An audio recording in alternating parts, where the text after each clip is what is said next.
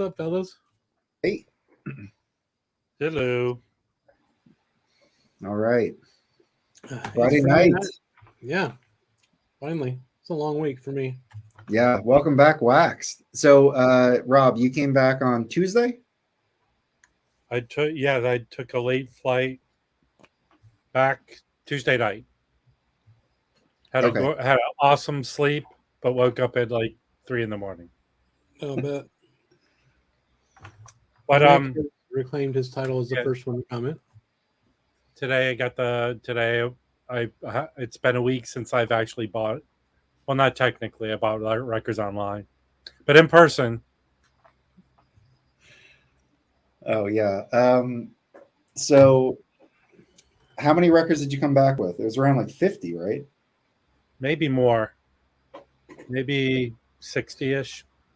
How'd you get them back? I tried for the first time because the post office near my sister, I think, is very close to the airport. And every time I've dropped a box there, it's taken less than 3 days to get to me. Oh, nice. So I'm thinking there's a direct flight from DC to LA. This time I said, let me try, because I have status on the airline I flew. So I get like second boarding. And I stuffed records in my suitcase and my backpack, and then I brought on a bag with them in them. So they all got fine. Should have brought a Crosley with you and put it on the plane. Yeah, I'm sure everyone would enjoy that. Yeah, we had. What was your best find out there? I want to say it's the this. I want to say this is not going to be what you think it is. Okay, I'm trying to think what you got that I saw. Hey, BC. Welcome aboard. This is probably my best find. Yeah. Because this, believe it or not, is worth some dough because it's hard to find the vinyl of this. And forget about the cassette. I don't know how, But jazz related, I picked up which I showed. I think we weren't last week, but I posted on my thing was there's all these OGs, that OG Dexter Gordon, the OG Swingville. Oh yeah, that Dexter Gordon is cool. The OG I haven't played the Al Cohen Zoot Sims OG, but okay, here I'll show this if you guys don't mind. Hey, Jose. Hello, everyone. Hey, everybody. Hey, Kevin. I picked up 2 copies of. Hey, buddy. I picked up a lot of jazz soundtracks, but I had already had a sealed version that if you go to my channel, I do an opening of this record, and this is the stereo. Great soundtrack by Mal Waldron, and who's on here? Dave Burns on trumpet, Alfred Deary's on drums, George Coleman on sax, Charles Davis on sax, George Denevere on bass, Richard Davis on bass. It's a movie jazz soundtrack. It is excellent. I picked up another stereo copy, which someone has asked me for, but I also found the mono version. I listened to this last night. This thing sounds amazing. Yeah, this mono version. It's a weird cover. Impulse. Well, it's the poster of the movie. Oh, okay. That's cool. That's because I'm out for that. Picked up a lot of jazz soundtracks, but I thought I showed. Did I show? I think you showed a few because you were out there for a little while. How many days were you out there for? Like a little hair shy 2 weeks, I think. Yeah, we had family over for a while too. Yeah, I went through. I was in Virginia, DC, Maryland, Pennsylvania, and West Virginia. Now, how do you rate the record stores out there compared to LA? Now there's a lot of record stores in DC proper I did not go to. And there's a lot in that area I did not go to. One of the better record stores selection wise I've been to in general is CD Seller in Falls Church, Virginia. I think on used records, their prices are fair, but they do depend, but they have the largest audiophile selection I've ever seen in one record store. Well, from Mofi's to Analog Productions to Speakers Corners to everything. The problem is they're in the store, they're charging money for them. well, that's why they're there, right? Otherwise, they'll just be gone. Well, they were 5 deep on a lot of Mofi titles and stuff that you can't readily get, but they were charging a lot more than I don't know. They could charge what they want, I guess. I saw like they didn't adjust for the Miles restock, and they were charging like $120 for I think In a Silent Way or something like that, which is actually a pretty good price for that record pre-restock. Yeah. There's a neat place I've talked about before. It's there's my 2 favorite stores are in Austin, which is 4 hours from here. But so for used jazz, there's a place called End of an Era that's really good. They have all kinds of a lot of used jazz, and then Waterloo Records in like in 6th Street in Austin. They have it's not like audiophile. They have some audiophile stuff, but they have just a huge new jazz section, which a lot of folks don't have that much of. So, poor Elliot. All right, there we go. Hey, Elliot. Hey, Elliot. Welcome. Hey, but I've found some stuff there that's not out of print, but you just don't see it, right? Like Tone Poets and random 80 series that are sold out online, and they just happen to have a copy still. So that's kind of cool. Yeah, I posted I have like a Black Bee, Art Blakey. What is it? It's the Herbs and Roots. And then somebody commented that that's actually even rarer than like some of the other ones, like the Chet Baker and the Nigeria. I didn't realize that wasn't, I think that's true. Well, that may not be true, but I have been looking at Tone Poets on Discogs, just to see which ones are cheap and if there's any ones I want to grab that are cheap. And that one never is not coming up. So really? Well, maybe it is true then. Yeah, so it might be right now. Might be getting more difficult to get. I'd like to have that one. I'm just going to wait for it. I'm going to wait for all of them to be restocked. I'm not overpaying for it.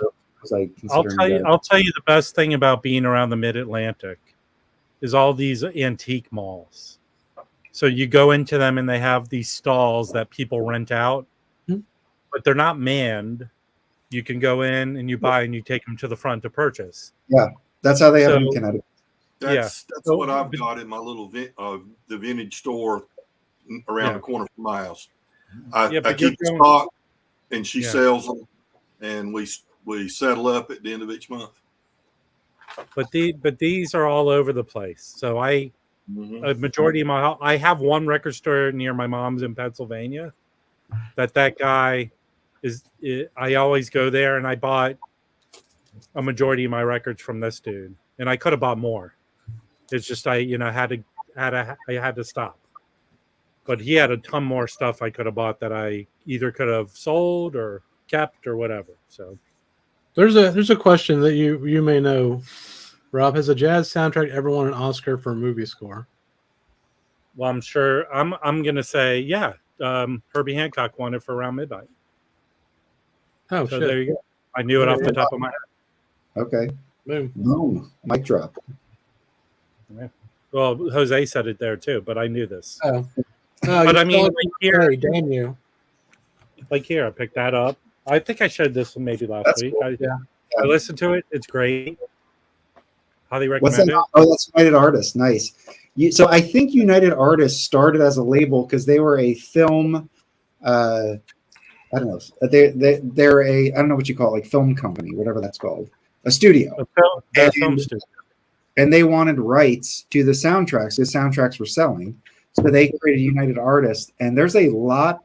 Early United Artists has a lot of good jazz, and then even a little bit later, they started the United Artists Jazz series, and that's where the Ellington Mingus Max Roach album is that Tone Poet put out. I forget the name of it now.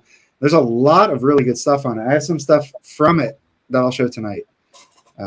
So anyway, United Artists is a great label. There's a lot of expensive stuff on there too because it hasn't been reissued.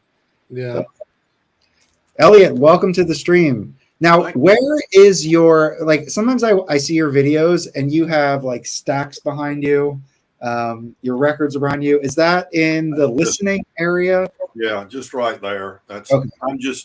It's a small room, and they've got records at each end and the stereo at one end and records at the other end. And a couch on each side. I'm just sitting at a couch with records to my left and my right. I need a couch. I don't have Down in the basement. Records. Oh, in the basement. Nice. Okay. Do you have a basement, Mike? I don't. I have an upper level and lower level, which is like half of it is like beneath the ground, the lower level, and then I have a mechanical room which we use for storage. Yeah, I feel like we get screwed down here in Texas. There's no basements here. You remember when I showed this a few weeks ago? Yes. You said I was saying it wasn't in Discogs. You said you need to enter it. I thought that was such a difficult task. Okay, something's happened. Elliot, we lost the video. I do remember you showing that though. I looked it up after you showed it. Did you get that from Fred? Was that a Fred? Yeah, Fred gave it to me. I got it entered. I got it. It's not in Discogs. It is now. I got it entered. Oh, very cool. Look at Baggy with the music and movie appropriate. Now there's about Charles Chaplin and Mary Pickford. That's Baggy's wheelhouse. It is Baggy's wheelhouse. I'll try to lost our camera. All right, we'll take the time. No rush. Yeah, I dropped it the other day when I was filming a video when I wanted to go over and show my components to do my 2023 tag. Yeah, you know, something non-vinyl, and I dropped the little camera, which is just a very small little thing, and it hit the ground. And when I started it back up, it started flashing back, and giving that that flashing thing. So is that on your computer, or is it a separate plugged in as an external plug-in? And my internal one quit working a long time ago. So oh god, I may have to. I'll exit here if I can't get it to work. All right, we'll be here. Elliot's got a comment, or not Elliot. Elliot Loki's got a comment. He says your dog has a weird accent, but the album looked great. Yeah, thank you. I picked up the final of the 4 Louis Armstrong story records. Okay. So I've got all 4 now, and I think this is my favorite. It's the one with Earl Hines. It's real good. Okay. But I'll on out. Great seeing you guys, and I'll just watch from the gallery. Looks like I'm going to have to buy a new. Wait a second. Let me try this. You could join with your phone if you want. Yeah, why don't you just tie a string to 2 cans? There it is. I got it. All right. There's the Louis Armstrong.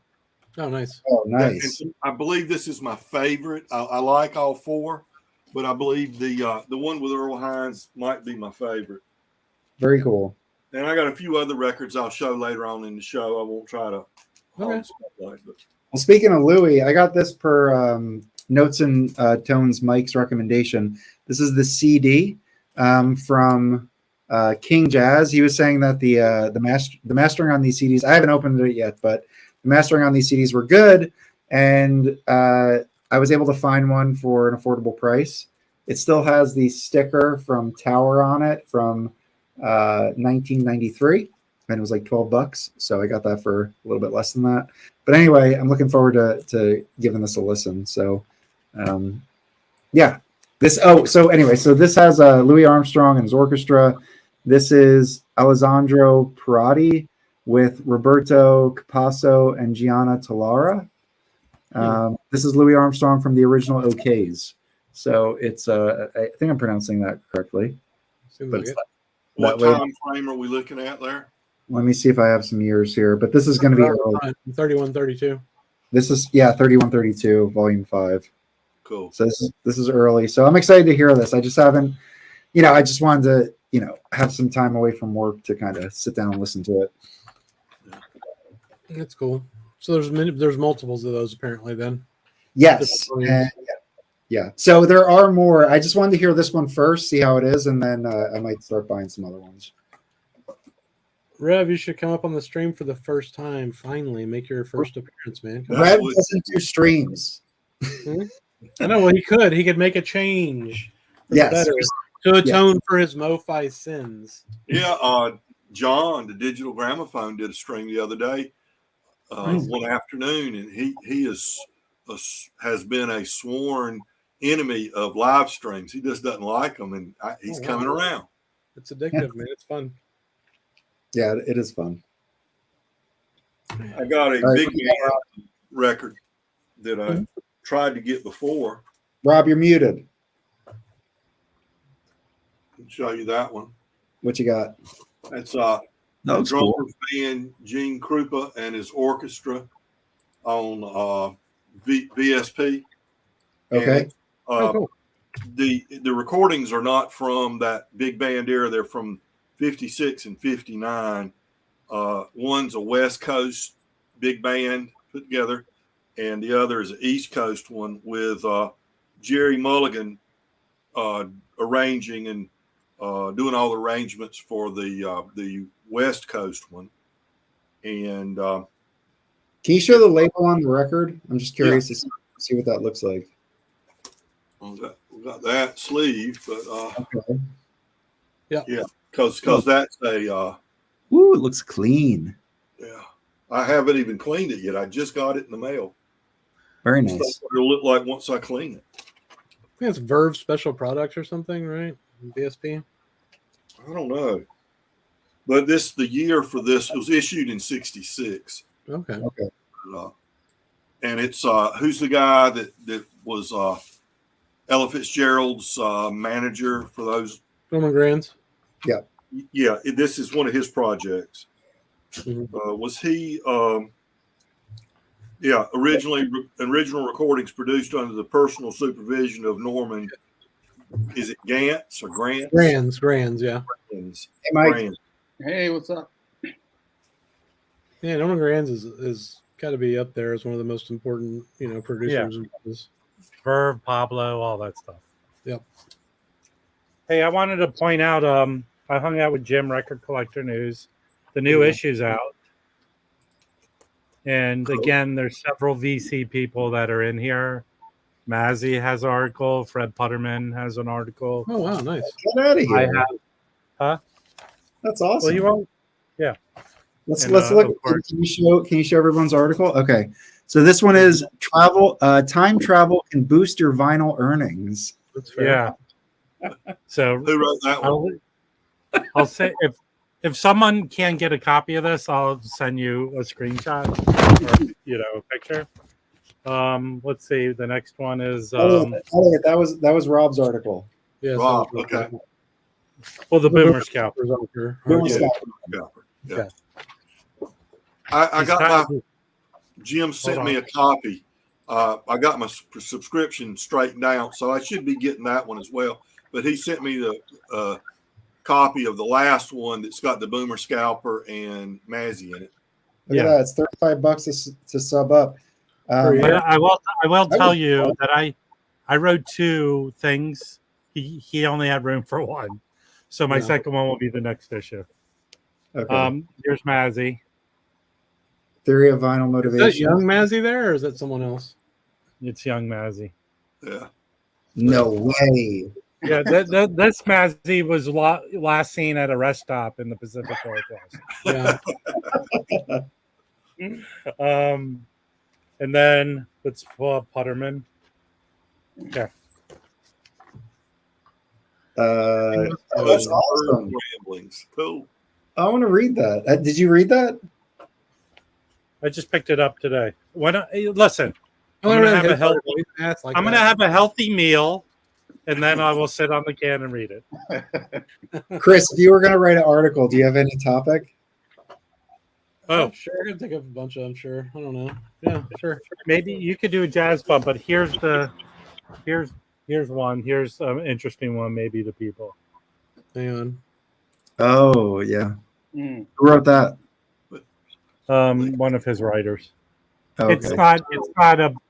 It's not like a bashing of Mike or anything. It's just going over the Yeah. thing. Interesting. So, yeah. We got to Yeah, figure go- out what we have to do to get in the magazine, Mike. We're missing out here. We're like, well, you Well, can subscribe. nothing. I have several copies here, and I know some people get records from me, so maybe I can include one in there if you want one, or you can email email him and he'll get you a subscription or send you a copy. You don't even have to do that, Rob. They can just go to the website. What's it called? Record Collector, and it's for $35 for a year, which isn't too bad. 7 copies, and it was a very simple process using PayPal. And here we go. I'll drop a link. Hold on, give me a second. Got it right here. Writing articles in there, it should go down to about $25 a year. Yeah. If anybody's interested, there you go. I think I'm gonna sign up for that. That's pretty cool. I have 2 stacks of records that I would like to show. One, if anyone remembers on Rachel's stream, where we strong-armed Pedro to go into that record store and buy a bunch of records. Yeah, I'm trading a lot of that with him. Okay. So I have a stack of records that he wants that I'm trading him, and he Get sent the Curtis Counts one. He got a Curtis Counts Volume 2 Landslide. Get that one. Well, he didn't send me that, but I think he did well by me. But first I want to show a record I did buy off of eBay while I was away, and it showed up. I don't have really any Dizzy Gillespie except those Pablos, which are outstanding. This is another jazz movie soundtrack. This is killer. Is Philips a European label? What's the deal with that? Came out. This was in the U.S. No. This is the U.S. Philips. I don't. Okay. But I highly recommend this. This is just killer. And I know that Mike and Chris have a phobia or a condition where they can't watch a man puff up his cheeks. But you're just listening to this. Listen, this is who's on here with him. It's that Lilo. What's his name? Shafran. Yeah. So here, but it's I'm trying to see who's on here with him. Mal Waldron wrote all the selections. Well, that's a bonus. It's not Lilo. It's Mal Waldron. So like that other soundtrack I just showed. This is not expensive. Go get yourself a mint copy of this. You will not be disappointed. How's the fidelity on that pressing? Awesome. I mean, I'm not a huge, well-rounded trumpeter, but if you like Miles Davis, I think it's Dizzy becoming relevant in the early 60s or playing a very Miles style trumpet. Does that make sense? Did you just say Dizzy was becoming relevant in the 60s? Well, no, I mean relevant in regards to the kind of the post-bop kind of style, or you know what I mean? Yeah. I was fixing to have to mute everyone and let Mike go on another rant. Yeah. I knew what Rob was talking about. Yeah, no. It's just you'll have new. I think people. As a little boy, I knew 3 jazz musicians. I knew, other than Louis Armstrong and Duke Ellington and maybe Count Basie, I knew Dizzy Gillespie. He went on a lot of shows, and very distinctively as a little kid, you saw this man play trumpet with his puffed up cheeks. I knew Rashawn Kirk because he was on shows playing 3 saxophones, and I go, that's weird, In Miles Davis, I knew who he was. Ella Fitzgerald, of course. Well, yeah, but they were. I think they were popular. I think Duke Ellington, Ella Fitzgerald, and Louis Armstrong were popular musicians. They were popular. They were on all the variety shows in the 60s. Right, and I even think maybe Dizzy Gillespie was a little popular, but definitely Rashawn Kirk was not a popular musician. So. As a kid, I didn't really have much awareness of jazz, except for maybe Dizzy and Lewis. I'll interject here since you're showing Dizzy Gillespie. No, Roberto, I understand that Dizzy came before Miles, but he was with Charlie Parker and stuff. He was doing stuff.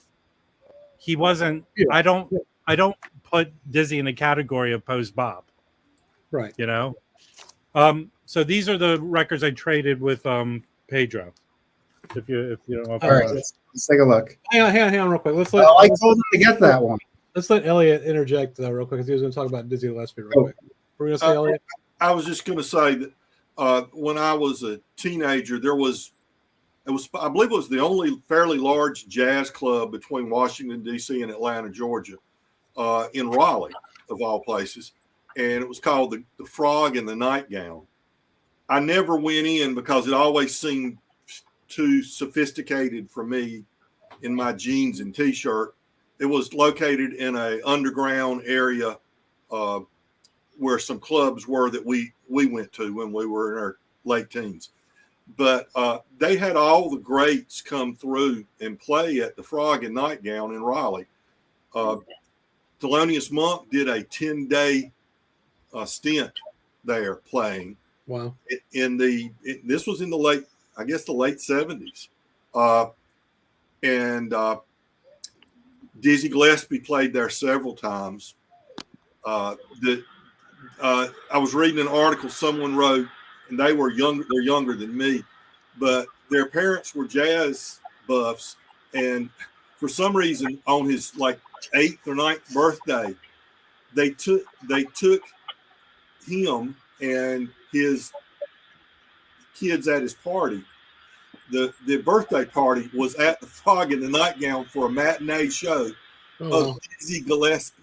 So these 8-year-old kids in party hats are sitting at a table at the near the front of the stage, a fairly small place, 300 people, 200, 300 seat place for Dizzy Gillespie. And they said Gillespie came out and, between sets and talked to the kids and was just real, he didn't seem at all struck by the absurdity of the situation. But they said he was just so nice to them. And he blew up his cheeks for them, as kind of his little gag. There are a bunch of pictures of him without the trumpet, and he puts his finger in front of his mouth and he blows his cheeks up. Because I think that was just like a. Yeah.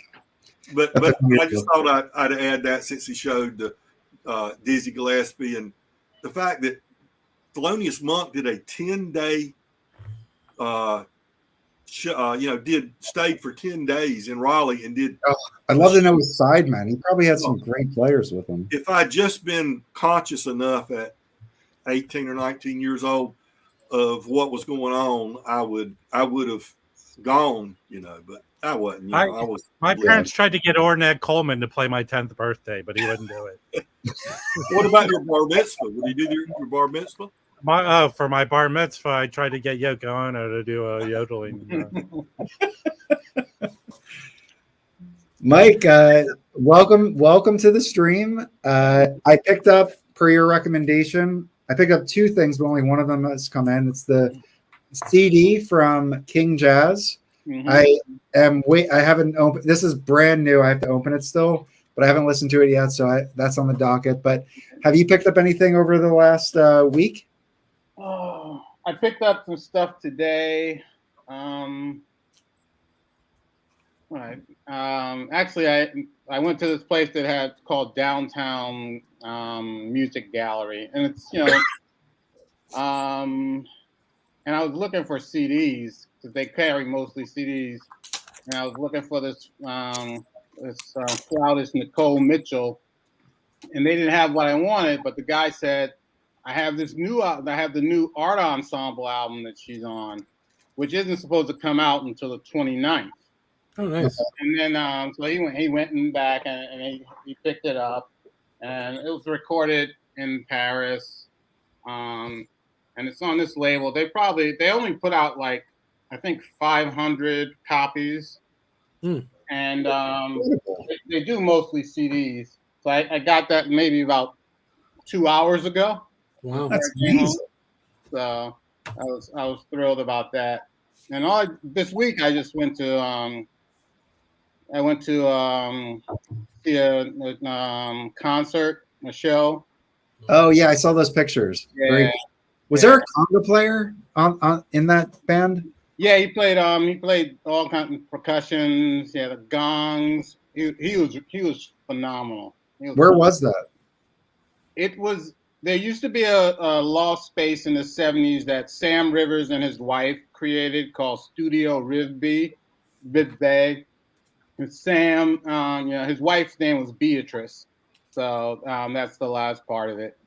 And that was the actual building that the performances were held in. It's still there. What's really funny is almost everything else on that block is like high-end, condos that nobody that was at that concert could probably afford to live in. And across the street is Gwyneth Paltrow's Goop store. God. So that was exactly.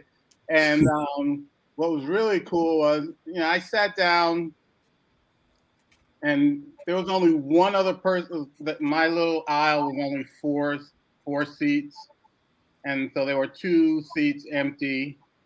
And the guy on the end was Henry Threadgill, who's an amazing composer. And then after the show, I spoke to. Well, after one of the sets, I spoke to him. He didn't stay the whole night, so that was cool. What did you guys chat about? Yeah, I just talked about some of his recordings and just what he's got coming up next and what he's doing. What does he record? Oh.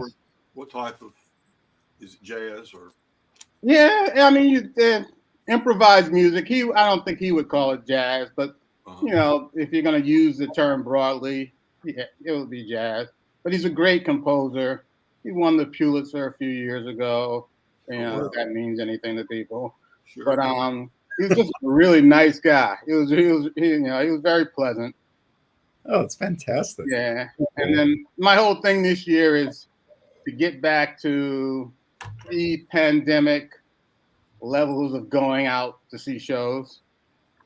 I'm going this coming week. I'm going back to the Avant-garde to see saxophone player David Murray, and he has this pianist in his band. I posted one of her albums on Instagram. Her name is Marta Sanchez. She's playing in his group. Wow. And I'm probably going to see her 2 more times in January and February because she's playing with her own group. And, what's so funny is she also plays at this bar in Brooklyn. It's a great bar, but she plays every Thursday for happy hour. Wow. So that tells you how much money these musicians are making. Sure. She plays like 5 to 7 Thursdays at happy hour. Steady work though. Steady work. Yeah. So Mike, we were talking about the Marsalis family a while back. Is Rodney Marsalis one of the brothers? Nope. There is Wynton, Branford, Delfeo, Jason, and those are the musicians. Okay. And there's I think 1 or 2 more. Yeah, I think one son is autistic. One's autistic. There's Skippy, I think. Skippy's Skippy Marsalis. Well, the reason I asked, I was talking about the local arts council about 15 miles from where I live. And they were doing some shows. They've got the Philadelphia Brass Band from New Orleans. Oh. And it said led by Rodney Marsalis. What I saw. I think it could be a child of one of them. Who knows? Philadelphia Brass Band from New Orleans? That's kind of confusing. Yeah, Philadelphia Brass Band from New Orleans. Well, I think. Okay. It sounds like 6 degrees of separation. It could be named after a street in New Orleans or something. Who knows? Or it could have been like one of those old social clubs they had in New Orleans. Yeah. Because like I don't know what the Latin is, but I think it means brotherly. Mm-hmm. So maybe it's something to do with that. Philadelphia, Mississippi, too. Yeah. Okay. He's a cousin. I have this magical thing called Google, so I looked up his name. He's a cousin. He's a cousin of the Wynton. He plays trumpet. Yeah. He's a badass. Google hasn't made it to North Carolina yet, Chris. No. Did I have that right, Chris? Is it called the Philadelphia Brass Band? Yes. Yes. Okay. See, I get about half. That sounds awesome. All right, Rob, do you want to go from De Audiophilios y Locos, the exchange? Sure. It's a weird name for the transaction. Because then my second one is what I picked up today, which is kind of killer. Ooh. So we saw this one, and Mike's a big fan of this record. Yeah, that's a good one. This is an 80s OJC. I mean, So look at that lineup. You have Harold Land, tenor sax, Wes Montgomery, Joe Gordon, trumpet, Barry Harris, Sam Jones, Louis Hayes. I mean, that's pretty good, man. it's pretty good. this sounds outstanding. These OJC, even the modern OJC sound great if they're using the same plating.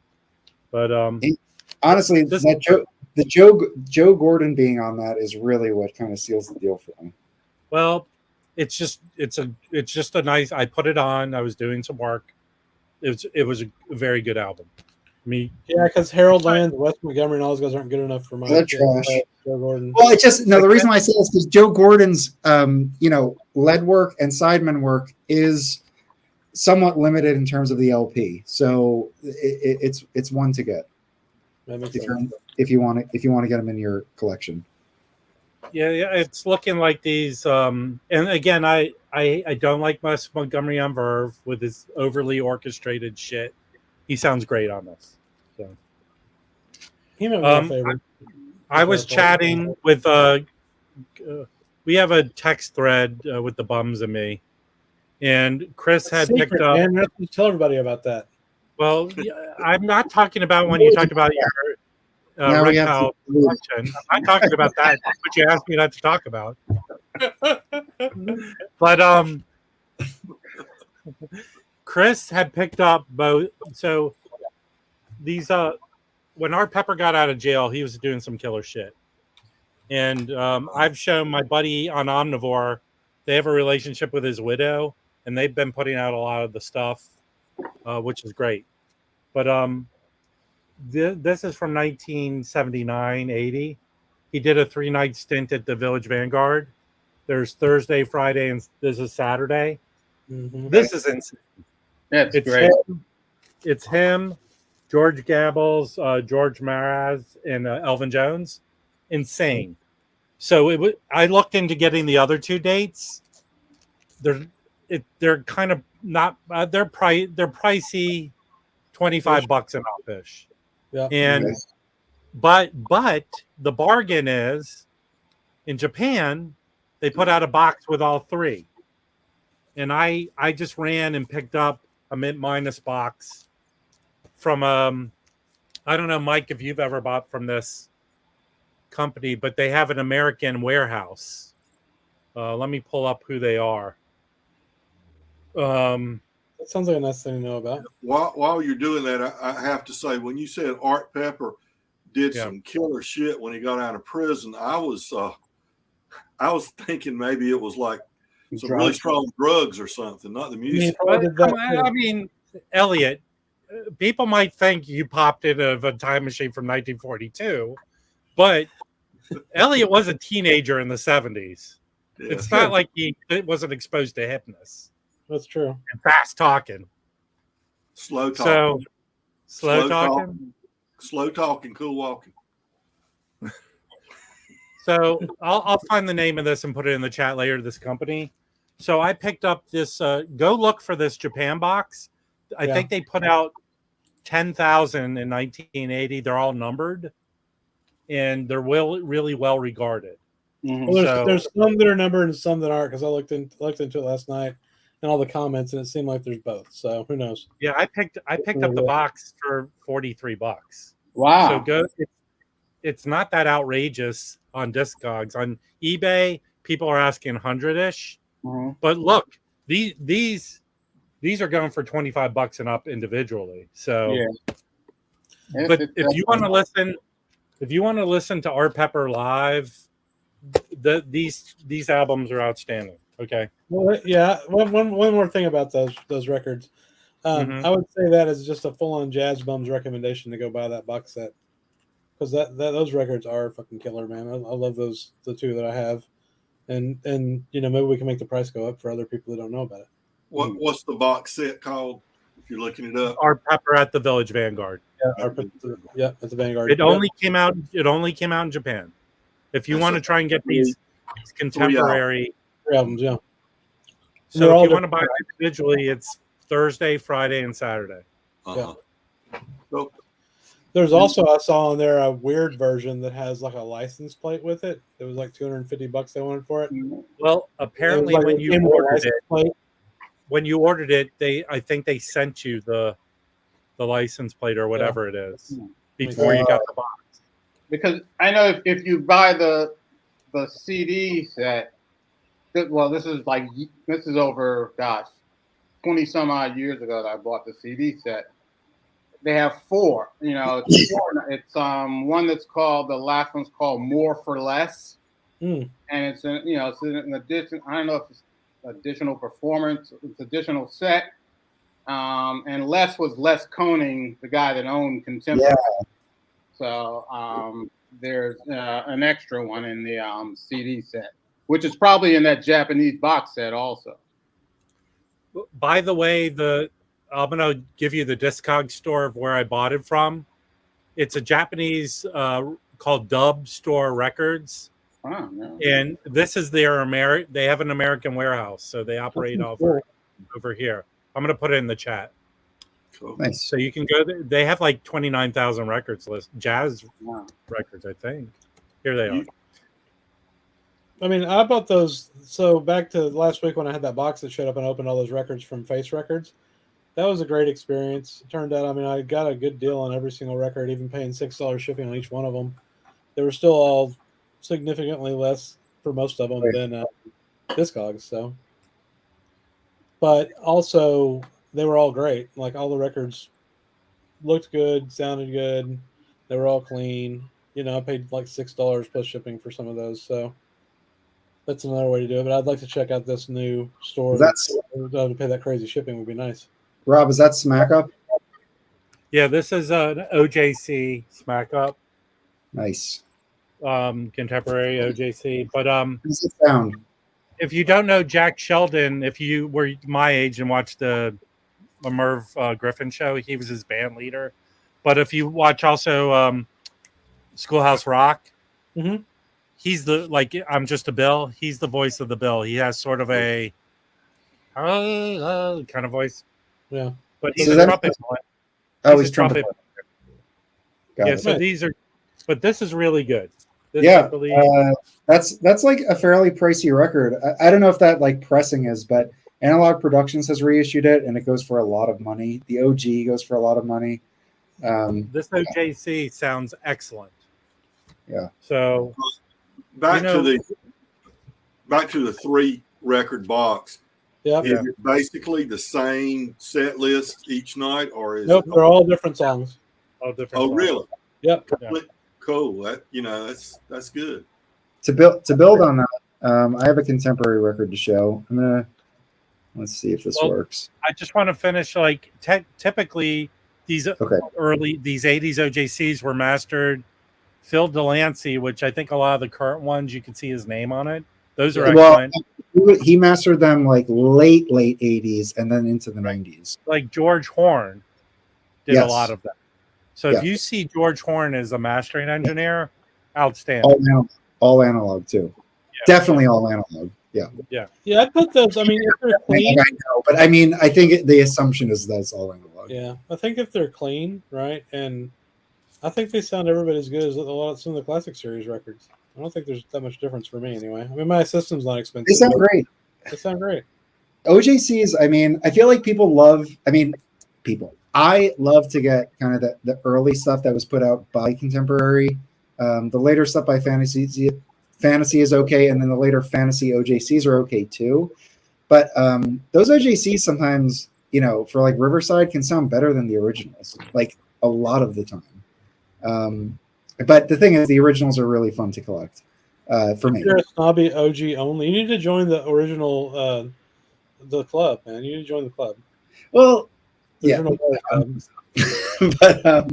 the reason why I don't think so is because the original whatever club, that's from what I understand, that's really based in the UK, is one of the sellers. I don't know if they've sourced a US person, and honestly, like what I'm looking for is so specific. With jazz, I just think like with a lot of like the popular stuff, if you want an original and there's literally like it's been pressed in 1967, 30 times in the US, and you want one specific pressing in California, that's great. But like contemporaries, they were pressed in 1959. There was a mono, there was a stereo, there was a promo mono, and then it wasn't reissued for like 3 years. So whatever's available is available. And I feel like I just feel like it's not going to help me. Contemporaries, I mean, for contemporary, that is interesting because we've all heard those OG contemporary stereos sound amazing, right? Yeah. That's their whole thing, right? Like, yeah. Here, living here in LA, I see enough of them. But they were popular record, like the Shelly Manne ones. I have that My Fair Lady one in OG, and I see that all the time in fairly good condition. It sounds really good. Yeah, it does sound really good. This just came and I listened to it, and let me see if I can make myself big just to show it. So this is something that's been on my list for a while, and it goes for like maybe $30 to $50 in really nice condition. And I didn't want to spend that much money on it, so I bid on this on eBay. I can't remember what I got it for, but it was very cheap, and I was the only bidder. So I finally picked it up. But this is not the original pressing.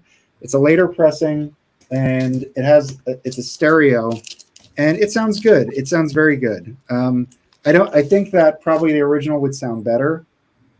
But I mean, there's no issues with this. I think the original stereo has like that black label. It's or maybe like a dark green or something like that. It's The yellow label was originally dedicated to the mono issue, and then the stereo, I think, I can't remember what color it is, but it's not. It's black and gold or yellow, whatever. Yeah. Is it okay? So it's kind of stunning when you pull it out. It kind of shocks you because you're just used to seeing the yellow and black always for contemporary. Yeah, and I think the weight of the vinyl is pretty heavy, and it's deep groove, and I think it's pretty much like a notable record when you kind of have it. But this is Teddy Edwards. It's got Joe Castro on piano, Leroy Vinegar bass, and Billy Higgins on drums, and it has like a style that's a little older in tone and style. But it's cool, and I'm really happy to include Teddy Edwards in the collection. I think he's more an early player, like 40s, maybe bigger band or big band player, and he has a few kind of LPs where he's with a small group. So I'm happy to add this. It sounds very good.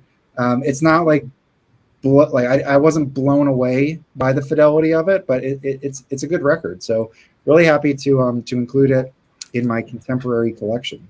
So nice. I wanted to show that. There's some interesting stuff in the chat. Sandhill says that Dizzy passed away 30 years ago today. That's kind of amazing. Oh, jeez.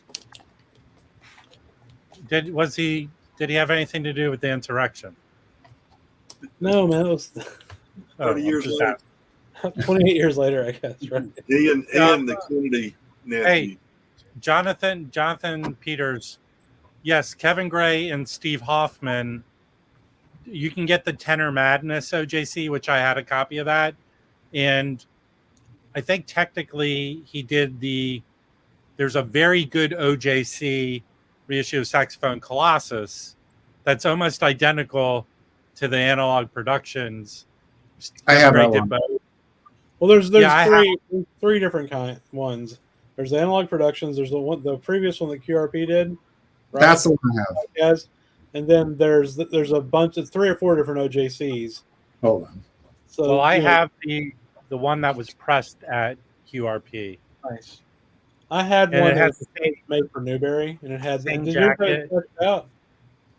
Did yours have the Steve Hoffman stuff scratched out? Yeah, I think so. Yeah, same plates. They just scratched it out. I mean, yeah. Bob Bradley a couple years ago kind of proclaimed that Amazon was selling it for $25, and that's when I bought that. Yeah. Now, obviously, this is an OJC, and the comment was around OJCs, but this is from QRP. I still have all the hype stickers. So you got the QRP, but this was before. This was after Chad reissued it on Analog Productions when they took it back in house, but then before they reissued it again via Analog Productions. So this is QRP, but it's technically like Prestige and whoever owns Prestige. I guess it's the Craft. It has Craft. Yeah, so it has like a weird catalog number here because of that. But that's not a Craft catalog number. It's a weird one. And it says Lacquer's Cut by Kevin Gray. And that's why I didn't get the AP one, because I don't know, this one sounds really good, so I'm fine with this. You know, I've that's listened to both. It's very close. I mean, Kevin Gray mastered both, and they were both pressed at QRP. Because there's a on a side note, I've talked about this before. If you want to pick up a kick-ass version of Brilliant Corners, Monk, go get the OJC, because that's a mystery to me.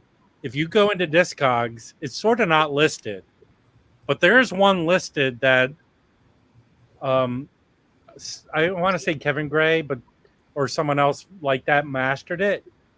That thing is cheap and sounds beautiful, and it's pressed at QRP or RTI.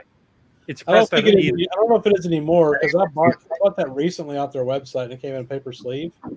But it sounds great. Whoever pressed it did a good job. It's mystery because it's not listed who did the mastering on it. Yeah, it sounds great, man. It was like I got it for like that $20. is right now. That is if I had to tell you the best get is getting that version, because it sounds amazing. All right, can I go back to showing these records and stop being cock blocked? Hang on, man. I had something I wanted to say and I didn't even forget it because I'm half drunk. Okay, so go ahead. Yes. Go on. So we insisted that he buy this. I don't know who isn't a big Kenny Dorham. This is Kenny Dorham. I guess I don't even know how it was originally issued. They recorded this in '63. It's a live recording. For someone, shout out to Nicole. She turned me on to this gentleman. It's TT Montalou. Okay. And I'm not going to butcher people's names. So here, look.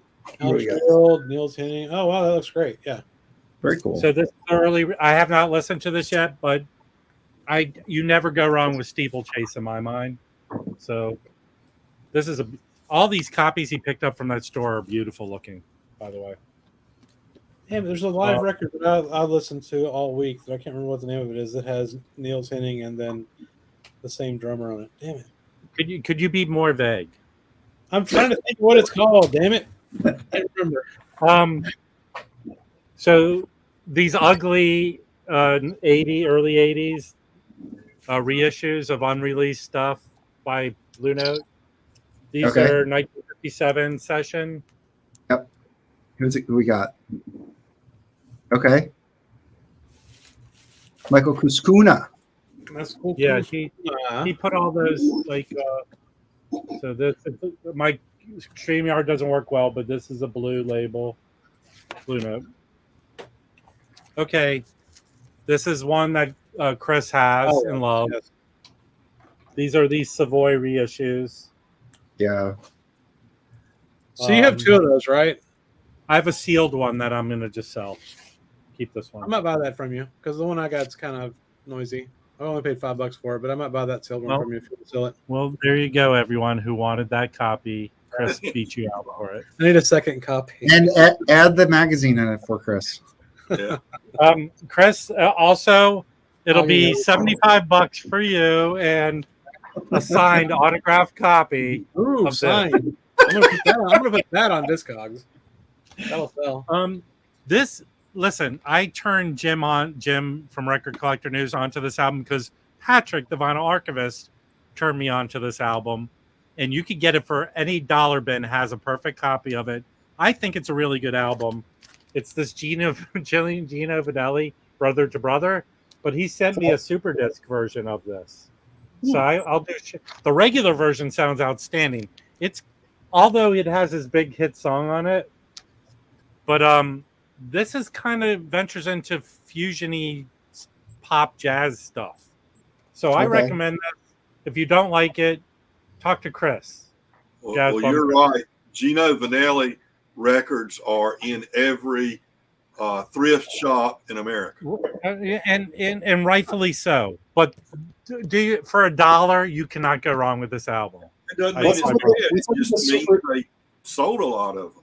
Yeah. What's with the super disc? Is that like an audiophile thing? Yeah, these are.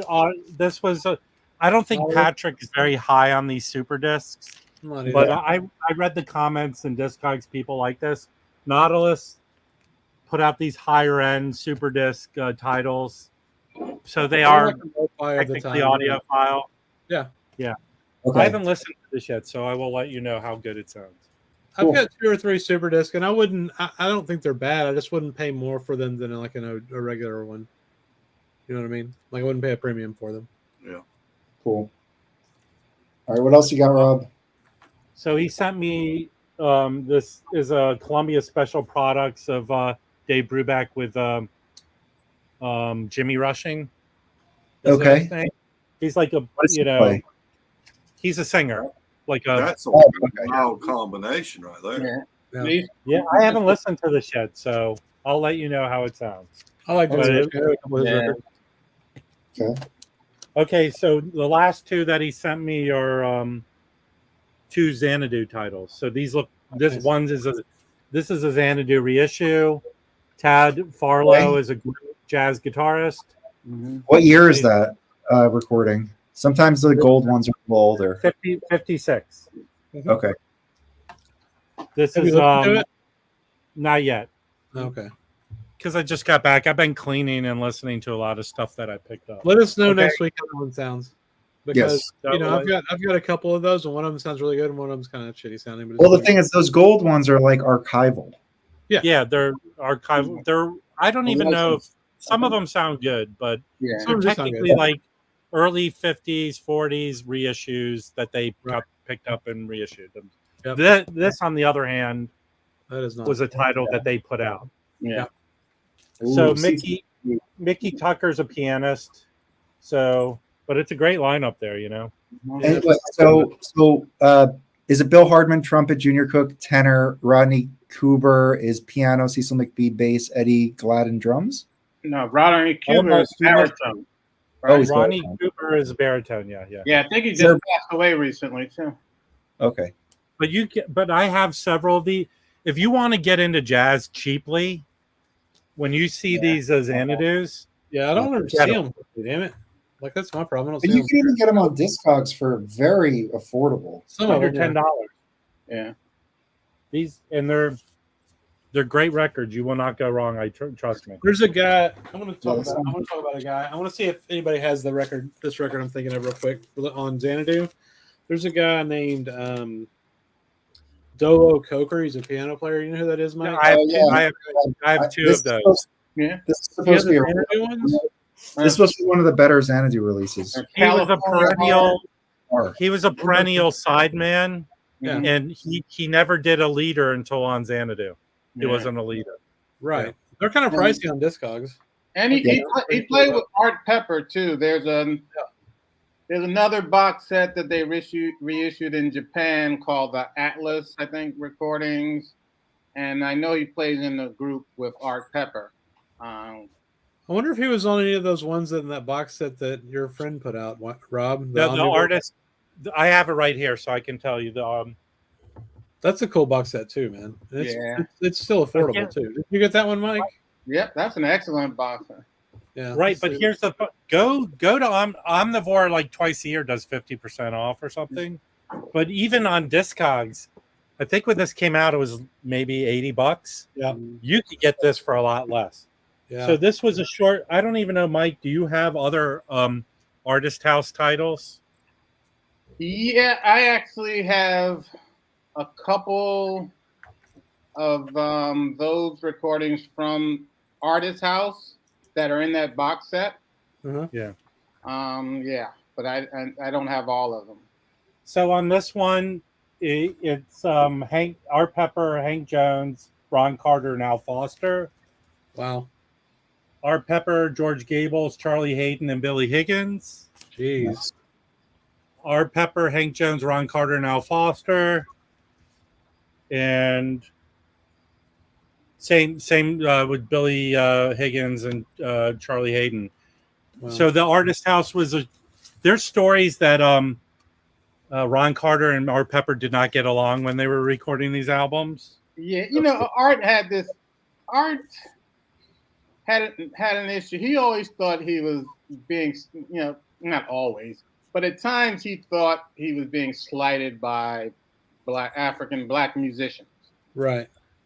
And you know, in the liner notes it talks about he thought, and his wife Lori wrote the liner notes. He thought he was being slighted by Hank Jones and Ron Carter. Yeah. Okay.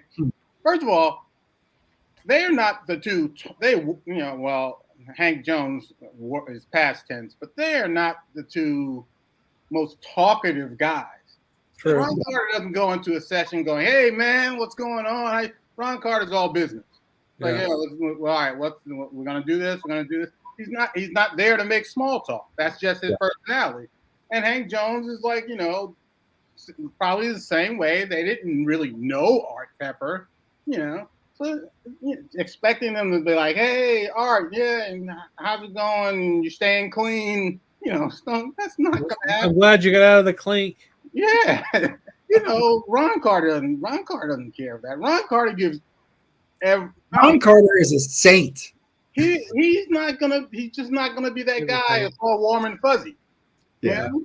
Ron Carter responds to messages on Facebook. I mean, he's like a nice guy. He comments in the jazz vinyl. He's got people. Ron Carter. Does he? Whatever. I don't care, man. Don't ruin it. Whatever. Yeah, don't ruin it. I'm sorry. Go on. You watch the documentary. He's got people. I'll let you know. So my friend's company Omnivore has a relationship with Art Pepper's widow, and she owns a majority of his recordings. And they just last year they put out a bunch of CDs of sort of unreleased stuff. I think there's vinyl coming out this year, but if you want to pick up, I mean, I have to dig through. In 2017, they did a record store version of the Art Pepper Quintet that Kevin Gray mastered. Is excellent, and I think I don't know if I think they might still have the rights, but they haven't put it back out on vinyl. If you can pick that up, that's awesome. Then they have a bunch of recordings of live shows he did in LA that all have same cover with different colors. But they're, you know, go to Omnivore. You can pick up a lot of his stuff on CD for very affordable. I think Roberto made a good point here. He says something about Art or Ron Carter probably had another gig to get to, another session to get to that day. You got to remember about these session musicians. If you go to Nashville or LA in the 60s and beyond, it's probably true today. And I'm assuming it's somewhat true with jazz sessions as well, but maybe not quite as much so. Those session musicians, in order to make a living, they needed to do 3 to 4 sessions a day, 5 days a week, basically. They were doing a morning session. They were getting somewhere before lunch and doing another session. Then they were going somewhere in mid-afternoon and then late afternoon, usually, in order to make enough money to support a family. They were hustling. They didn't have time to shoot the shit with the main guy. You know, that they had to be somewhere at another studio or in another. Well, I'm not going to say you're wrong, Elliot, but I think in this period of time was in the mid to late 70s when these records were done with Art Pepper, and definitely probably when I don't even know when he got out of jail because he was in jail for a while. But I think at that time Ron Carter was I'm not saying he was rolling in dough, but I think he was a little. I mean, because he was putting out his own records. When was what were the years Art Pepper was in jail? I'm actually curious about this because I know he had a lot of stuff on. Right? He had a lot of stuff on some early records, like I can't think of them now, but very expensive. In a good position financially because he did tons of sessions. And he also, Ron Carter also taught, I think he taught at like City College in New York for like, 30 years or something. And there's another thing. You got a class you got to get to. He's not a warm and fuzzy guy. There's this musician. I can't say he's young anymore, but he was young at the time. He was a pianist. He is a pianist, Stephen Scott, and he talks about during in one of the sessions, and it was his date, and he had a tendency to do that humming like Bud Powell would do and stuff like that. Oscar Peterson. And Ron Carter stopped the session and said, "No, don't do that. Stop that. It's the guy's session." And Ron Carter's like stopping and say, no humming. No humming. Hey, okay, he's earned the right, man. Come on. So the Wikipedia, that's the source. So, I mean, it could be wrong, but it says he became a heroin addict in the 40s, and his career was interrupted by drug-related prison. This is Art Pepper, obviously. Yeah. Drug-related prison sentences from 1954 to 56, 1960 to 61, 1961 to 64, and 1964 to 65, and the final two sentences were served in San Quentin. While at San Quentin, he played in an ensemble with saxophonist Frank Morgan. Yeah. And then in the late 60s, Pepper spent time in, I don't know what this is, a rehabilitation program, essentially. Yeah. A lot of went there. I think Joe Pass also spent some time in that rehabilitation program. Oh, really? Yeah. Wow. Well, that's a lot of prison time right there. I can imagine Art Pepper was kind of paranoid, about everybody. If you're not paranoid in prison, There's a great documentary about him that was made like a year before he died. But I suggest watching that. Yeah. I will say though that Art Pepper was definitely kind of a piece of shit as a human. Like his music was great, but he was kind of a piece of shit human. So the book is worth reading. I'm gonna read it. Yeah, I'll get it.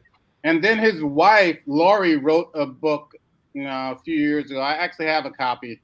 It's called "I Married a Jazz Junkie," and the title, "A Junkie Jazz Man," something like that. Yeah. Uh-huh. But it actually got really good reviews and saying that and she basically wrote what's the title of his autobiography? I can't remember. But she actually wrote that. Is that the one you're talking about first? Yeah. Okay. She wrote that book. Because Art Pepper couldn't sit down and write a book. That wasn't his personality. Yeah. He had a lot of time. There's a lot of time in the 60s for him to write. Yeah, Straight Life. That's Straight Life, yeah. I've got a observation about Record Store Day, which is not my favorite day in music, but I picked this up on Amazon just as a Christmas gift to myself. Wife says, "Get you some records for Christmas." I'm not going to stop for it. And so I got this and a couple of others. Nothing. That's great. No, that's great. But just excellent. The cover itself makes it worth getting. I mean, is that a mono? What a beautiful lady. I think that's that looks like it's the Analog Productions repressing. But this is no. The Analog Productions is a gatefold. Look. This is it says HD 180 RTI. Yeah. The pressing is from 2013. Yep. It's a Record Store Day 2013. Okay. Listen, limited edition numbered Nice album. No. They were selling that to people thinking they were getting those limited edition. And then it came out normal. And what I've got, the only difference in this and the Art Record Store Day limited edition numbered is there's no number on it. Well, then yours is trash, Elliot. You should throw it in the no. But hold on. Here's the thing. Everything, and the dead wax is exactly the same. This is the same pressing. It's great. It sounds great. That is what I'm saying is you get that fear of missing out on Record Store Day because they say something's limited edition. Don't believe it. Because there it is. The thing about that record is it's master, but that's a Kevin Gray mastering. It is, I believe it's digital though. But I had a lot of those and I sold them off when I got the Best Buys. Elliot, now what they do, and the guys here probably can speak better to it, but they have like different tiers of record store day releases where there's exclusive record store day for the brick and mortars. Then there's the, I don't know, first come first like there's like where it's like it can potentially be re-released should it be successful. And I think there's other versions as well. Yeah. But and I don't know how this one was listed, but everything other than a number. Before that even was invented. Yeah. So those 2013, there's the 2013s. I don't know if that's one of them, but I'm guessing it is the mono series. Yeah. Rob had somebody sold them. I don't think they're digital. I think they're amazing. I've got 2 of those and I'm keeping them even though I got the mono. Oh yeah. Well, I think it sounds great. I really enjoyed that one. That's a great record. Here's the other one. Essentially, isn't it like first quintet, but it has like Hank Mobley? He has Hank Mobley, yes. Yeah, I think and Coltrane is on here on a couple of tracks, I believe. Yeah, that's a good Paul Chambers, Jimmy Cobb, or Wynton Kelly, Hank Mobley, and this is the Analog Productions. This is the stereo. So I have a 2i of this one, and I'm happy with it. I'm not getting that's a great life. Yeah, and I mean I got it on Amazon for like $23. It was just I bet you $30 9 years ago on Record Store Day. Here's my favorite one I picked up. Yes, Christmas stuff. Yes. This is wonderful. Oh yeah. The Blues Walk. I really this. Top Blue Note. Yeah. I'm going to have to get more of his stuff when he's the band leader. I was reading about him a little bit too, and he's actually great. Great little story. He was a student at North Carolina A&T in Greensboro, and then had to go into the service in World War II.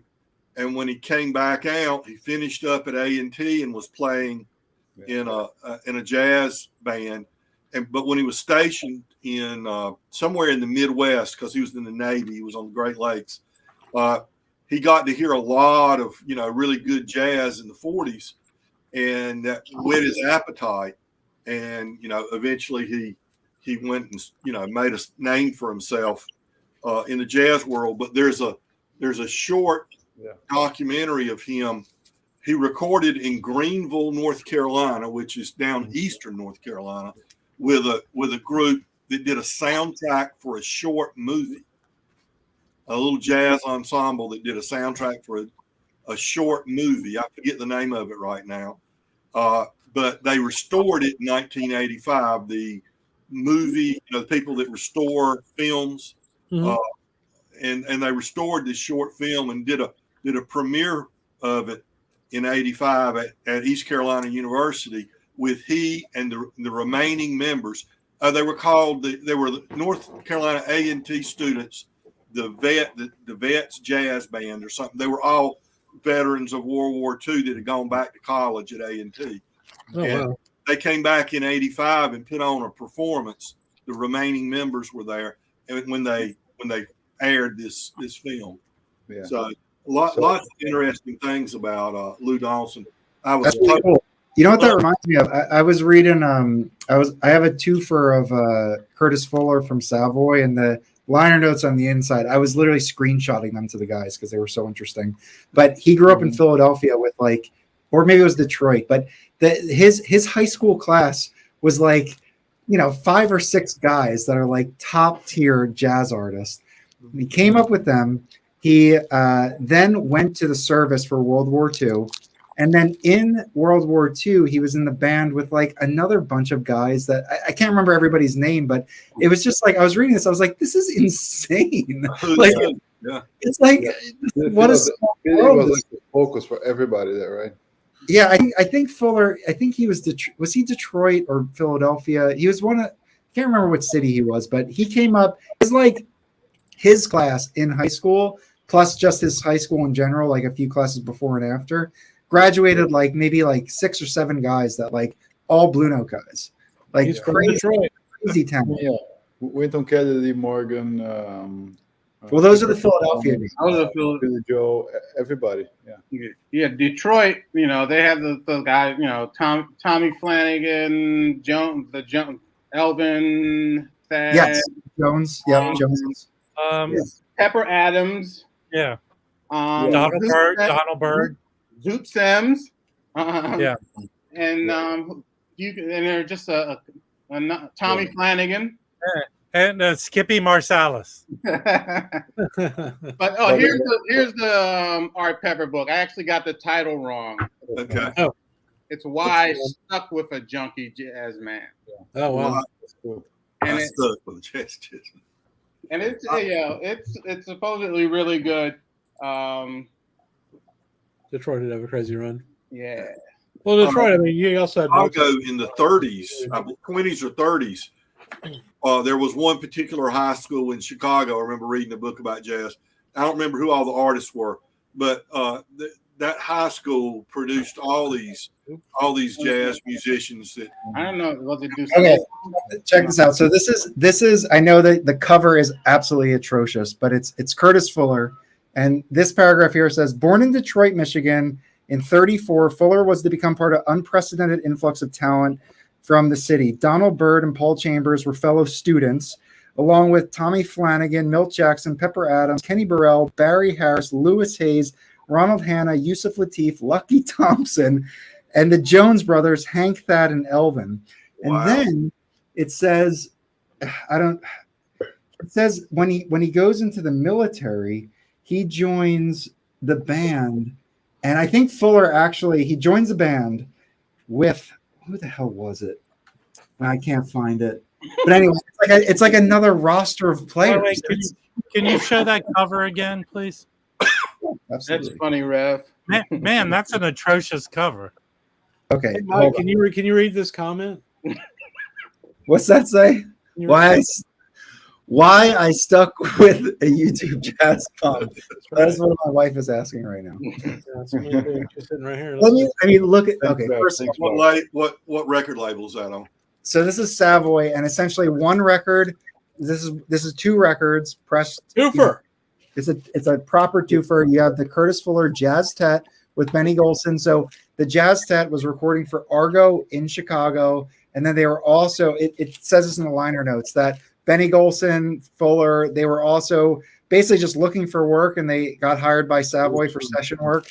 They put out the Curtis Fuller Jazz Set with Benny Golson, and you can see here, it's got Lee Morgan, Wynton Kelly, Paul Chambers, and Charlie Persip on drums. And then Chris just got this record and knows what's up. Yeah, this record, this is killer.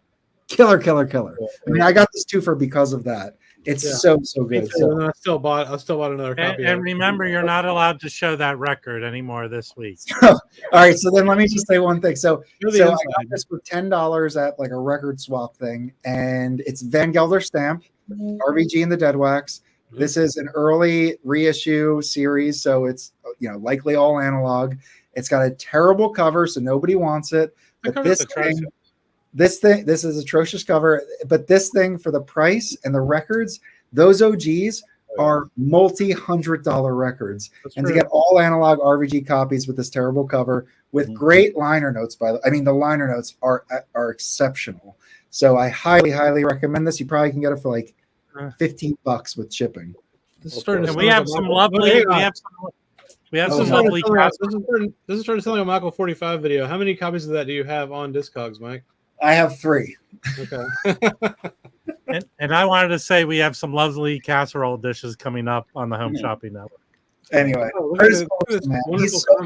he's so awesome. I mean, and look, Curtis Fuller, honestly, his whole discography is great, but these two records are great. You will love these records. I highly recommend getting this. Hey, Chris, did you get that Beehive one yet? Which one? The Curtis Fuller? Yes. Oh, okay. The filigree and something. Yeah, that's great. I love the record.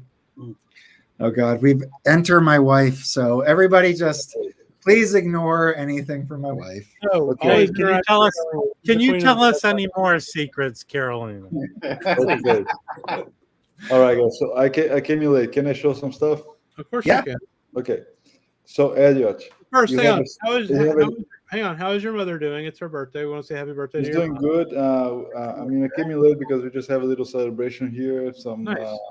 Sparkling wine and all that kind of stuff. some fish. It was really nice. And my did mom you tell her, I'm sorry I have to leave your celebration because I'm stuck with the jazz bomb? Yeah. But she likes the video. She subscribes, or she makes all her friends subscribe and watch. Nice. That's a good mom. One of her friends was here earlier in the chat. But man, she turned 72. She goes swimming every day. She if I go like for a walk, like 8 miles, she goes along, and she's doing good. Well, what did you 72? That's not like these Not that days old. too old. Yeah. It's young. No, it's nothing. I mean, Rob's 72. All right. Well, I am. But how did so- she have you when she was 10, Felipe? What? Well, it's back in the day. Yeah. Cocaine is a hell of a Teenage pregnancy was a big deal back then. Nowadays, kids are 20, they never left home, right? Yeah, exactly. Yeah. Don't say that. I've Okay. got kids that I want to leave. So first, just as a reminder, Elliot, you got a stereo pressing, but get a mono. It sounds even better. Okay, hang on. So Does the music stereo matters? distortion there. What is that? Oh, is that OG? No, that's an SRX. Yeah, this is For stereo. $500, you two can. Wait, own this so record. they put it. Yeah. Oh, I'm surprised they put it out as a mono. I feel like Joe Harley tends to go stereo. Yeah, actually, when people are like complaining about some hissing, some distortion, Okay. I posted mine has no problem, and Joe Harley actually corrected me. It's because yours is a mono. The classic is a stereo. Well, I didn't hear any distortion issues, but no, I mean that's one of the best sounding classics. I've listened to it. Oh, Nice. this is amazing. This thing is The amazing. chat gallery is now turning against me. Yeah. Hey, Okay, so you can next, excuse yourself to go buy flowers, man. Yeah, yeah. So Rev is sympathetic. so next, I got this OG in my local store for like $9.99. Guys, get it. Oh, that's cool. Jim, you are not helping, Jim. It's MRC Aero Gardner. Is that a gold? Is that a gold black cover? Yes. No, hey, Mike, talk about someone who hums a lot while he plays. Yeah. Harold Garner is one of my top 5 pianists. I think I put him in the top 5. If I There's didn't, a really great Vinyl McBee, Aero Gardner. Yeah, that is really good. Really good. Let me see what else. I got this also Van Gelder. what is it? Jackie McLean. What's the Action. what was it? Action. Oh, Yes. nice, It's in That's shrink. nice. Very nice. Tear the shrink off on the stream. Yeah. Or the stream, tear the shrink off. Did man. you just tell him to take his pants off? Yeah. Oh, wow. What a man. Wow. I don't like That shrink. takes Okay? some balls. I hate it. That's nice. Looks much better now. Have you listened to that one yet? No, I just got back home. I stream it, I listen to it, but not the record yet. And I have very few of those black and blue labels. I think they look gorgeous, but I haven't played it yet. It's pristine. It's near mint. Wow. Nice. Did you just throw it on the floor? No, I got my dinner table back right Come now. on, Mazzy. Are you just throwing records on the floor and offending everyone? I know. Record fight. Mazzy. Mazzy, where are you? Okay, I got another one here. I had a blue label from the 60s, Van Gelder, but I just got a repress. Oh, I love that album. So if anyone is looking for a blue label, text us. I have a blue label ready to go. This is the... So it's a repress? So because they changed the cover. The first cover is yellow. But you're telling us this is a reissue that just came out for this record? No, No. that's the reissue. Bergenfield is the OG a NYC address. No, that's the exact same thing, but it's a yellow jacket. Got it. How's that play? Is it in good condition? Oh, this is also mint. Felipe only buys Mint Records, bro. Yeah, you can eat off of that. Hey, I'm just, I'm just contributing. Yeah, you got to go buy flowers. It's made Yeah. Yeah. All right, I'll see you guys later. No, don't leave. You'll ruin the framing of the video. Come on. All right, well, next time you guys see me, I'll have like a bunch of flowers behind me. Nice. So this record is Ted Dameron piano, John Coltrane, John Simmons bass, and Philly Joe on drums. I have a spare copy. A Blue Label is also RVG. If anybody wants it, let me know. It's 30 cheap. Yeah, let me know. Is it what condition is it in, Felipe? It's VG Plus. It's Dips. really clean. If it plays without noise, I got some stuff coming. I got the Mofis that you guys already probably talked about a lot. Well, we can look at these because these are fucking great, man. Yeah. I haven't played Spain yet. I have an OG. It's not that great. That Spain sounds excellent. This one I have a 70s 360. This one is much better. Much better. Yeah, mine's out for coming tomorrow. Oh, nice. Yeah, I got 2 seam splits yesterday. I was not happy. Let me see what else I got here. This Show one the just picture came for that, today. It's a Riverside. Oh, James Clay. Wow. This is amazing. Yeah, it's not a lot of James Clay out there. No, and that's a Riverside stereo. Nice. Yeah, I don't know who that is, honestly. Yeah, I just got back home tonight, and I haven't cleaned or played those records yet. Let's see. And one more. Of course, I got a first pressing of this one. It's a mono.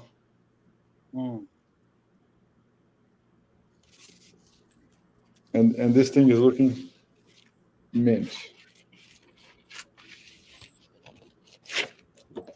2i.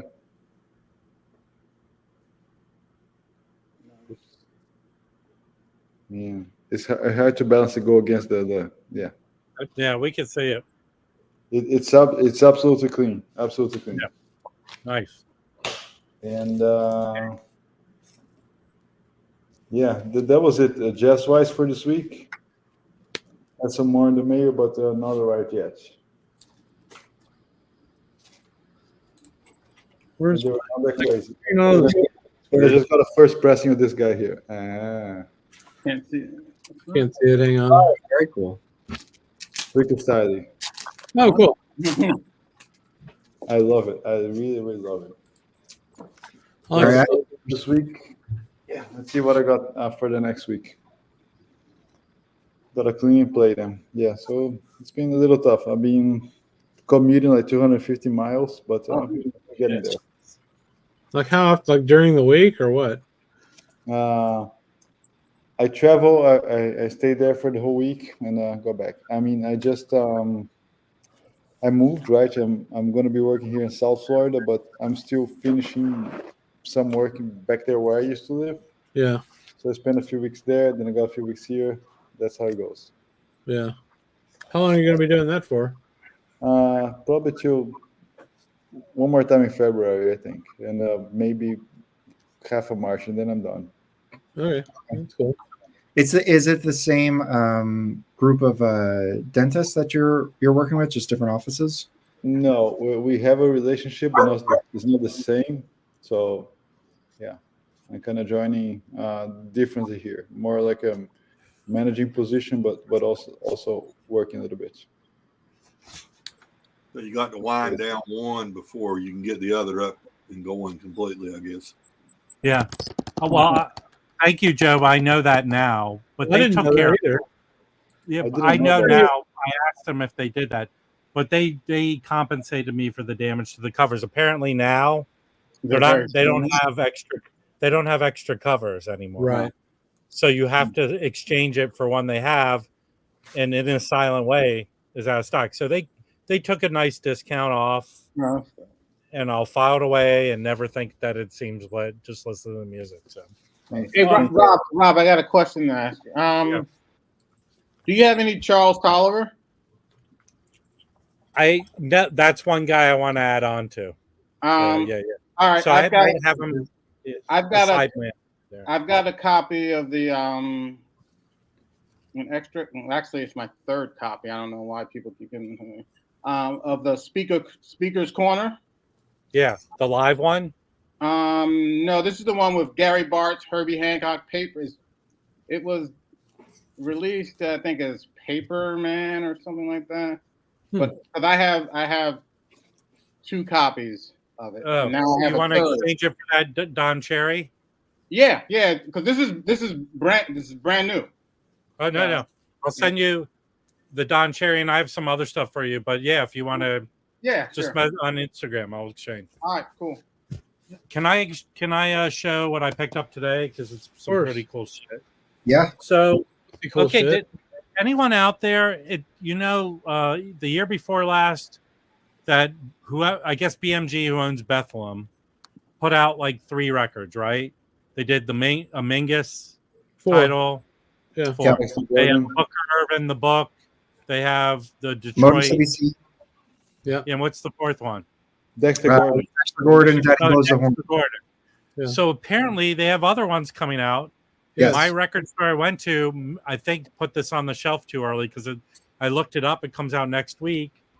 They just put this out, the East Coasting. But I've been wanting to get this. I think Pure Pleasure has it because Bill Evans plays on it. Can you? So Clarence Shaw is on that. And Mike, do you remember when I showed the that other Argo with Shaw on it? But he has a different name. Do you remember that? It was Breakthrough or something. Well, anyway, so this is one of the records that he's on. And then Mingus and him had a big fight, and he left Mingus's group, and he came back and he put out that record that I have. But yeah, I mean, that's a killer lineup. And that record, OGs of that record are. Yeah, I mean, they're like $150, $200. Well, yeah, I have this. I have the CD of this, which has some extra shit on it. Yeah, but I was looking at the right now. The Pure Pleasure needs to be repressed, I guess. But I have the Booker Irvin one, and that sounds good. So I'm hoping. Although my fear is, it says it was pressed in Canada. It's fine, man. I have a Canadian Milestones pressing that's OG from like 1960 or whatever. It's great. I have OG Savoys from Canada. That sound good. Yeah, but we're talking about stuff that was printed like last year. Yeah, which one is that one? Well, huh? Which one is that one, Rob? What do you mean? Who made it? The Mingus. Oh, East Coasting. Now, I know that it's supposed to be one coming out soon. Another one. That's the one. He got it early. Yeah. He got it early. They put it on the shelf too early, and I think they even mispriced it at $20. Oh yeah, it should be about $30. Yeah. And who's putting it out? Bethlehem BMG. Bethlehem. So it's a respectable, at least sealed version. I mean, I'm sure it was digitally remastered, but they said it was remastered on 180 gram.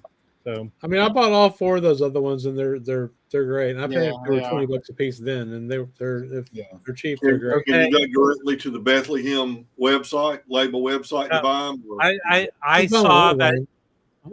Go to Amazon had it for $30, but again, it comes out the 13th. It comes out next Friday. Well, I want it for $20. You can wait, and you'll be able to get it for $20. Okay. Yeah, I'm sure. Like, I got the Booker Irvin, one of those sales they had at Target. Exactly. What do we got now? So I've seen this around before.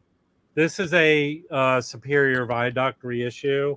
Mm-hmm. They did a bunch this is 2017. They did a lot of these Impulse Verve titles. So I heard some sound issues on this. They had put their own custom label on these. Yeah. I don't know. Yeah. How does it sound? Because I've heard issues. I mean, it doesn't sound great. I mean, it's what it's not. Rob bought a bum record. Damn it! For the price, it's It's a good, No, it's a good performance. You know, I picked it up half of what it goes for. Nobody can see it when it's in the sleeve, man. And where's Yeah. Mad as to yell at everyone? There you go. I mean, that's a great group of musicians. Yeah, I mean, come on, isn't that killer? Yeah, it is. Oh yeah, for sure. Yeah. I'm looking for more Cecil McBee stuff. Don't get obsessed and show us your card again. Hey, do you want Do you want to show us your card again? You can show everybody what you have in your card, Mike. What's that? You can show everybody what you have in your card. My card only has 2 records in it. Never mind. Let me see which ones there are. I have a Bobby Jasper from Sam from Japan, all in $76, so I'm not buying that. And then I have I don't want to tell you guys what the other one is. Well, I see Rev is here. I've got a he did a video a while back about a contemporary jazz artist. I forget his name, but I went and looked him up after the Rev talked about him, and I actually put one of his records, not this specific one he was talking about, but one of his records in my cart. Wasn't outrageously priced, $22 or $23, sealed. Who was that, Rev? What was the name of that? You know what I'm talking about? The guy that was doing a residency somewhere at a club, and it was recordings from there. He'll know what I'm talking about, I think. Yeah, I don't know. Names are awful. The store I go to occasionally will have a Vinyl Me Please. I guess whoever a patron there will exchange his Vinyl Me Please. Because I picked up like Art Blakey Vinyl Me Please and the Alice Coltrane there. So they had a copy of this Donald Byrd Fancy Free that they issued in 2018. I don't know if anyone else has this. Yeah, I have it. That's when I started with Vinyl Me Please. Yeah, on this. Actually, I thought I don't necessarily prefer that Donald Byrd period, but it's a good recording. No, it looks like Duke Pearson plays on it and produced it. So, I mean, look, if I don't like it, that's a very desirable title. So, yeah. Hey, Chris. Rev got it. It was such a difficult name to pronounce. Jeff Parker. I don't know why. He's great. Chris, this might make Chris a little jealous. What? I got this Gatto. I've got it. Gatto, bro. Well, forget about it then. I'm going to throw No, it in the let's back. see it. No, I want to see it. Everybody needs to buy this record. It's great. It's a comp. It is a comp. Well, it looks like No, it's great. Yes. Could you be more half-hearted with your response? I'm not kidding. I love that record. I think, but I've got all the other ones to go with it. I think I forget. I knew there was a really cool Chico Hamilton record in the 70s that was very almost free jazz avant-garde. Yeah. I haven't listened to this. I think this might be the one that's he I don't even know how much he did for Blue Note. I think maybe he just recorded a couple in the 70s. But that's on the blue with the black. And I want to say this might be this one or the other one I'm about to show might be Van Gelder. Like they recorded it. So Looks clean. It's not this one. Yeah, it's Fiji Plussy. Here's the other one I picked up. I'm very fearful. Cut it out, Jesus. Huh? They punched it and cut the corner off of that one. Well, thanks for bashing my records, man. Hey. You're lucky the gummy's kicking in right now. A long time ago. I'm very fearful of these 70s hard silvers. I agree. Yeah, me too. I streamed a bunch of this. This is the one that was recorded at Rudy. This is a Rudy. Oh, nice. So, but it's not a bad lineup, and I streamed a little bit of Let's see who's on this. Okay. What year is that? Okay. 77. That might be right before they shut down. Huh. Because they shut down Blue Note in I think the late 70s, and then they revived it in the early to mid 80s. Yeah. This is a Rudy. So Nice. Yeah. So All right. we'll have to ask Felipe when he gets back on what he thinks of that record, because he has done official jazz burns of several of Horace's later records. yeah, I mean this was $4, so I don't feel like I'm in a. That's worth getting for $4. I got an inexpensive record I'd like to share with you. Yeah. I love violin. I love guitar, especially acoustic guitar. I picked this up. Oh, wow. Oh, Stefan Grappelli and Barney Kessel. Mhm. I remember Django, and it was. How's that sound? The sound is good on it. It's a First American Records label. I'm not familiar with that label. Out of WA, is that Washington State, I guess? Yeah. And the imprint is Jazz Man. Yeah, I've seen those before. And so I'm not familiar with it at all. But I'm just a big Stefan Grappelli fan. Yeah. And what happened was Barney Kessel was in Paris, I guess, doing shows in Europe, and he goes into the Hilton in Paris and playing in the lounge in the Hilton with Stefan Grappelli and his group. So he sat in with them that night, and they went back later in the summer and recorded this in the studio. And they call it With the New Hot Club Quintet, but it's those two plus Nina Rosa on rhythm guitar, and Michael Gaudry on bass, and Jean-Louis Valel on drums. So some Paris musicians, French musicians evidently, but nothing particular about the jacket. It's kind of a burnt brown label, but just really good. Now he doesn't try. Barney Kessel doesn't try to exactly reproduce the Django Reinhardt sound. He makes it his own, and he's playing electric guitar. And of course, Django normally played, until this latter years, played acoustic. But it's just this is my favorite album I've picked up in a long time. nice. That's cool. Yeah, that's great. So where did you find that? Discogs, just Great. Okay. just wandering And through Discogs. I was being respectful of Elliot, but I was going to say Missouri, but Joe Marino beat me to it with Massachusetts. We said what? Nothing. All right. I want to change the conversation, so show some records that I'm kind of excited about. Let me just All show records from Elliot, bro. Hey, Like, Rob. Elliot's records aren't important. Rob, this No, I is thought he won the show. All right, Elliot, do you have any more records to show? I'll show you these two real quick. Okay. All right. And that'll be it for me. I got the legendary Alberta Hunter. Ooh. Tell us about her, Elliot. Well, I don't know that much. Just kind of adjacent to jazz, I guess you'd say. Not really a blues singer, but Like a popular of the day singer. But It was jazz back then. That's nice. there are actually great photos in here of different people. Most of these recordings are from the 30s, 34.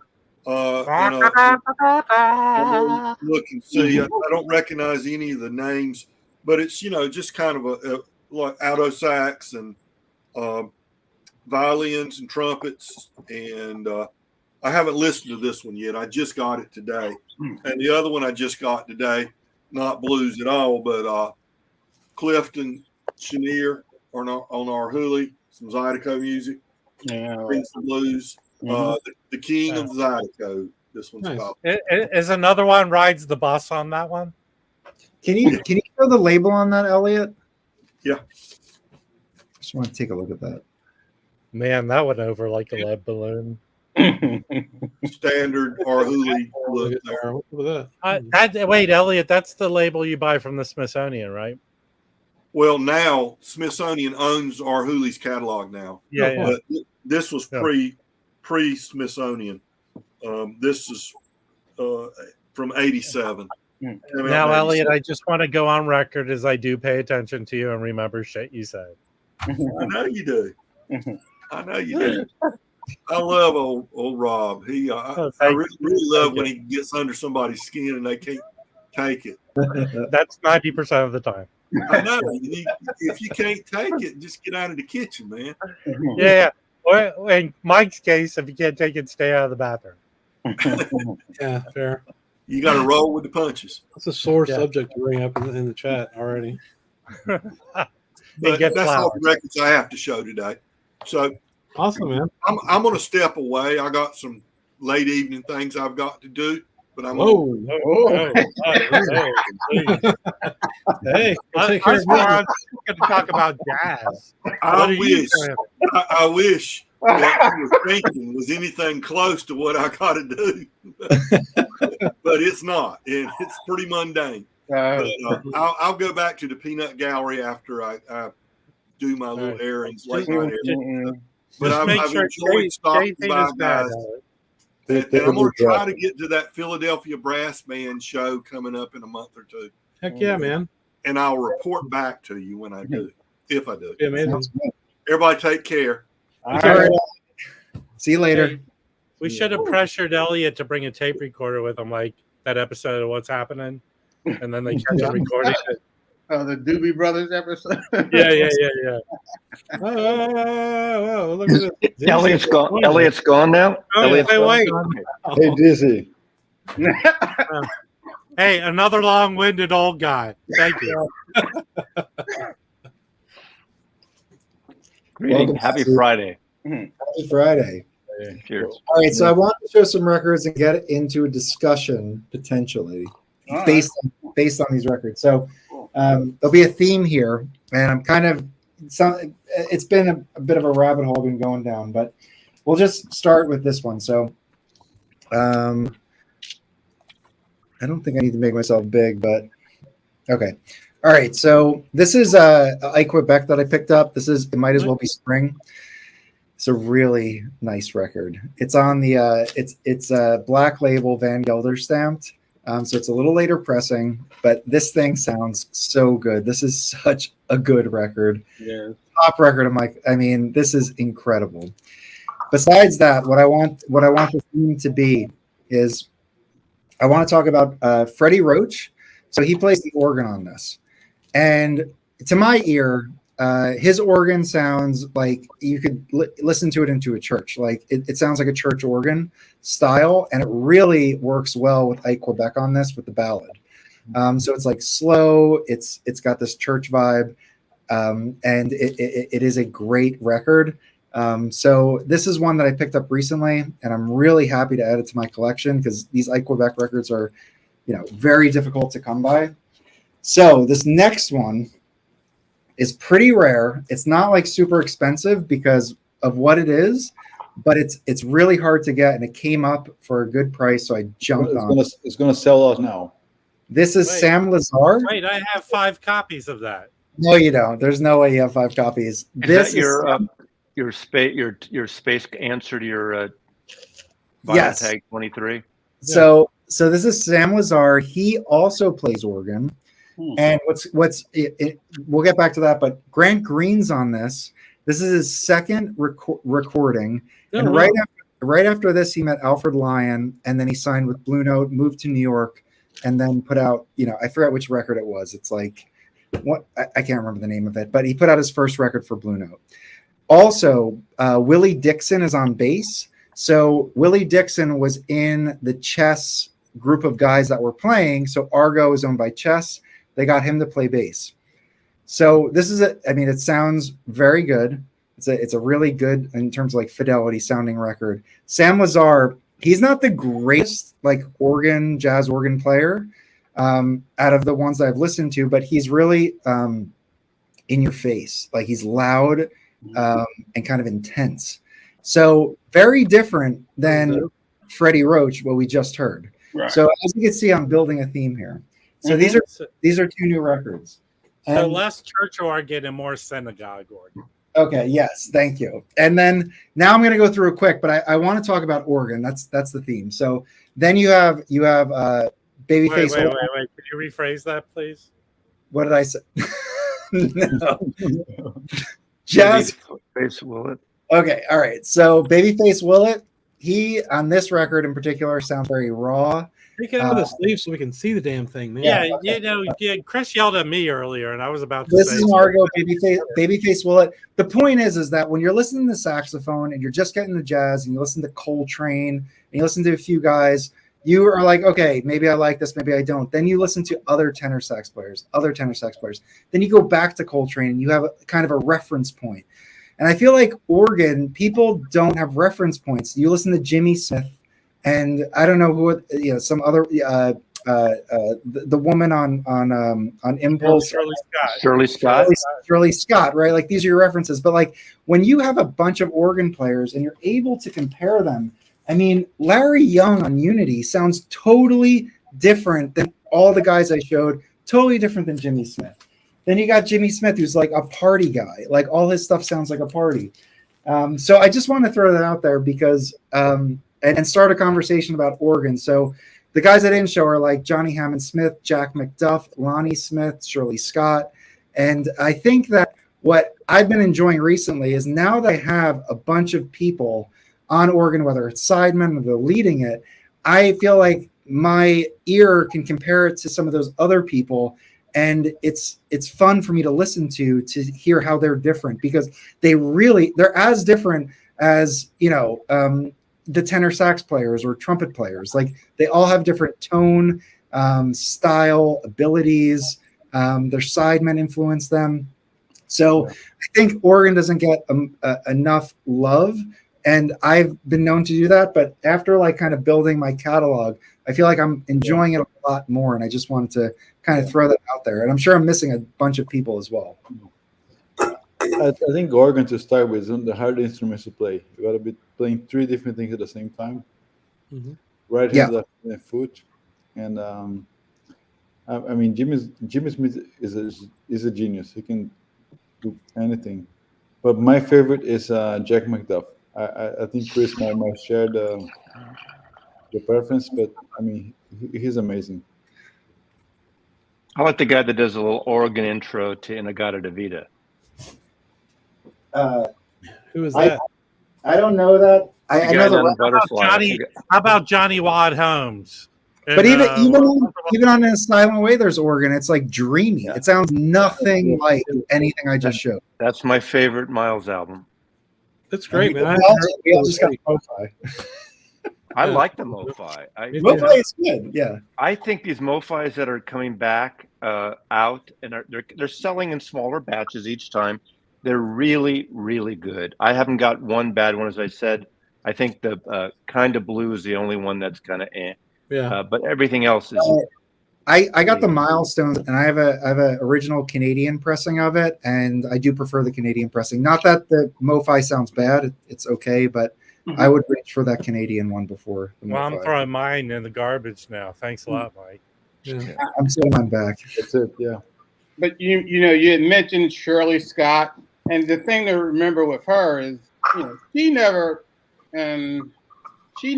got to record the way she wanted to until she did her Strata E session. Which was I didn't know that. What is that? Because they were pushing. I mean, because she's a woman. Oh, right. Cool. I mean, even when she had to perform, they were like, "Oh, you got to, you have to play. You have to wear heels. You have to do this." Oh, got it. She never. This is the first album where she actually really had input, and this was produced by Dexter Gordon's wife. Mm-hmm. Oh, Maxine, that's awesome. That's amazing. Yes, this is an excellent album. Harold is on here, and it's beautiful. That's just a trio. It's Harold, Vic, and Billy Higgins. Yep, Harold, Vic, Billy Higgins, and Jimmy Hops on Calvin. Yeah, Organ Trio, man. Organ Trio is where it's at. Yeah, and it's it's an excellent that looks awesome. And this one recent Blue Note I like that has organ on it, another Harold Vic. Now I have the other one with the John Patton, yeah. And that one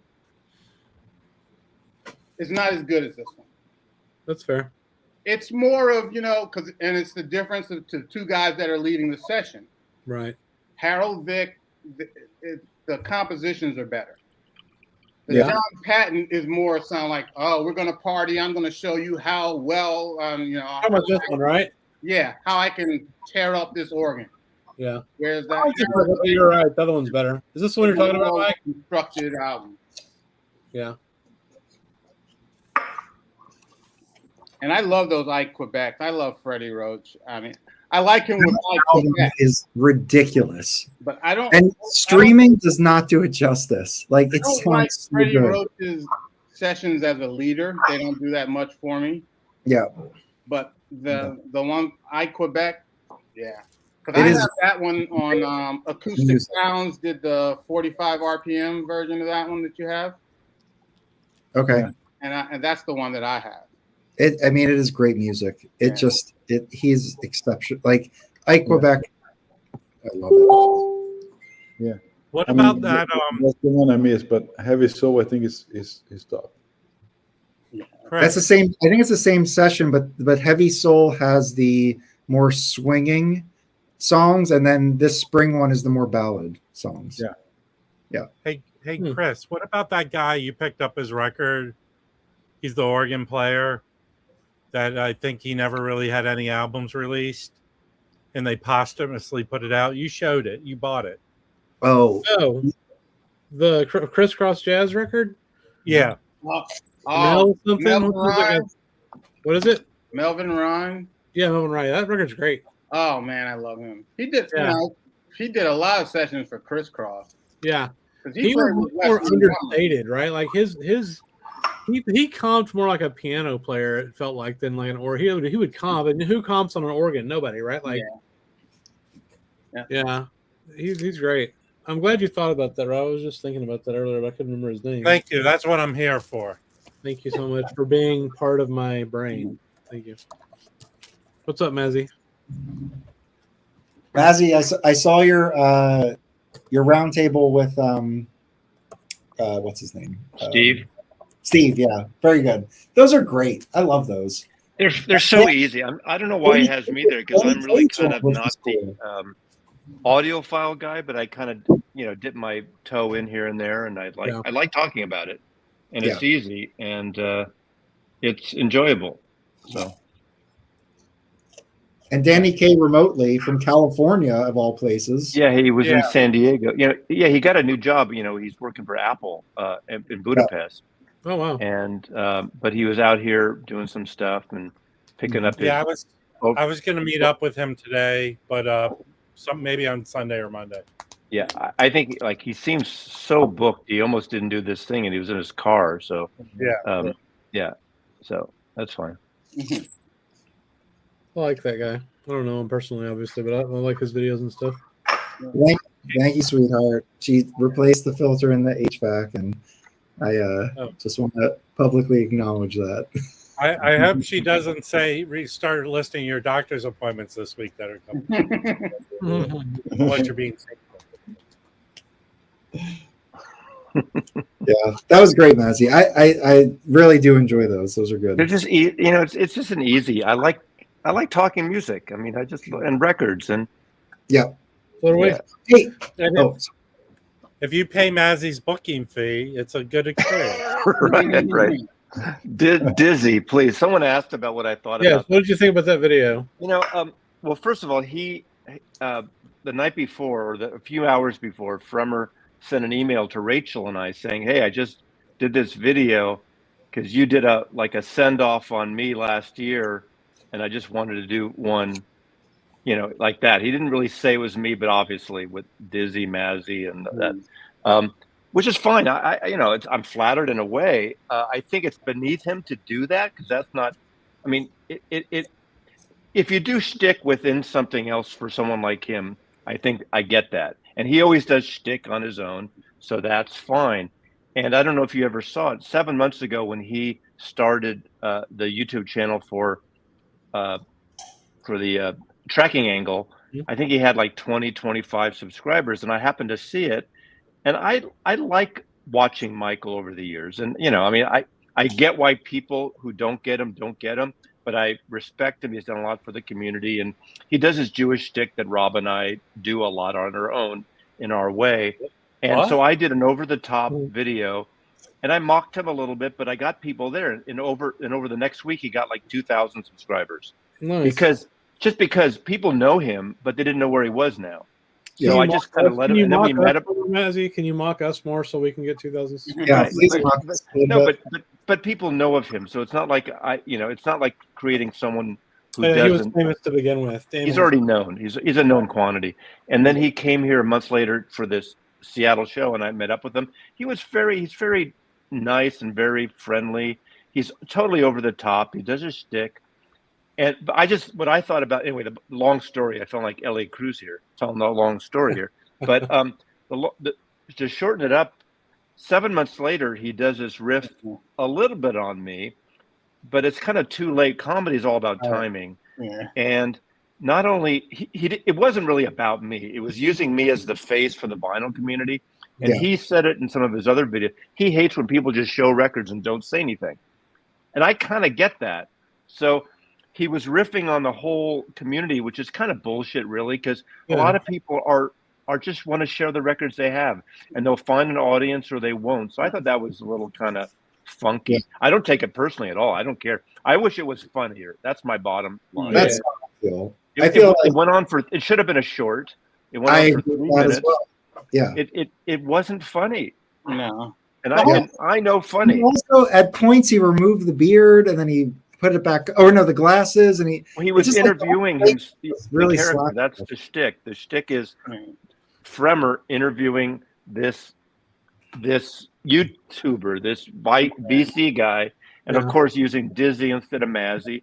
So it wasn't really me because I talk about records, but I'm the face he used. In this case. He might have success with continuing the character. It could be like the real Boomer Scalper. But I kind of joked and I did a comment on it. I said, "Well, you really should have used a German accent. It would have been funnier." Yeah, that was pretty funny. My problem with him is he just seems sort of lost now. Yeah. And the sad part is, I actually like the Tracking Angle website better than Analog Planet. He has this guy that writes about jazz sometimes, Fred Kaplan. Yeah. And Michael really Poetry writes for him. Really good. But he's just lost. Furman's lost, and that's the problem. You're not going to get people to the Tracking Angle if you're just this guy.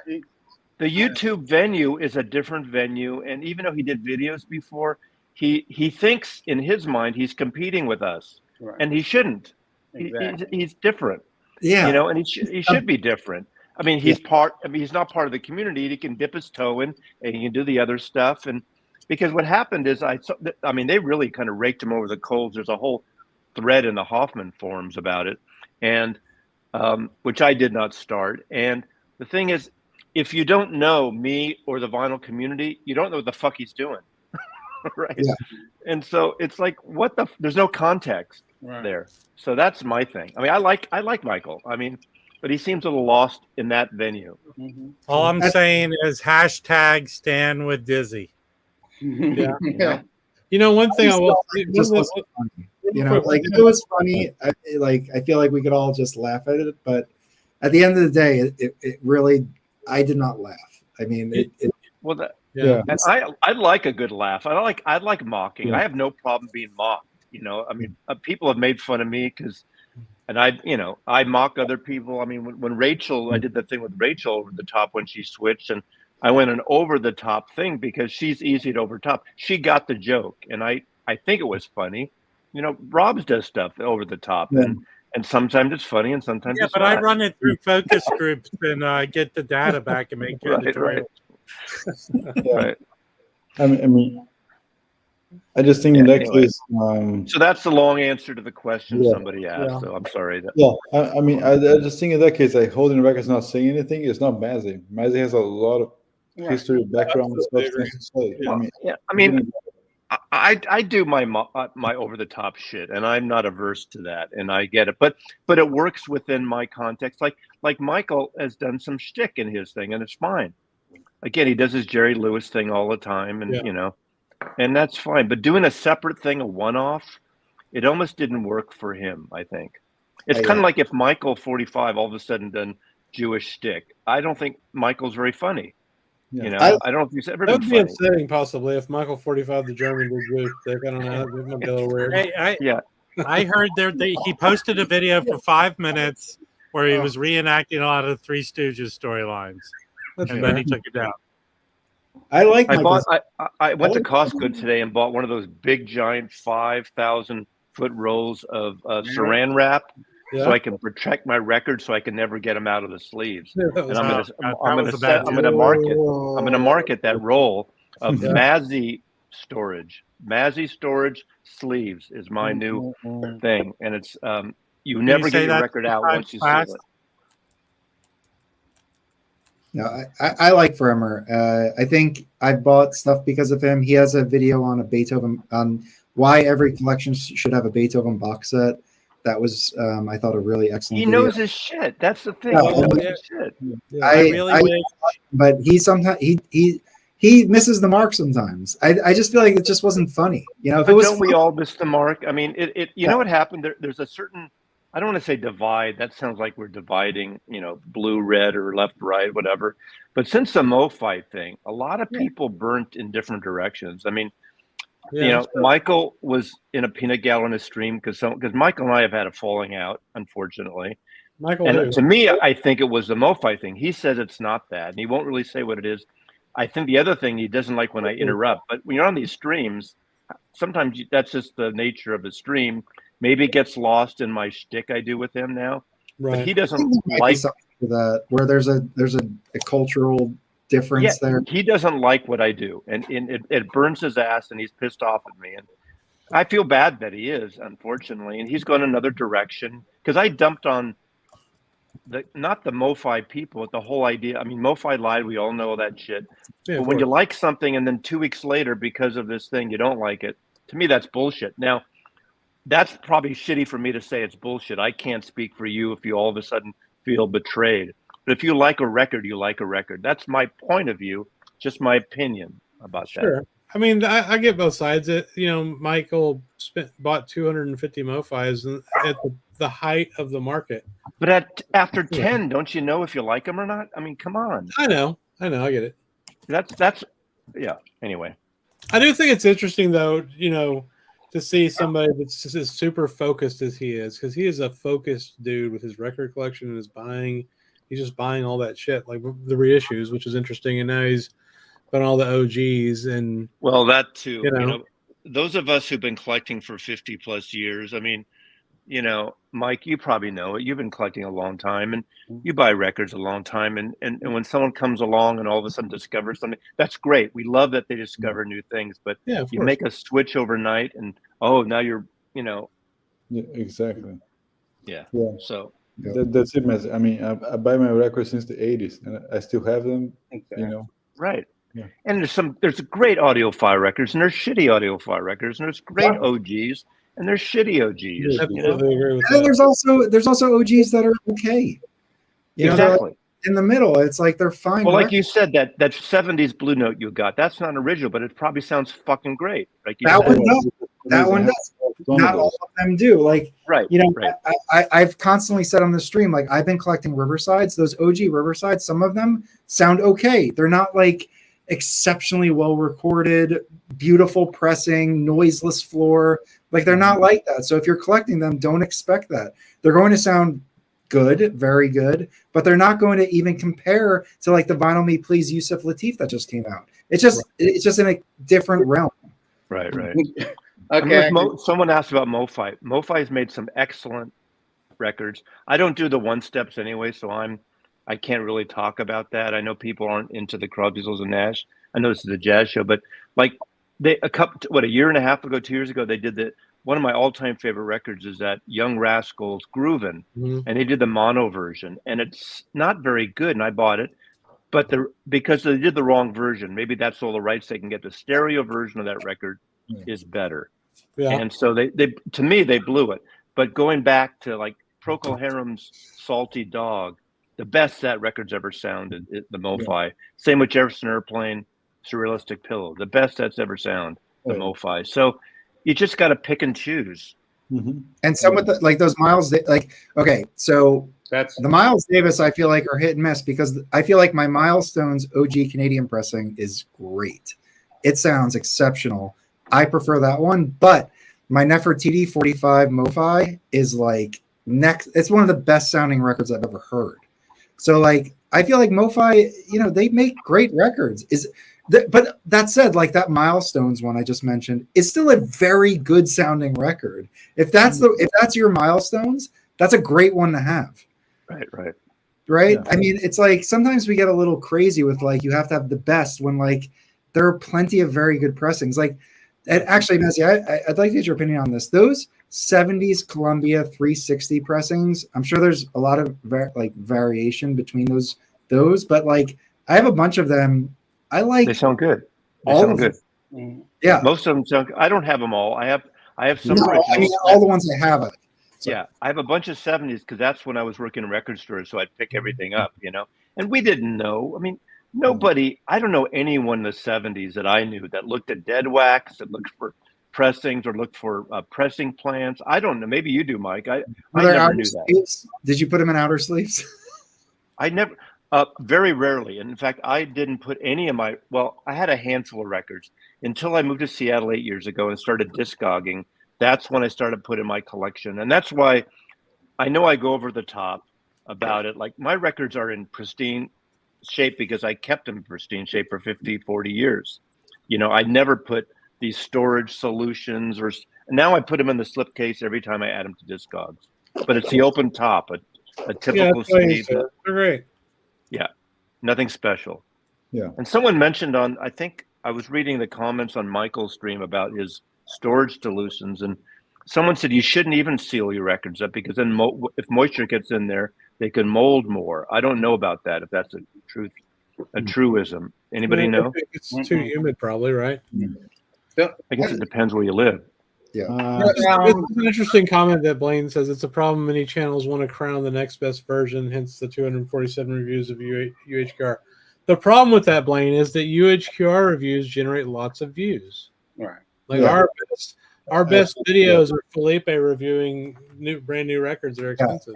Felipe got us like most of our followers because of absolutely. Felipe is the king of the channel. All hail Felipe. That's right.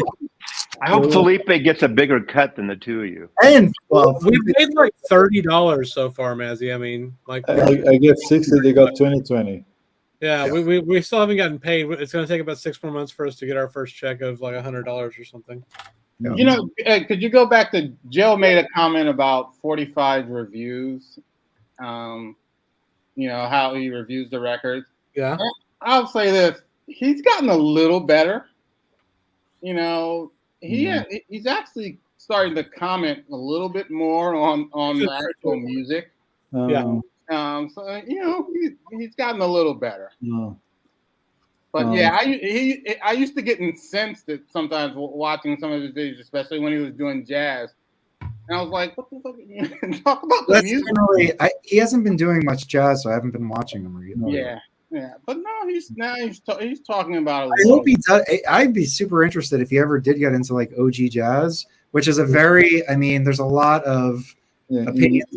It's tough to get those in Europe, right? And it is tough to get those in Europe, so he would need like a U.S. guy. He would need like Mike Esposito to help him out there. The other thing about that is like even Patrick even says that jazz reissues are better than OGs anyway.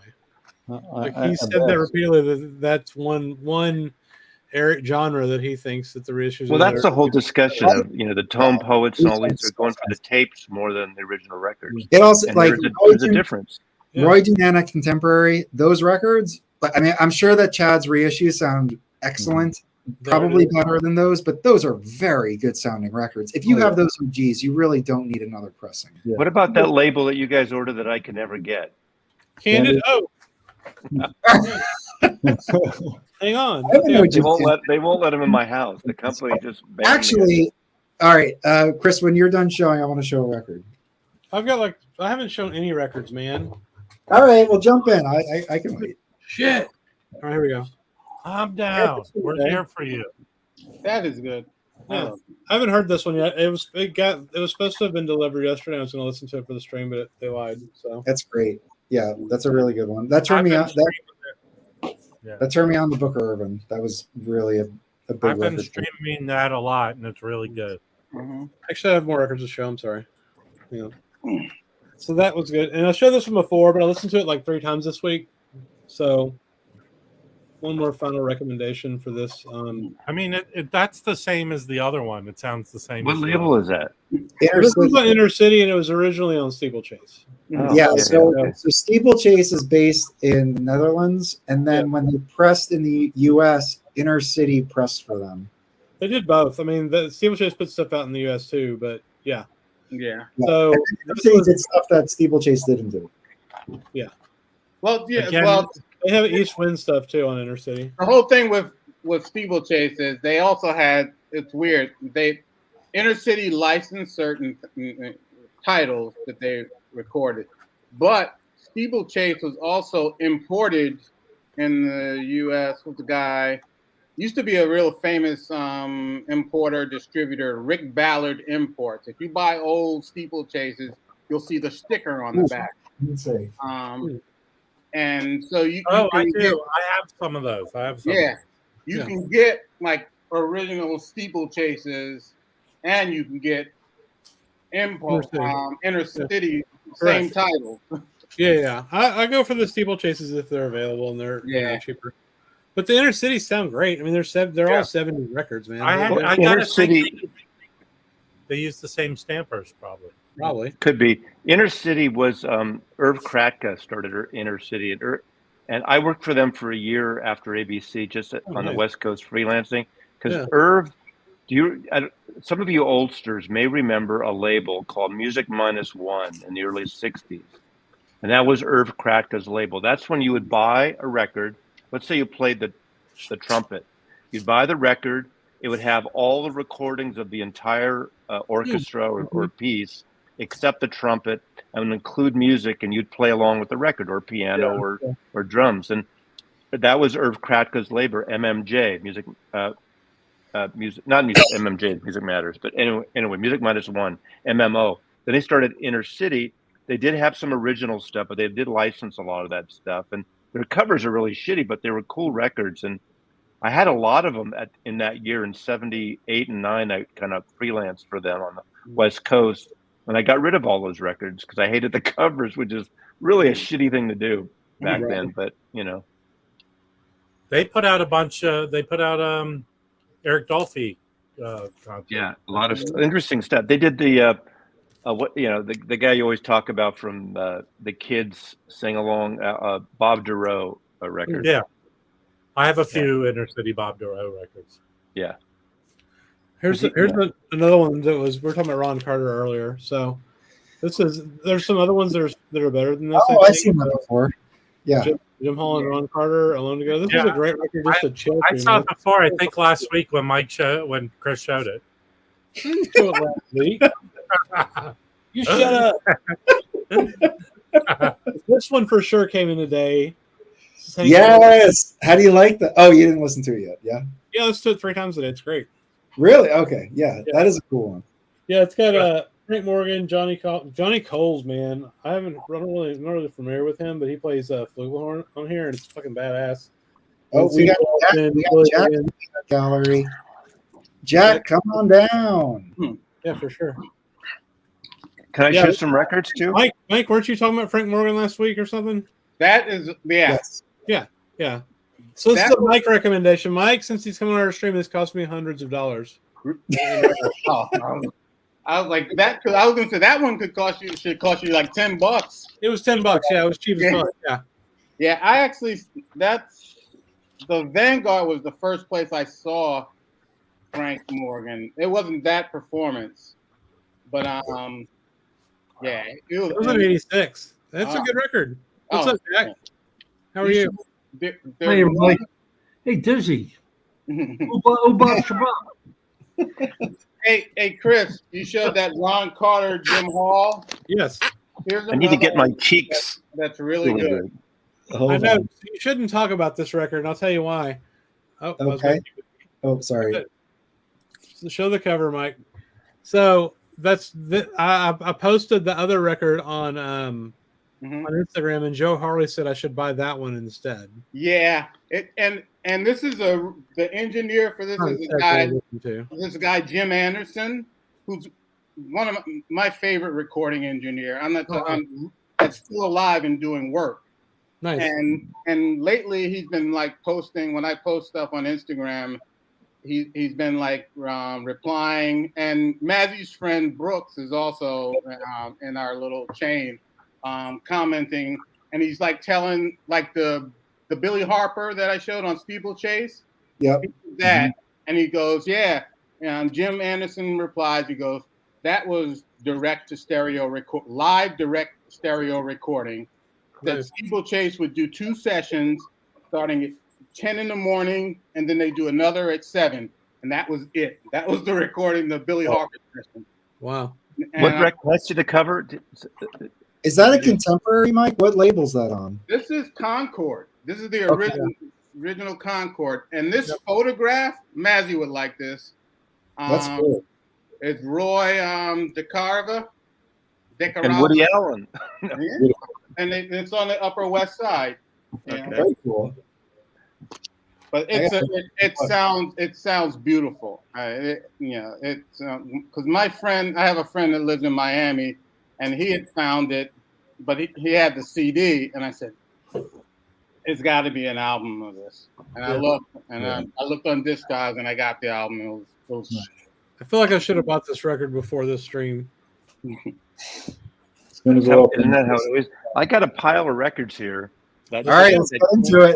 Do it. Well, these came to me because I have a history. I don't know if you guys know. I've heard of the Kronos Quartet. Okay. Yeah. Kronos Quartet, a string quartet out of San Francisco since the late 70s, early 80s. They've been around still, and they're one of the most interesting quartets. And one of my, in fact, the original cellist, Joan Genrino, had to quit because she has MS. She's been out of it for almost 15 years now. She was my son's godmother. But one of my photographers, Michelle, did one of their covers for Nonsuch. Most of their stuff is on Nonsuch, but now they're doing also stuff for Smithsonian. And Janet, who is their manager, or they're a nonprofit, they get pieces done. I sat next to Merce Cunningham and John Cage one night at a performance when John Cage wrote some material for Kronos. And if you ever get a chance to see him, it's 20th, first century, neoclassical, classical, sometimes really out there, sometimes accessible. And she sent me a bunch of records, which I haven't listened to them all yet. Some I know because I've had the CDs, but this celebrates Pete Seeger. And this is, which is unusual for them because that's a folk realm. This was Smithsonian. Here's another one they did for, this is World Circuit. World Circuit has done those, the Buena Vista Social Club, and a lot of world music, a lot of Brazilian music, Latin American music. This with Bryce Dresner from The National. Oh, cool. Nice. This is an old one. I have this on CD, but this is Steve Reich. This is a great record. I've had the CD forever. And this is great. I already have this one, so I'm giving this to a friend here. But this is Landfall. This is after the floods on the East Coast. This is written by Laurie Anderson and performed by Laurie Anderson with Kronos. This is from the 80s or 1990. This is an amazing record. Pieces of Africa, Kronos. And I think this is their newer one. This is like this avant-garde neoclassical opera by Randy Ickert on Malai. Obviously the Vietnam Massacre. Yes. And Kronos Quartet. Kronos Quartet stuff. If you ever get a chance to see them, you got to see them. They perform all kinds of stuff around the world. I think they performed 330 days. Now I was going to say Wax. Those are great. Yeah, exactly. Those are the first ones they did. I have those records. They're great. Those are like from the. Well, those are my trade to send to Pedro's getting those. So. Yeah, Landfall's amazing.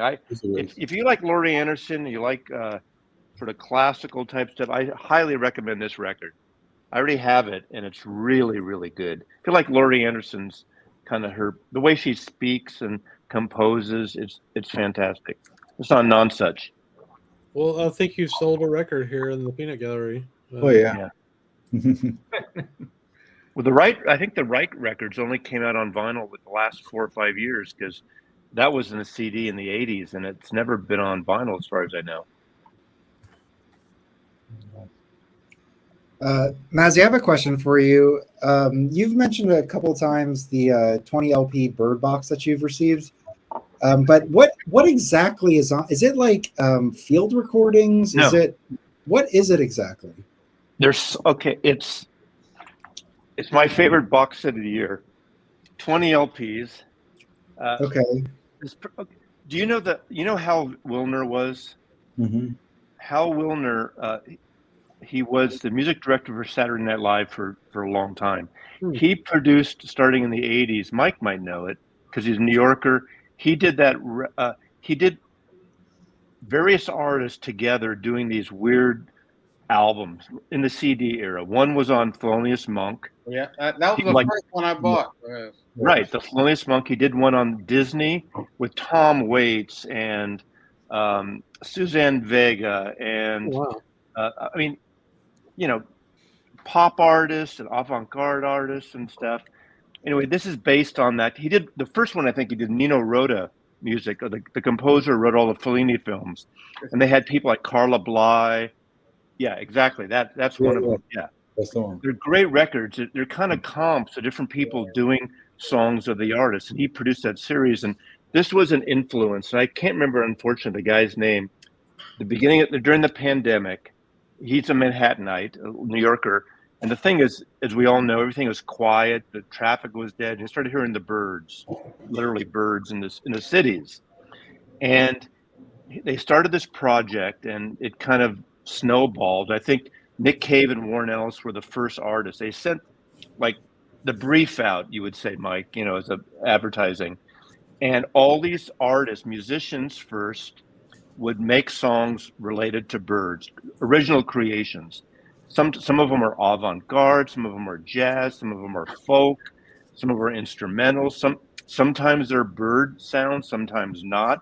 So they're all new songs, and there's a couple of pieces from older, like there's a Yoko piece, but it's not a crazy whacked ass Yoko. I like Yoko, but there's some neoclassical, and then there's some actors and people you may know reading poetry about aviary, about birds, interspersed into every 2 or 3 songs. You'll have a minute and a half spoken word thing. It's just a gorgeous record. Up until Mazzy started talking more about it, I thought it was a box of Charlie Byrd.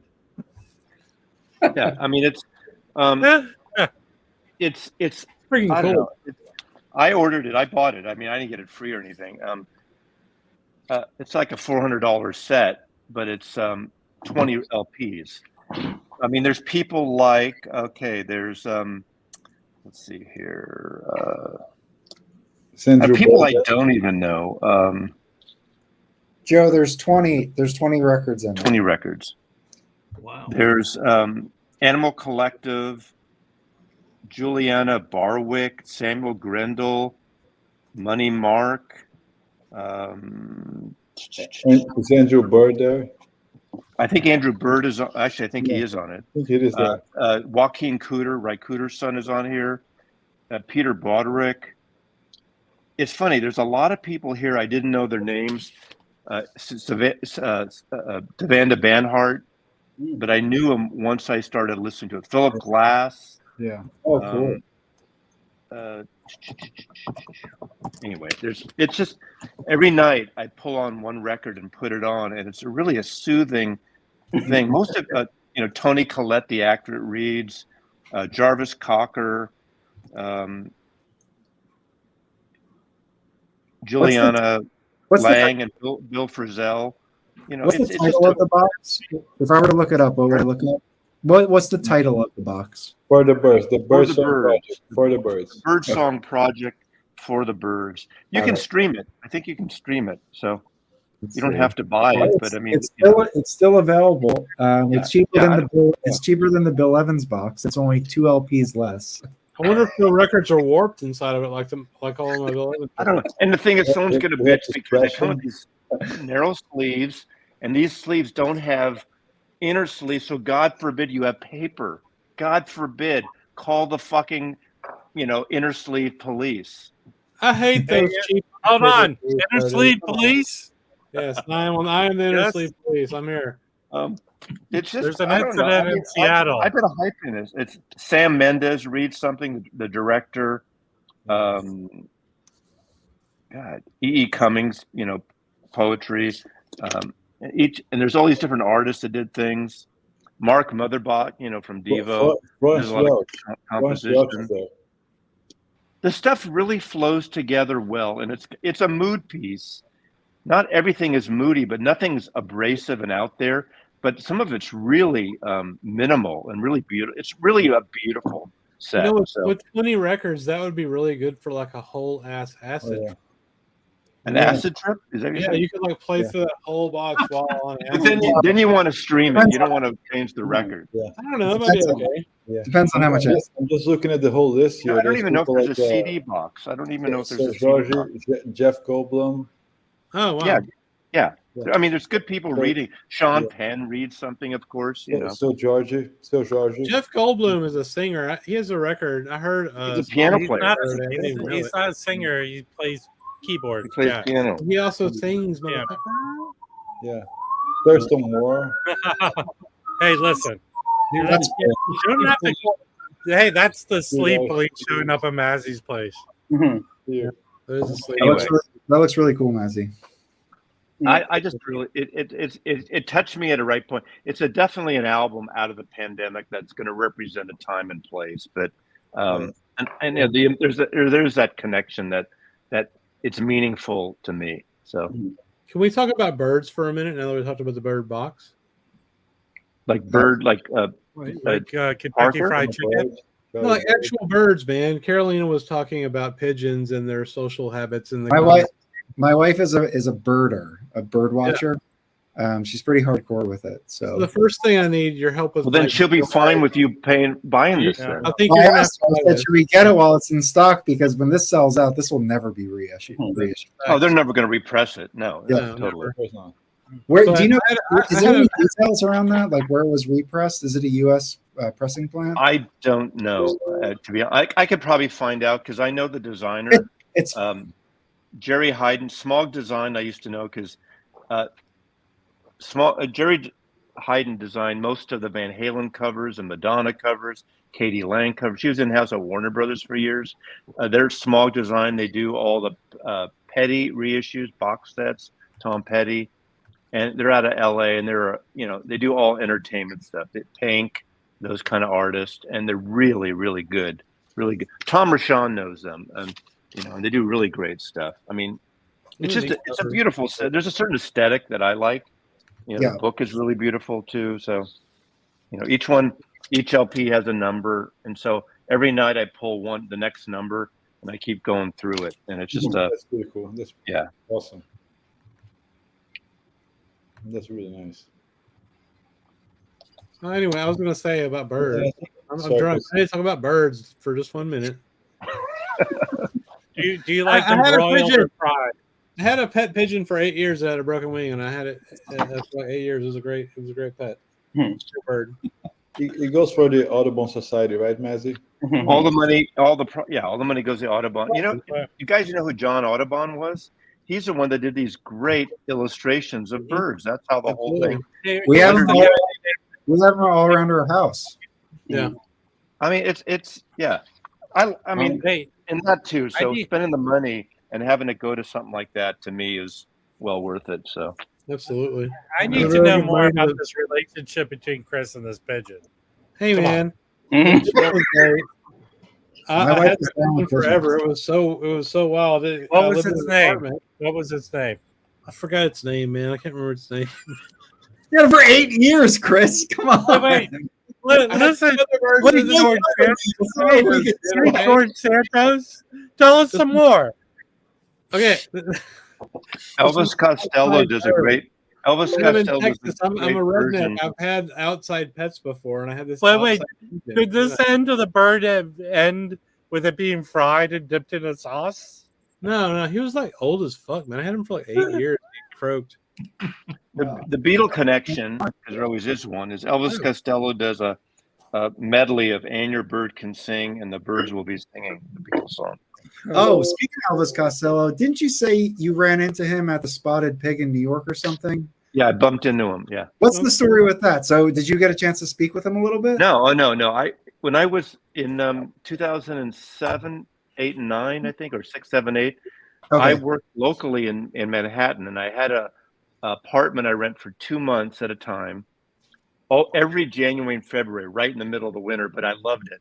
It was on East 17th Street at and Park South. Okay. So directly across, like from the W Hotel. I walked out my door, and there was the Underbar there on the side there, by the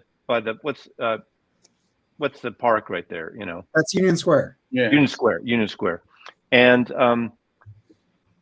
I'd go across down to the Spotted Pig. That's when it was kind of popular and hot. Well, that's on the other side of town. That's West Side. That's West Village, right? Yeah. And I used to love going. It used to be this hot pub. They had this great gnocchi and a great burger, and it was always packed. And that was a the guy got Me Too'd later, and finally Yes, that was the downfall of Mario Batali.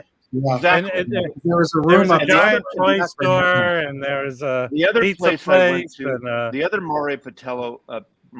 Patelli place I went to was a block from my apartment on Irving and West 18th. It was that Spanish tapas place. I forgot the name of it. It's still there, Casamano. I love that place. Oh, it's a great place. Oh, I used to go there like 3 times a week. But Oh. anyway, Spanish I went to the topless Spotted, place. yeah. the Spotted Pig is, the Spotted Pig had it upstairs too, but it was always packed, and I was always waiting for a table at the bar. Yeah. So I was stuck there. And Elvis Costello walks in. Of course, I recognized it, but it was really tight, packed place. And he was with Diana Krall, and it turned out they were seated at this table by the window, but they were with 2 other people. I don't know who they were. And they walked by, and I literally turned around, and I just bumped into him. And we both had hats, and we have glasses, and we got, I mean, he's shorter than me. And he said, "Excuse me." And I said, "Excuse me." We locked eyes, and we fell in love, and that was it. We didn't talk. Of course we didn't talk, but And then he started singing Dizzy's I'm Army. exactly 2 days older than him. We're both August 1954. Whoa. So Very cool. Do y'all want to hear another funny bird story? Yes. If you remember, if you make it less personable by forgetting the name of the animal. You had this pigeon for 8 years, Yeah, Chris. I had it for years. I had another bird for about 12 years named Daffy. He was Thanks a for pulling that out of thin air. Daffy. He was a cockatiel, right? Had him for 11 years and he passed away. I put him in my They're freezer. supposed to learn. Put him in my They're freezer, supposed to learn. They're supposed to live forever, dude. How old was it? Yeah, not a cockatoo, dude. They're the little. Yeah. Oh. So anyway, I put him in my freezer because I was going to bury him, and I kind of forgot about him for a while. Oh my God. What is wrong with you? Then I had a barbecue. I eventually Wait. buried him. Buried him. Hey, I have But it a was question. Sarah, that's a question. Jack Sheldon did a comedy record. He does a bit about a falcon. Check it out. Yeah. Hello. So let me finish real quick. So I had the bird in my freezer for Finish. 8 years. And then Oh my God.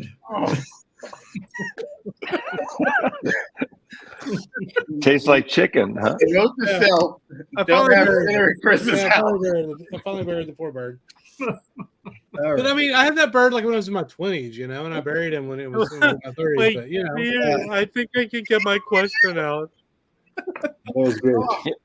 My mother had my mother had a segment of my bar mitzvah cake, and we Jews had an extra freezer down in the basement. You always have an extra freezer when you're a Jewish family, and they had a segment of my bar mitzvah cake wrapped up in the freezer for like 10 years. Mhm. Yeah. We did that with our wedding cake for like 10 years, and then we threw it out. Here's my question for Chris. Okay. Is there such thing as an animal serial killer? Okay. All I right. haven't killed the animals, bro. Records. I'm showing records. We're I stopping. didn't kill the animals. Come on. These were That very should have been one of the. Come on, you had it in the freezer for 8 years. I have cool records to show. Okay. Are these So, cool as a frozen bird? No. I've been trying to get into United Artists as a label, as people who watch the stream know. So I got one record for a very, very ridiculously good price. This record, the cheapest one you can get is $150 and goes up to like $800 and has sold for $1,000 before. Oh. This is Booker Little 4, an OG promo copy. That the reason why it's cheaper is because it had kind of a messed up jacket, but it is a promo, and this thing plays very nice, Wow. very clean. Wow. And there is a promo copy on Discogs now for over $300. So I got this for $25. I cannot believe I got it, but I'm so happy to have it. Now the thing is, it's really great. The jacket's a little beat up here, but the sound is okay. I mean, it's fine. It's not like a sonic marvel or anything like that, but it's really cool. I'm really happy to have it. It sounds good. Now, the reason why I mentioned that is because the best sounding record I recently received is this one. And this is another United Artist, and this is United Artist Jazz, which I think this is like, I think this came out a little bit later. This is Howard McGee, and this is what so this is on United Artists. It has like this I don't know, like I don't know what material this is, but it's got this different type of material jacket. It has the Kenny Dorham Matador has a similar type jacket if you're familiar with that record. Mm-hmm. And the thing is, I had low expectations for this particular pressing because I know that there's a Duke Ellington Mingus Max Roach that was reissued by Tone Poet, which sounds excellent. I've heard that the originals don't sound so good, so I was like, well, maybe this one sound good. That Booker Little didn't sound so great. I mean, it sounds fine. I love it. I'll listen to it a lot, but sonically, it's just lacking. This sounds awesome. Go get this record. It sounds great. And this is the mono copy. And there is a stereo, which is a little more expensive. But this thing is the best sounding record I've gotten in a long time. Mike, what's in the suitcase? Is that a trumpet? So this is called Nobody Knows You When You're Down. It's Howard McGee. He has a suitcase, which is fairly, suspect, to say the least. And it's got a price tag on it or a what's cool luggage is tag. it's got two lineups, and one of the lineups has Dave Bailey on drums, which I've really been getting into Dave Bailey a lot. So that's cool. They do have organ, so Phil Porter. So back to our organ conversation, there's another organ, style on this. But the band, both bands that are on this sound really good, but his trumpet comes across and sounds killer. So I just want to recommend this record. It is it's not crazy expensive. You can get it, but this is so good, and it sounds so much better than the streaming one. And that's in that case. Is that earlier or after the Bethlehem? What? Is that earlier or after the Bethlehem? Well, this is I'm not totally sure, but this is United Artists Jazz, so it has that label. And let me show you. What year was that out? I can't remember. It's probably 60 to 62, something like that. And then the first United Artists label, I mean, this is the promo, but it looks very different. This is just United Artists, and that's United Artists Jazz. So I think this came out a little bit later, this one. And this is what I mentioned, like the Duke Ellington, Money Jungle, the Kenny Dorham Matador is part of this series. And then there's some early stuff. And this early stuff is so expensive. But there's so much good stuff on United Artists. If you can get any of it, I would highly recommend it. So anyway, I just wanted to show those. I do have another record to show really quickly. This is an Argo. This is another very tough record to get. This is MJT +3. And this is one of the first records with Bob Cranshaw on bass here. And there's a host of guys on this, but this is really excellent. And MJT +3 went to go record a few more records on VJ, which they're not, to me, the music isn't as good as this record. This is their first record on Argo. It's a hard one to get. It came up, so I snatched it. And it's on an early Argo label. It sounds very good. I know last time I was kind of talking about how that Art Farmer early Argo didn't sound so good. This sounds excellent. So this is an exception, and it's a Daddy-O Presents. There are 4 Daddy-O Presents on Argo, and this is one of them. So really happy to add this. This I is like that cover. Yeah. It is killer. And this is what I don't know if you guys remember, but I was talking about a quote that a trumpeter plays, and it's like dun dun dun dun dun dun dun dun dun dun. They quote that on this. Lee Morgan quotes it. There's a few other guys who quote it, and this is the record. I'm so happy to get it because on eBay it's like there's like one for like $250, another one for it's just like nuts. So wow. And this is, I mean, all the records I get, the jackets, they might look beat up, but the records play clean. I don't buy shitty records. I don't really care about the jackets. So you can sell and make a profit and redo the wallpaper in your. Oh, I know. Well, the thing is, like Mazzy, I know you're not putting this in your collection. This has water damage here, and the back. If it smells musty and stinky, it gives me a headache. I can't. And go this actually came in. I showed Rob and Chris and Felipe this when it first came in. There was it must have been next to another record, and basically the other record was here. So I used the magic eraser and I got it all off. And you did a good job. I mean, and you could seal it up and never open it again. That would be perfect. That's the point. Yeah. So I need to get those sleeves that Mike was hawking earlier today. Hi, Brooks. Brooks is watching now. So I'm really excited about all these records. I've been listening to all these this week, and I've been so happy. Where'd you find that MJT record, Mike?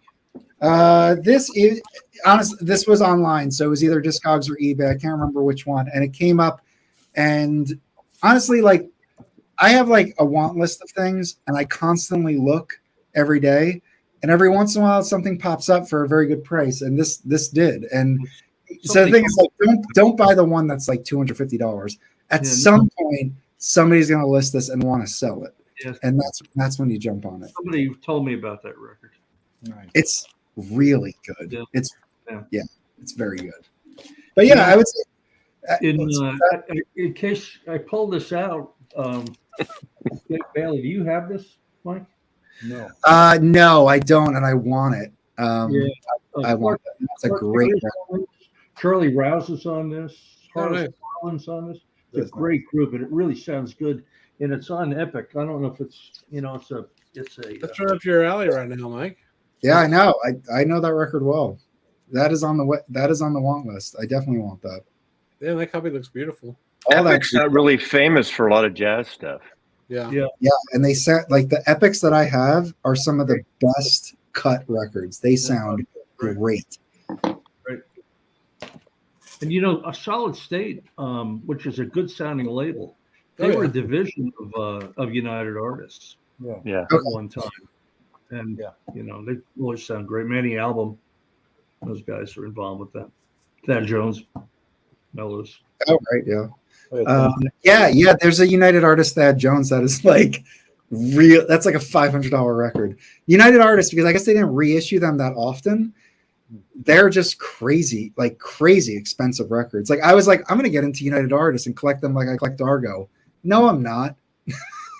They're just everything on my want list is hundreds of dollars. This is a later pressing of this record on Solid State, but it says right down here, it's a division of United Artists. So I haven't listened to this yet. It's another copy. I'm going to listen to it, see if it sounds any better than the original. But that Chick Corea Solid State tempo is insane.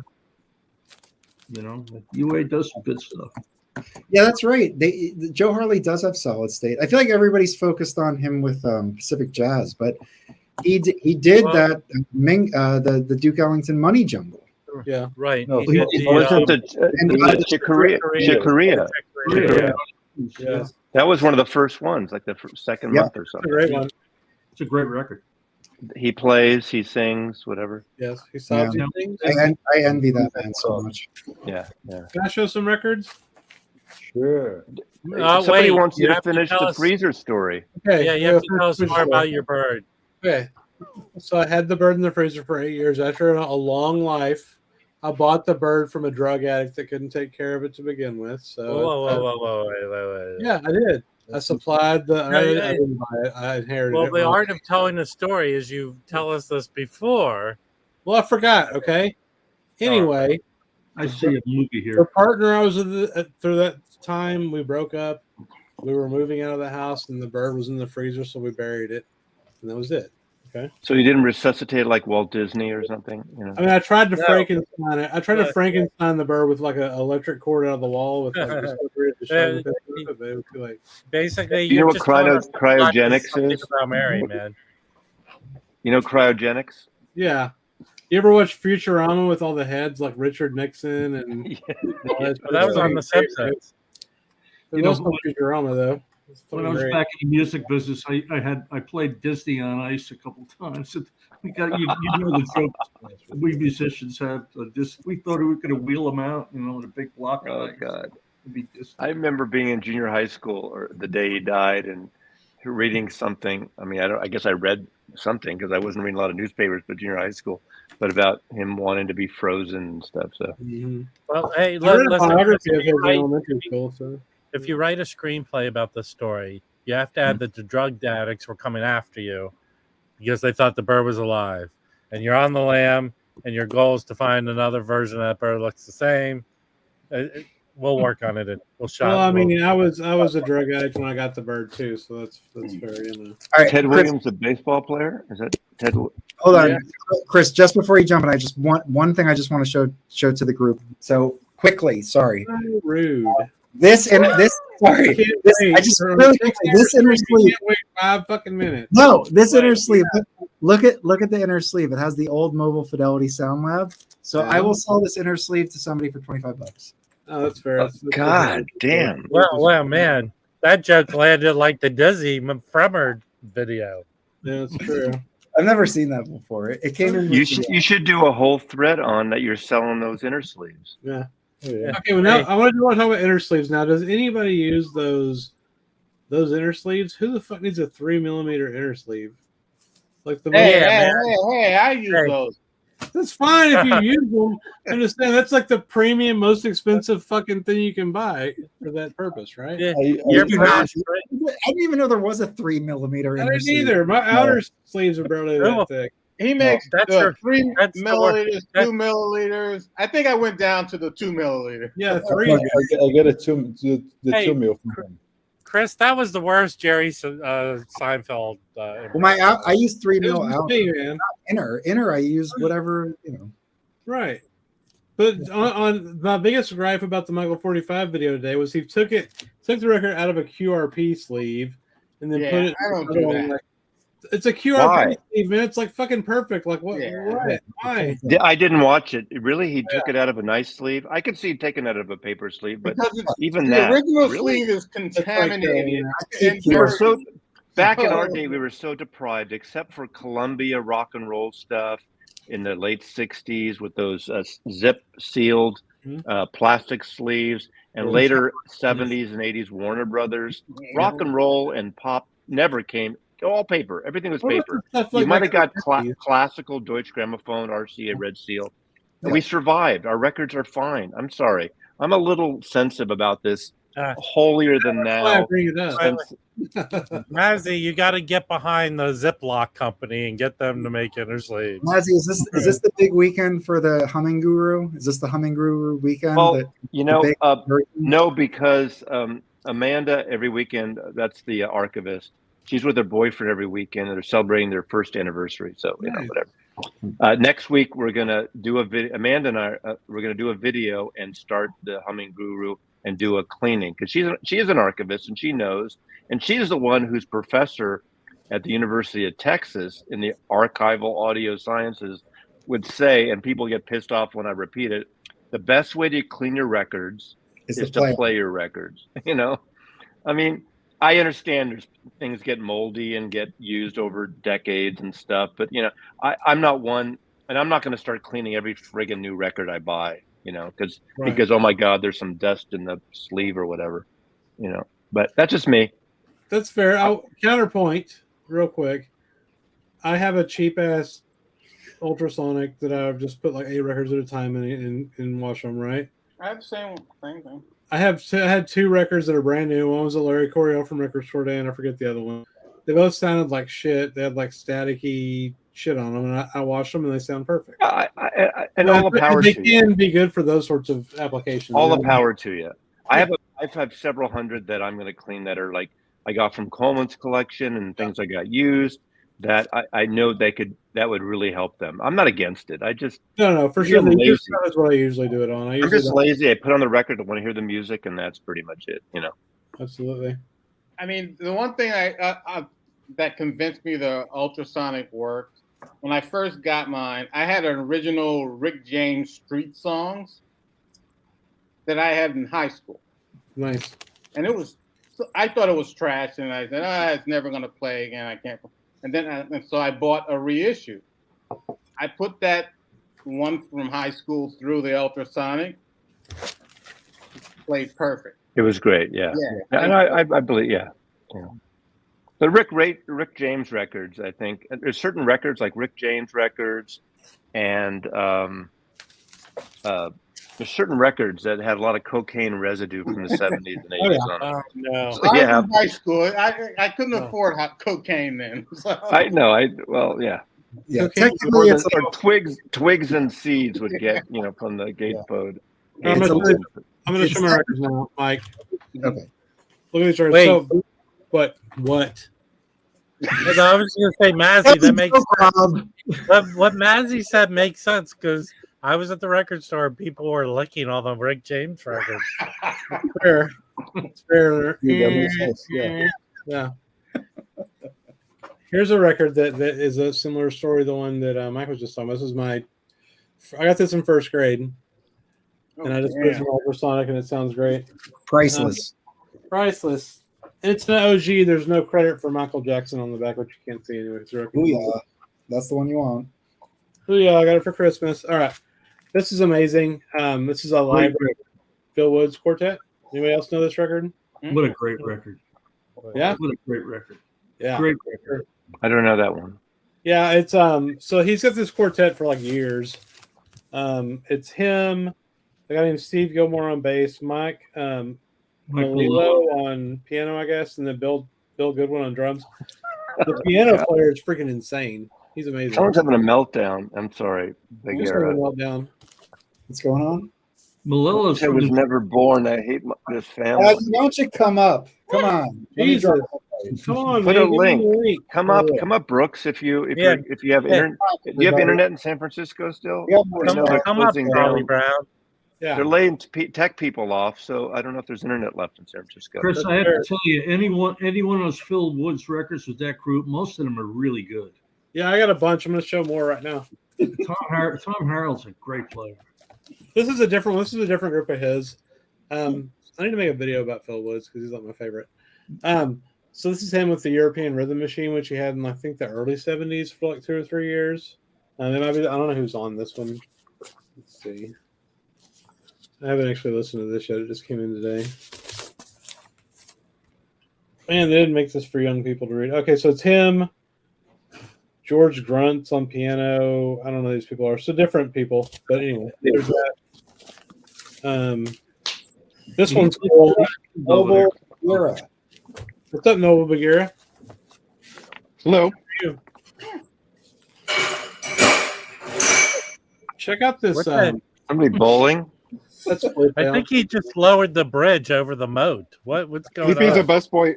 Felipe works as a busboy on the weekends. Look at the Mike. Check out the label on that one. Oh, beautiful! That's Oh, from. yeah. Is that Preston Paris? I don't know. That's the that Phil Woods record from Europe. European. Well, check the label. Does it say where it's made? Well, it's Cafe, Jose, French company. it's got to be jazz, Jose.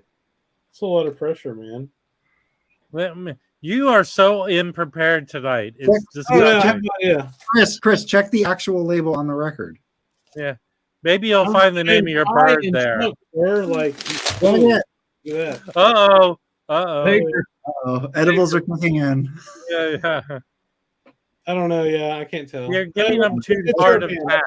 Anyway, it's beautiful. It's beautiful. This is too much pressure now. I can't handle it. When Phil was in Europe, he recorded a lot with a lot of crazy labels over there, but some of them are really good.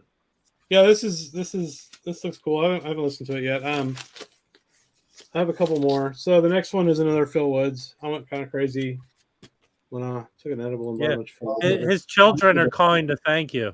Yeah.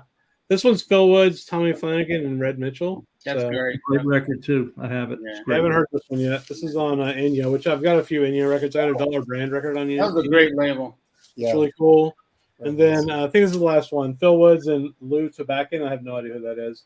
With Jimmy Rouse, He Michael was Moore, married and to Gordon the Reagan. piano player. Okay. Tobaccon's a tenor player. Married that what's her name? The Japanese lady. Yeah, Big band for a while. Yeah. Yeah.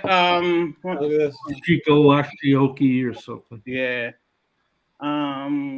Hey Roberto. No, I didn't say Phil Woods was crazy.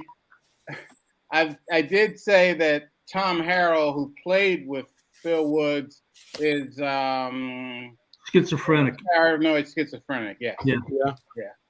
But it's under control with the medication. He plays great. He's I've seen him live a 70. number of times. You know, he's like 70. And he's still playing. yeah, really he's 70 years old. I saw when I saw him the first time I saw him. We saw him at this club called Smalls, and I mean we were literally 10 feet away from him. And I was with my friend's wife, and she didn't know that he was a paranoid schizophrenic, and she was just so like. It just frightened her because you know the musicians will play and sometimes he goes into a like semi catatonic state where he's just like not moving, and then when it's time for him to solo, he just goes and he'll play the most brilliant solo. Great player. And she was just like, "Oh my God, what the hell is happening here?" Gates just voted president.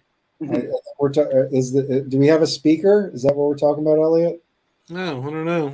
For the 15th time, the 15th vote. Hey, here's another record that's no speaker ever before. Check this out. What do you got? Anybody know this record? Comment by Les McCann. It's on Atlantic. So this is like a jazz record. He sings every single song on here.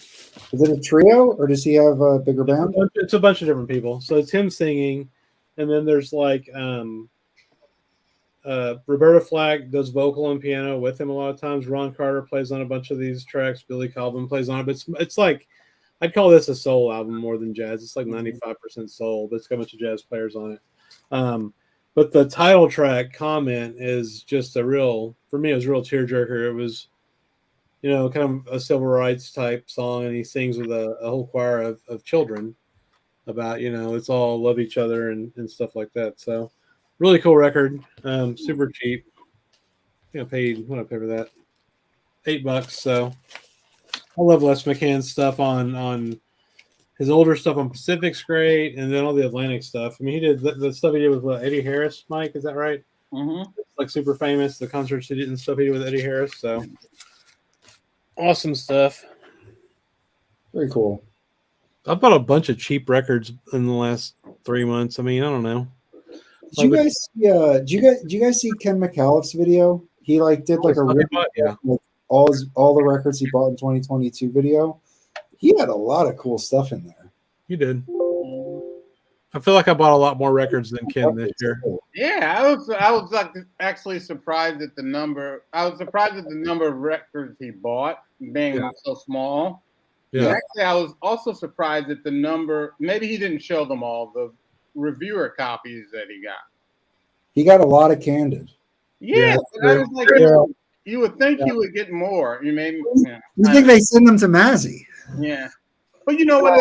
I don't know. I guess they don't send out the copies like they used to, and maybe they just send the guys like, you know, the digital download and say if you want. Well, he only got one promos that Mazzy got for the Ramsey Lewis. Was it Ramsey Lewis? The live at the Penthouse. No, Jamal. I'm sorry. I'm sorry. I'm distracted because I have the CNN on, which I know I don't want to get political. But is there an actual fight happening? Just there was almost a fight because Getz said present instead of voting, and it looks like, oh God, what's his name? McCarthy is pissed, and him and Getz were like, I have the sound off, but it's wonderful. I think he's short of the vote. He thought he was going to get over the top this time. Anyway, sorry to. I mean, here's my. I mean, this is like I hate football and sports and shit. This is sports for me. I love it. Absolutely. I will say one thing: if Gates got stabbed in the forehead by McCarthy, and that's all right, let's not listen to. McCarthy should say, "Hey, you child molester." Wait. We're here to talk about music and jazz, and right. And I'm not trying to put 2 and 2 together, but so far, Chris has admitted to killing a bird and he wants to stab someone with a knife. Wow. I don't want to stab anyone, bro. Not me. What's going on? Also, it is. I just want to point out it is January 6th. Yeah. Right. That compounds everything. Yeah. So. But Mike wants to make this about music and jazz. But your wife is here to talk about political fights, sir. So, but the whole thing about McAuliffe and the reviewer copies. Yeah. I just don't. The record companies don't. I don't think they don't send them out like they used to. I remember Frimmer gets stuff like Frimmer gets all the year. Yeah. Well, I remember when just going back to like when CDs were the thing. Yeah. They used to give and it all changed when things you got to where you could just send like video things of books and CDs. Yeah. Because right. My CD collection, I'd say 60% of it is promotional copies. Oh wow. Yeah. It's promotional copies because they would send them out to anyone. Yeah. And people would sell them. Yeah. I've got books like coffee table books, big that I got like 50% off because the publishing companies they gave these things out to people and they were like I would go to this bookstore in the city called the Strand. Oh yeah. And people would just they would show up there and sell the books there.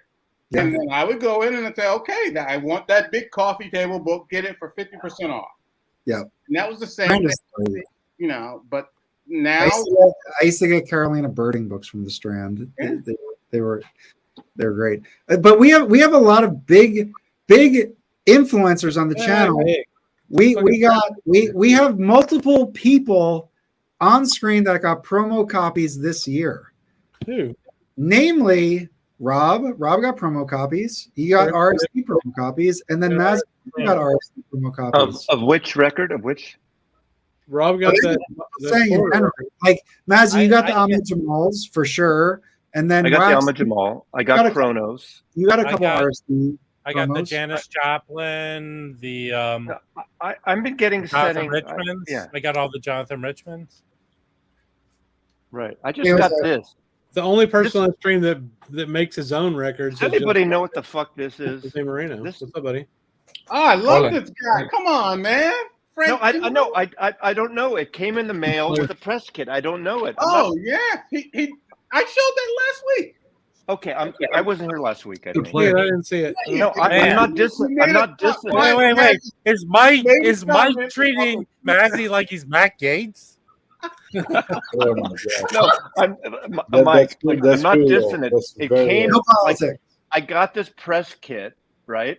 And this record, and that's it. I don't know anything about it. It just showed up, and I haven't had a chance to open it yet. But I mean, so I'm asking you, okay, if it's good, tell me about it. I love Frank Kimbrough. He did his I guess you could say his magnum opus is this. It's only on CD.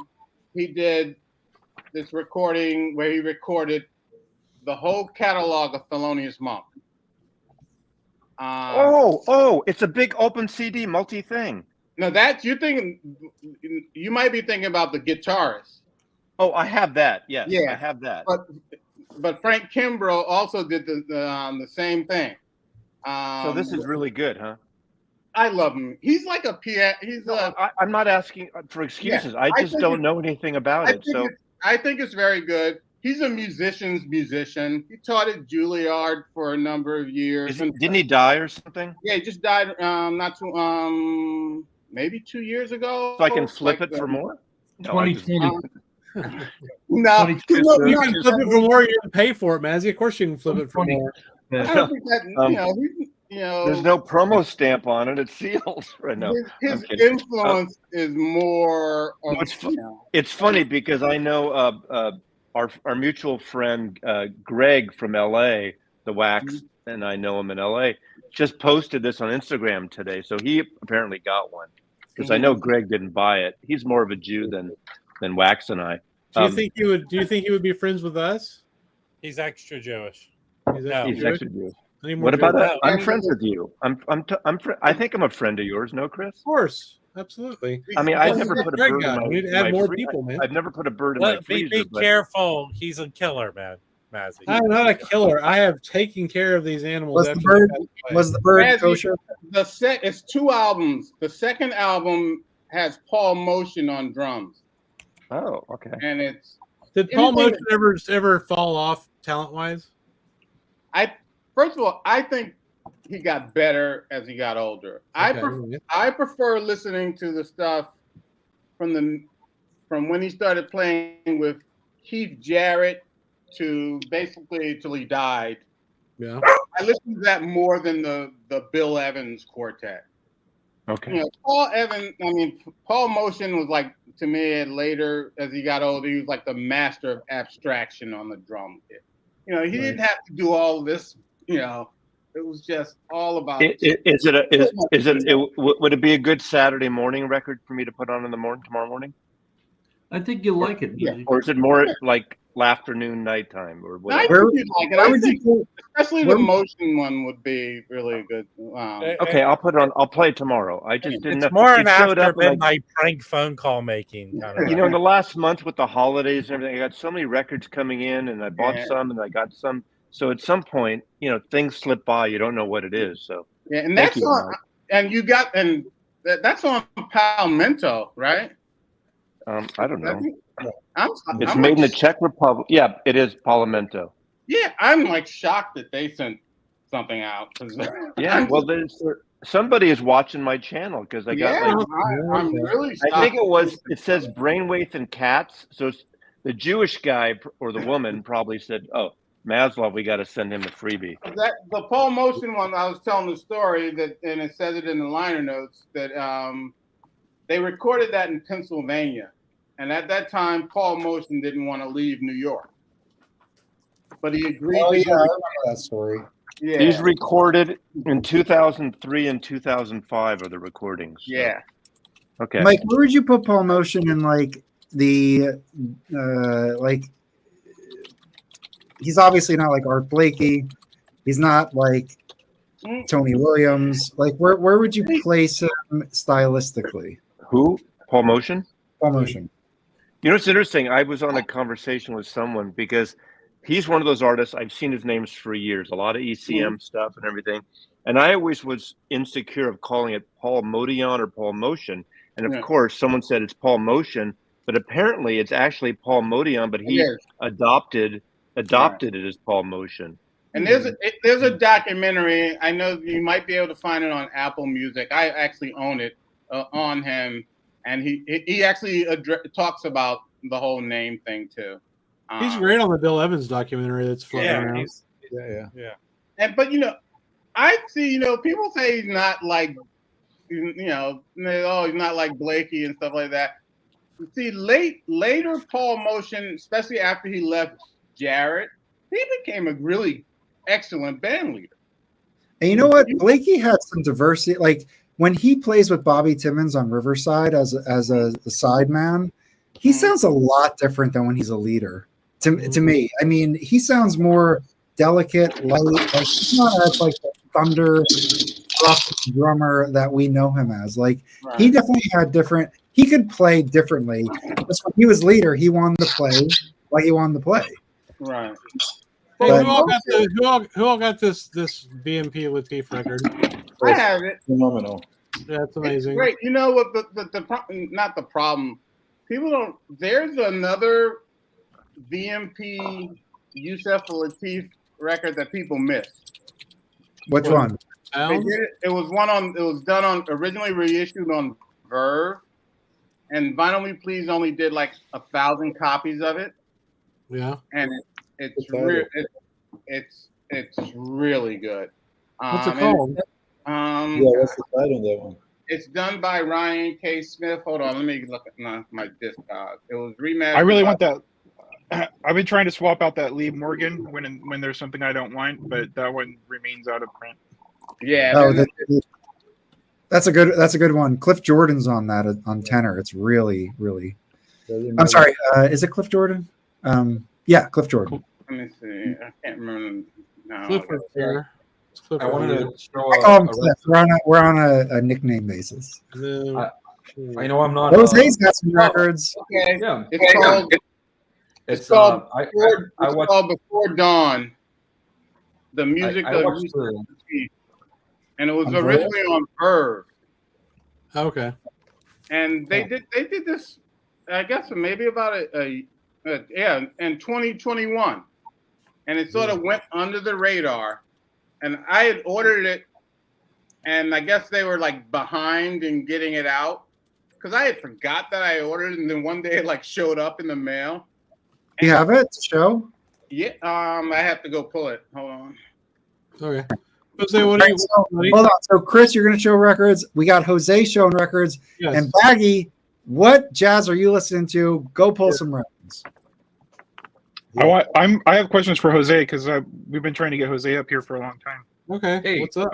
One question I have, Jose, after you're done, is there? We all know that there's jazz from Brazil, there's jazz from Cuba and places like that, but are there is there jazz acts worth getting from the eastern part of South America? Like Mexico or actually 4 or 5 days ago, a friend of mine gifted me, but I'm here in El Salvador right now. This is where I grew up, so I'm all the way here. But a good friend of mine gave me it's like 2 volumes, like this big, and it's all about jazz from Mexico specifically, and it tells you like all the formats it came and all that. Jazz here in Latin America was a little bit weird because the presence of their original music very present in the compositions. But yeah, there's a lot of it. I can show you, like send you a link if you're interested, like in some stuff that I think it's pretty good. The problem is most of it's on CD. If you don't mind CD, you're more than welcome to it. But actually I want to I'm never here because I don't own a lot of jazz records, so I feel like bad coming here. But I do enjoy, and I want to actually ask Felipe about one because I got this on Monday, and I've been listening to it a lot. I don't know if you know this, Felipe. Yeah, his channel. I don't have this record, but I know it. And Luis Bonfá is one of the precursors. Yeah. Cool cover. Well, some people say it's bossa nova, which I don't. This is like straight up jazz, I guess. Yeah. But this is a record that I would recommend. I was very surprised because I used to see his records all the time, and going through Discogs, it's like most of his records are like priced like $60 up. The record before this, it's so beautiful. It's just playing guitar, but this one it's like actually jazz with a 12-string guitar that you know the name of the guitar, Felipe, the Brazilian. I have this 12-string. Yeah, that's 12-string. We just that's just regular. There's a name for it, Jose. This is the guitar. What label is that on, Jose? Ranwood. Like I don't know what it is. There you go. But I thought it was pretty interesting how it actually is holding its price, and like I said, most of his records are like $100 up. And Jose, he's a monster player. He recorded with Sinatra. He recorded with real heavy. Bennett, a lot of really famous people.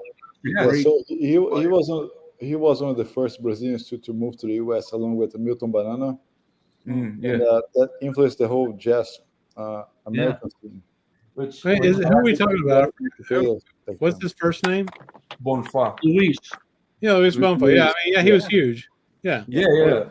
He was part of it. All the bossa nova shit was influenced by him for sure. And Bolassetti, he's one of the best guitar yeah. players ever. Yeah, Graham Greene, Kenny Burrell, all those guys, Wes Montgomery, they were his fans. Yes. There would be no Graham Greene, no Wes Montgomery, no Kenny Burrell without Bolassetti. Yes. Correct. Yes. This is pretty interesting. It's never been reissued for some reason. It's not hard to get or expensive, but so Bolassetti actually means ball number 7. Because he was a fat black guy. There is the pool ball number, a black ball. Yeah. And quickly, I want to show 3 records that I got. I started collecting very young. I'm 27 right now, but I started collecting when I was like 8, something like that. And when I come back home, I go through like all the records that I have. And for some reason, I've never like looked through all my jazz records. And I noticed that I had some, and I already showed Rob, and he wants one, so I won't show that one. But I wanted to show some records if anyone is interested.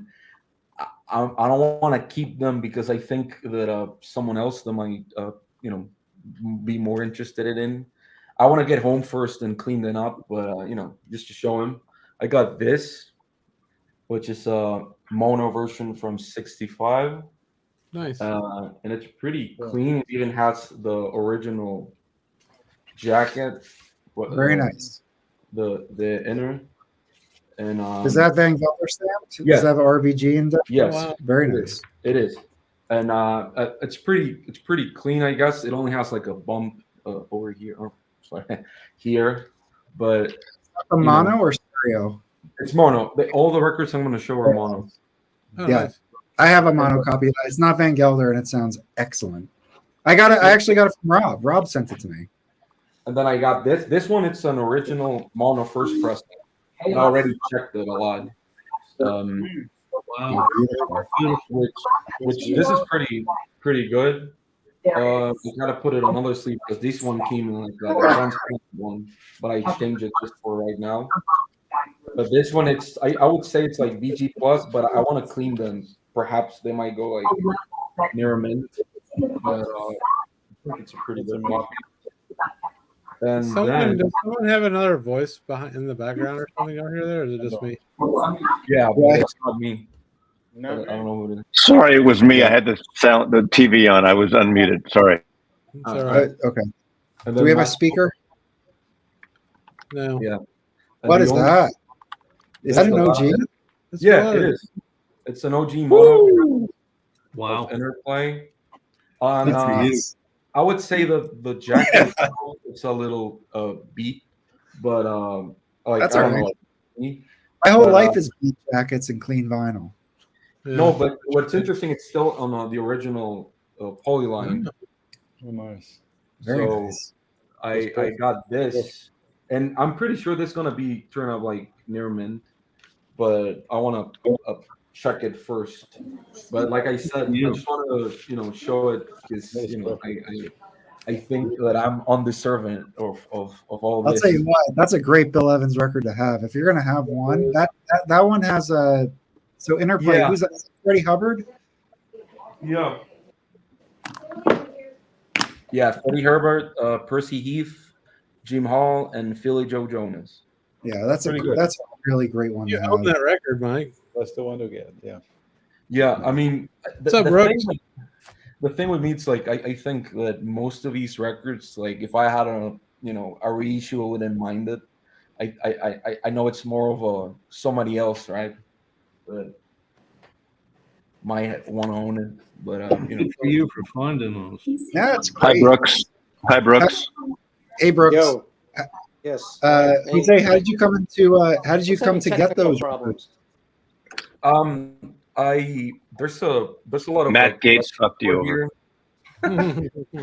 No, there's a lot of record stores here, like a lot of used stuff, and I actually went today to that same store that I remember buying them, but I bought them some years ago, and they were just sitting in here in my house. I bought them for $10 each. Oh. I still had them. Because they all sell all the records except for a few of them are like $5. But yeah, they were like $10. But so that's why I prefer something else or exchange it. Because the type of jazz that I actually listen to, it's like Pharaoh Sanders or like Alice Coltrane or something weird along those lines. You know what I mean? Did you get any of the reissues? Like there was a new Alice Coltrane on. Yeah. I don't have it here because that's good. really We don't good. really see that. The sound of that is like one of the best sounding of the year. That's very good. I really I love Alice Coltrane. Is it fa? What's it called? Yeah, it's it's like fuck. No, but it's like Fututa. Doge. Is it? You sure it's not "Shut the fuck up, Mazzy dude"? Basically. Shut the fuck up, Dizzy dude. Shut the fuck up, Dizzy dude. Yeah. You know what record? I need to take off. Hey, Mike. Yeah. Tomorrow I'm going to head over. I'm going over to my local record store at Tacoma. Dizzy knows where it is. And I think they have a copy of this. I'll look for it. And if they do, I'll pick it up for you. Oh, fantastic. Thank you. I'll let you know. But I got to run. Is that high voltage? Happy New Year, everybody. All right. Remember, Hey, Jack Sheldon the Falcon before you go to bed tonight. All right. I'll talk to you Take guys care. later. See you, Jack. Take care. So long, Tacoma. Hey, All right. hey, so Mike, you wanted to see that Yusef Lateef? Yes. Yeah, this is the cover. Oh, Chris, you got him? Yeah. What is that? And I've never even seen that. yeah, Can you set the vinyl me, please? Yeah, Yeah. It was 1,000. It was Ryan K. Smith, direct from the analog master tape, pressed at RTI, 1,000 copies, and this is the vinyl. It's really actually beautiful. Hold on. Very nice. Oh, nice. Oh, I love that verve label. and you know what I just did, unlike what Mike usually does? Did you buy it? Well, I had it in my cart. I was ready to buy it because it's been like over $75 for a while. Someone dropped one for $44. So Can you buy that one? I'm telling everyone that. You just Like, made me pull you. one. Y'all can go buy the expensive one for $75. Yeah, And you just made me pull the trigger on it. And the lineup is What happened to Brooks? He's having technical issues. I mean, When I did don't know what. San Francisco. He fucking lives in San Francisco. Tech was invented Isn't it there. there? Come What the on. hell is going on? Wait. F me. It's been in my cart for a while. I just pulled the trigger. the lineup is Nice job. Yusef Lateef, Skinner sax, flute, Curtis Fuller trombone, Hugh Lawson piano, Ernie Farrow bass, and Lewis Hayes drums. Lewis Hayes got Someone everything. That's cool. Someone can correct me Lewis if Hayes- I'm wrong, but I believe that's one of the few Vinyl Me Pleases that like sold out right away.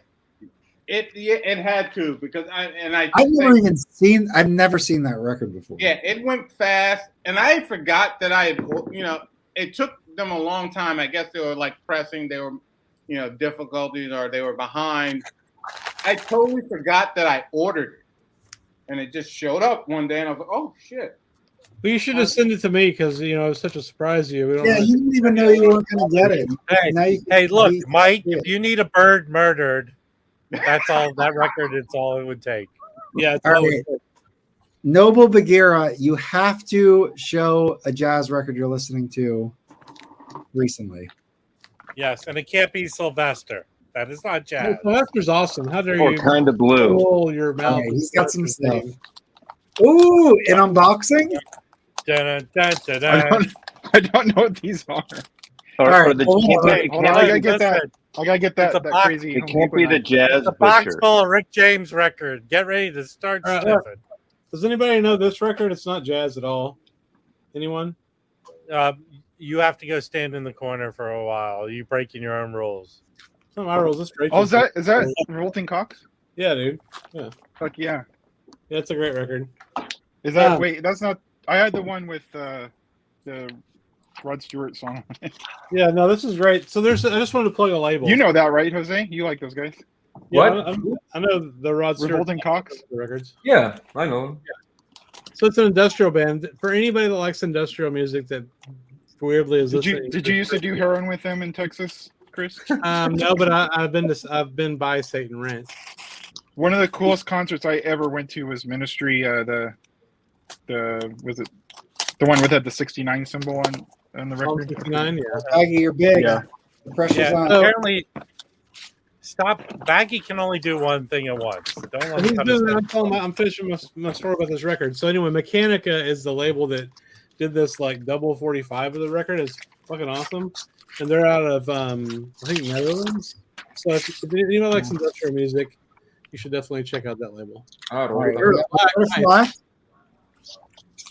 That is not the title song for that very confidential movie with Yeah, that's Mac Gates and McCarthy's "Killing Me Softly." No, it's Kate Jackson. Her husband leaves. Hey, her she for plays with Ron Carter, so I guess this counts. Absolutely. This is part of. I'm getting the entire Roberta Flack catalog for. I don't know. I'm just arbitrarily getting that. They're great records. Those are great. I collect every single analog Africa. They do, mostly African continent and South America, and this is one of the latest ones. Is Peru. This is one of my favorite labels. Not audiophile stuff, but great packaging, great books. Oh, cool. Out of Germany. Beautiful. Just it's really great. I can't watch. God. Can you show what records they're pressing right now? Analog Africa. No, yeah, you had the show the advertisement thing with all the records they're putting. Easy me. Yeah, hang on. Yeah. I just want to see what. I think I've only missed 5 of all the Baggy. The Vittori one is pretty good. I've missed 5 out of all the releases. I pretty much have everything. I found one in Portland that was out of print, but it was at Mississippi Records in Portland. So. You know Munster Records? You know that label, Munster Records? I don't think so. It's like the cheese. It's like written like the cheese. Is awesome. Is that Herman's label? No, it's a Spanish.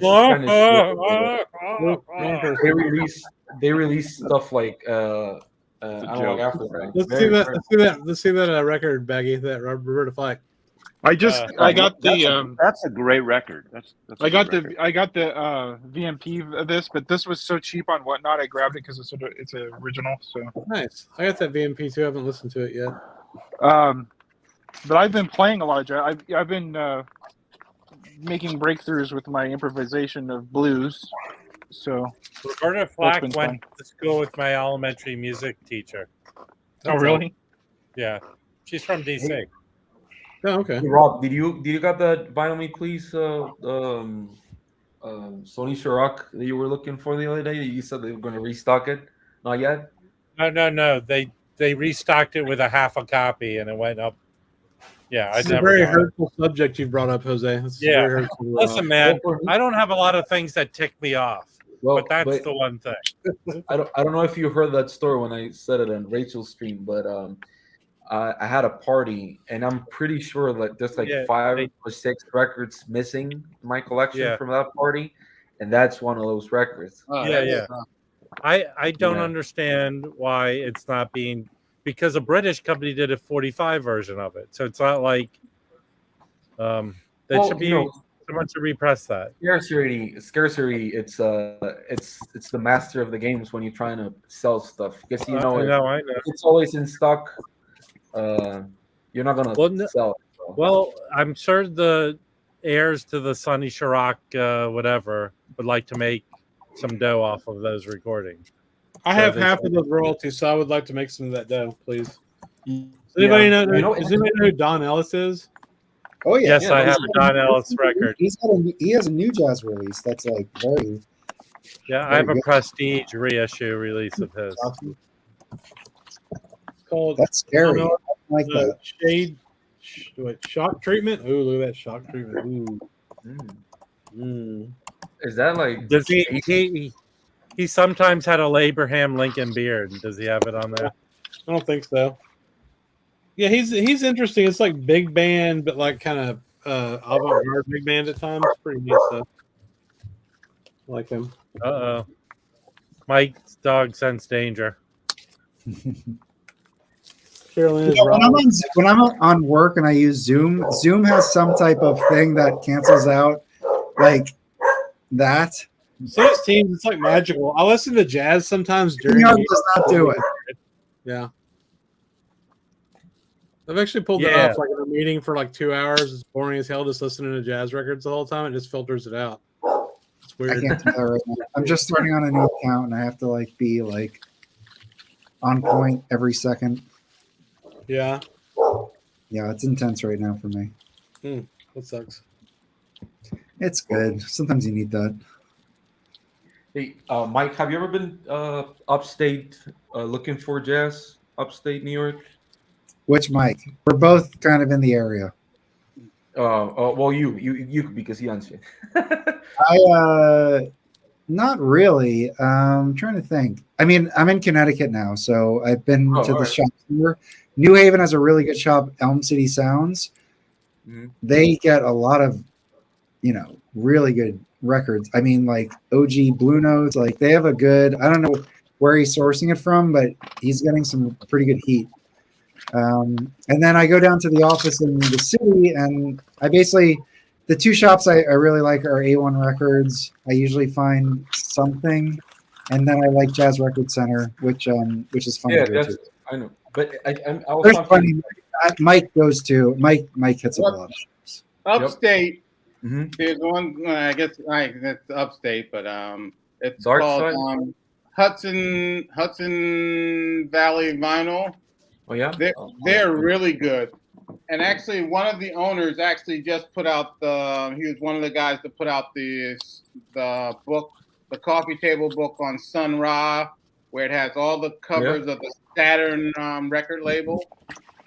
And I like going there because you can find the problem with record stores in New York City is the stuff goes fast.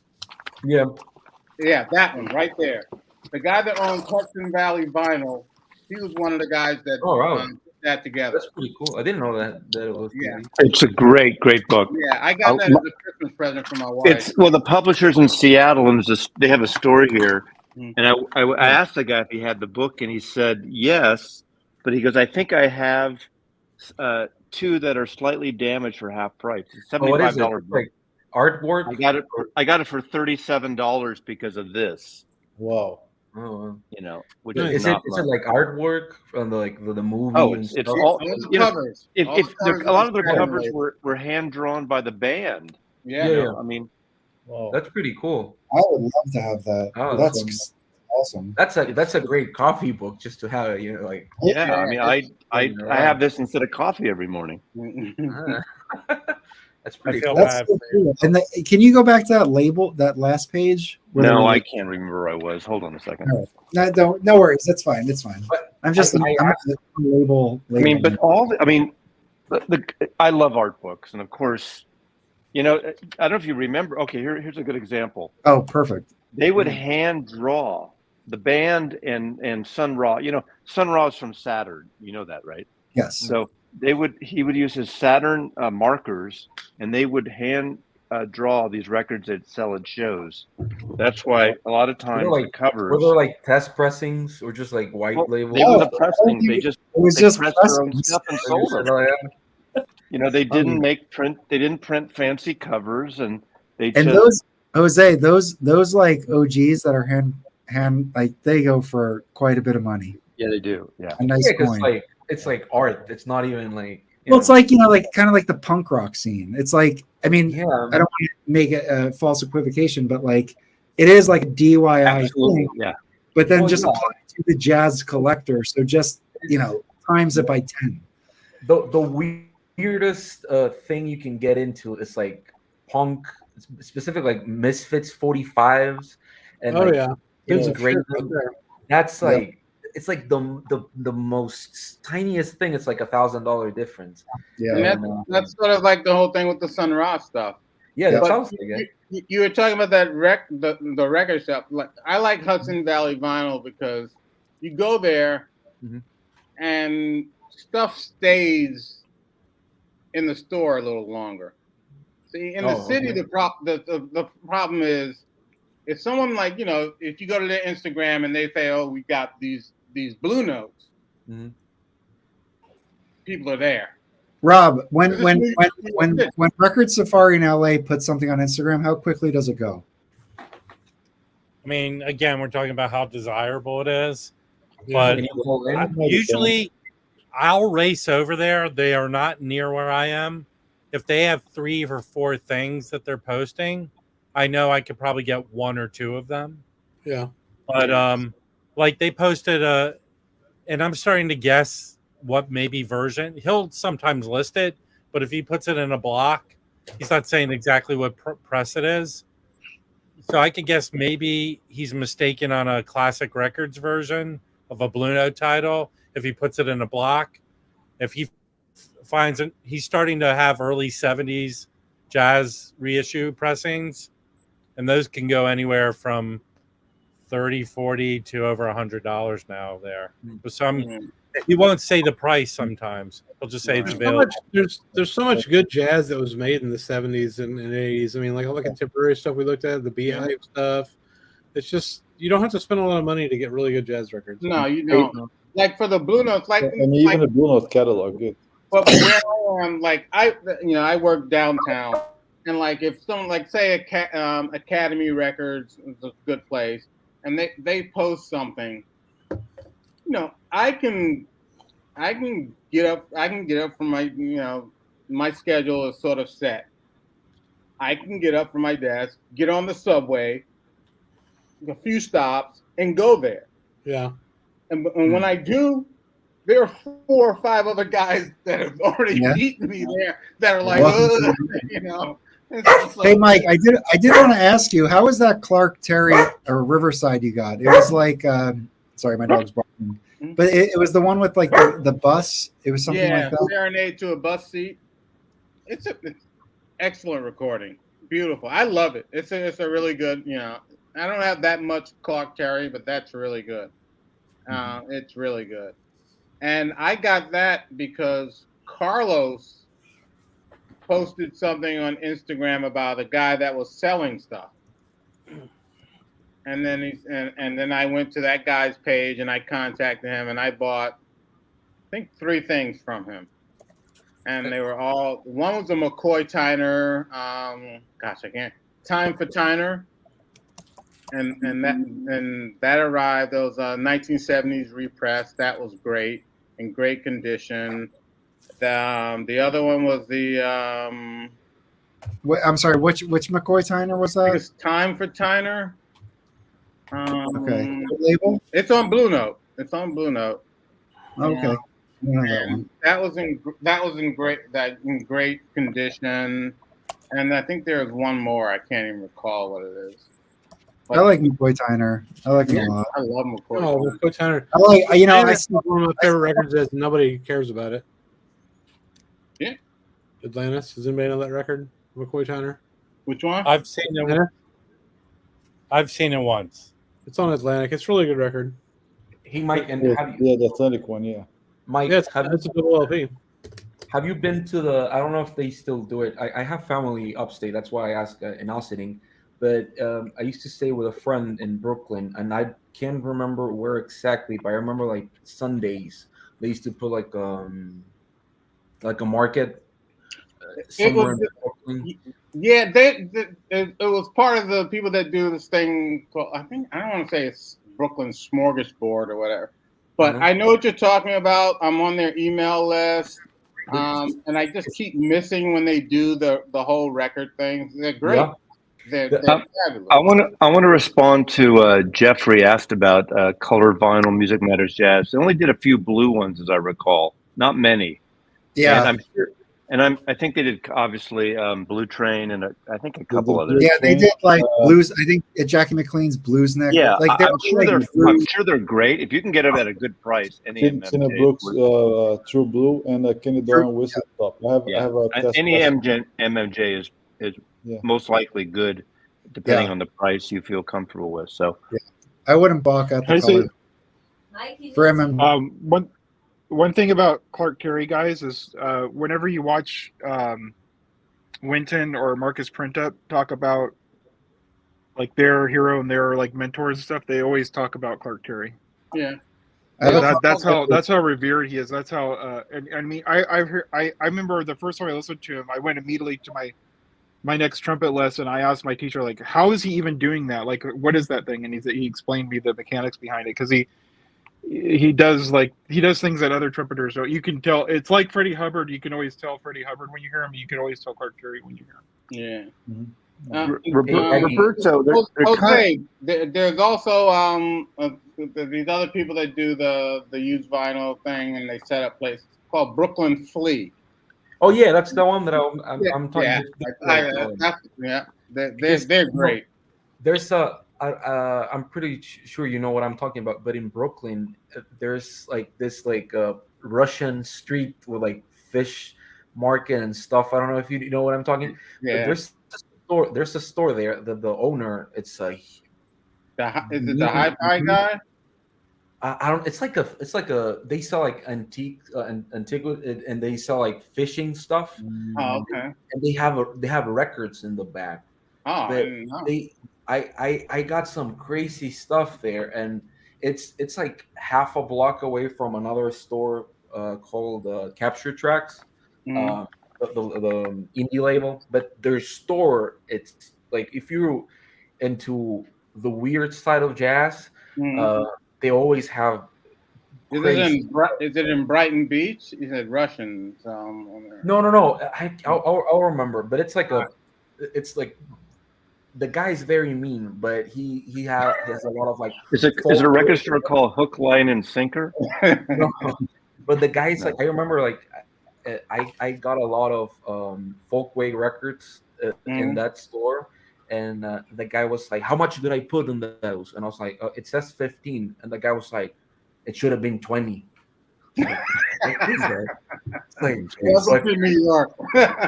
Yeah, but they're like Sharpie in the outer sleeve, right? Yeah. So I was like, but it already says like I can swap the records, you know. It's like, oh well, you can, I guess. But he's super nasty guy. But he left all the records at 15. But I'll remember the name. But right. it's a good little hidden spot, that and Captured Tracks. And if you ever for some reason up in Woodstock on Sundays, they do like the little market. And it's so weird going there because it's literally people that die or people that just passing by, and they have a lot of record stores. And, you know, I don't know if he still lives in Woodstock. I know, well, he sold his house up there. Sonny Rollins used to live up there. Yeah, I think he still live up there. I've heard that. But I know he sold his house for like a shitload of money. Woodstock is beautiful. The coffee shops, they all have like Massey has like the prints of John Lennon, but they have like the Woodstock and all these concerts that everybody went to, like, and like who took this photo? It's like the guy serving you the coffee was an old guy, like it's me, and it's pretty cool, pretty weird. And there was like a guy that's like the wizard of Woodstock, and he would like tell you stories of people he met. Very interesting. I'm going to start a cafe and start doing that, so you can all visit when you're in Seattle. I remember Eddie Vedder and Jazz Shepherd has his cafe up and running. I mean, that's a good idea. I mean, what's great about here, Easy Street Records has an actual breakfast place and lunch place, and I think during lean years it supported the record store. And having like a cafe, you can make the markup on coffee is fucking amazing. You can make more in a cafe than selling records in many cases. So if you I like that idea, hanging out, buying records, having a coffee. Yeah, Well, it's such a great idea. One thing that I've been keen to is like just listen to Michael Esposito. Is oh, what happened here? That was me. Sorry. Oh, that's okay. Is that the new records, like the profit margin is pretty slim, It's very but low. where the business is the used record market. Like Yeah. buy low, Yeah. sell or You know, discounts. I admire that a lot in the US that you Mhm. can sell used records. Like you have no idea how sketchy you have to be in Latin America to sell used records because you have to actually show that you bought those records. So you need like a, what do you call, like a receipt? What is that? The record. Mazzy, what pressing is This is the only MMJ I really want, right? Yeah. And it's the only thing on my want list. And it keeps popping up lately, but it's like $425. I'm not gonna, That's I the think price. I actually asked Joe Harley because I wish Tone Poet would do it. They won't do it. It'll probably be eventually a classic. Look, But the cover is so fucking beautiful. I want a copy. Buy it right now for the stream, Mazzy. It's been Mazzy, that was as much as the Byrds album was. The Byrds box was. Get The it. book? You mean the book? Hit by tonight. I'm not buying. I'm not a kind of. I don't mind Email spending money. him, say you'll give him $350 and see what he says. Spending $400 on a record is just not in my. I've never done that. I mean, No, that's Tone Poet won't do that. They won't. They probably will do Bobby, the other one. Yeah, Component. it'll be a classic that. eventually. It'll Yeah, be a classic. it'll I'll be tell you a what, cover. I want the beauty of a cover. I can't. I gotta say that I cannot wait for the Tone Poet list to come out because we're gonna make a video about it too. So everybody you have Blue Note, Transition, Solid State, Pacific Jazz. Like we have like there's a tally on the Hoffman forum of all the things that are in the queue, but who knows what's going to be in 2023? Right. I mean, The one thing I wish they would do, I went through this whole thing about Sam Rivers, and there's a Sam Rivers album where on Blue Note, it'll probably be a Tone Poet eventually, but where he does basically a standards. Which album is it? Hold on, I'll show it to you. But Okay. it's great. There's already a Sam Rivers classic coming out this year. I'm curious. What's the Sam Rivers classic, Rob? Fuchsia. There's a video about it. Come on, man. Oh yeah. Does anybody here knows who owns or like if there's like ever been any? Don't know. We got a dono. Oh shit. Pharaoh Sanders, like his catalog, that it's not like in mainstream labels. A lot of his big stuff was on Impulse, right? No, but no. You know, I'll tell you what. The one Pharaoh Sanders I want is his ESP record with that big swirl thing. Oh yeah, that's great. You can get two of his timeless albums, Africa, and there's another one. Yeah, but both Light in the Attic has one, and Music on Vinyl has one. Yeah, but let me see. That Acoustic Sounds one's great. I mean, I got it this week. It's great. This is the Sam Rivers. Oh yeah, I know that one. Yeah, and it's great. It's great. Cool. It's basically all standards. Oh, that's nice. Yeah, I have a 1970 Liberty pressing of this. It's a beautiful. It's a great recording, and I mean, and it's one of those ones that will do. People that are afraid of Sam Rivers will listen to and enjoy. Mike, who's on that? Who's the side people? It is Sam Rivers, Herbert Lewis on bass, Steve Ellington on drums, Hal Gapler on piano. But it's just a really, really good recording. I mean, it's just excellent playing.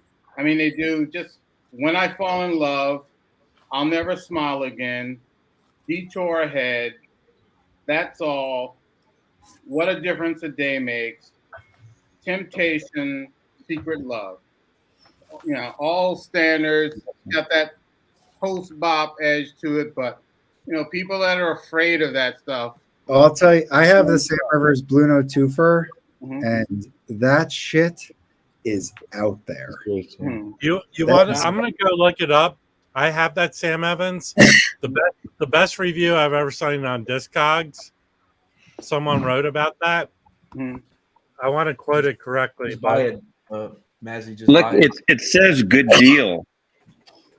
So if someone wants to buy this and send it to me as a VCLT, I will feature you in a special episode. Yeah. Actually, I'm such an asshole here.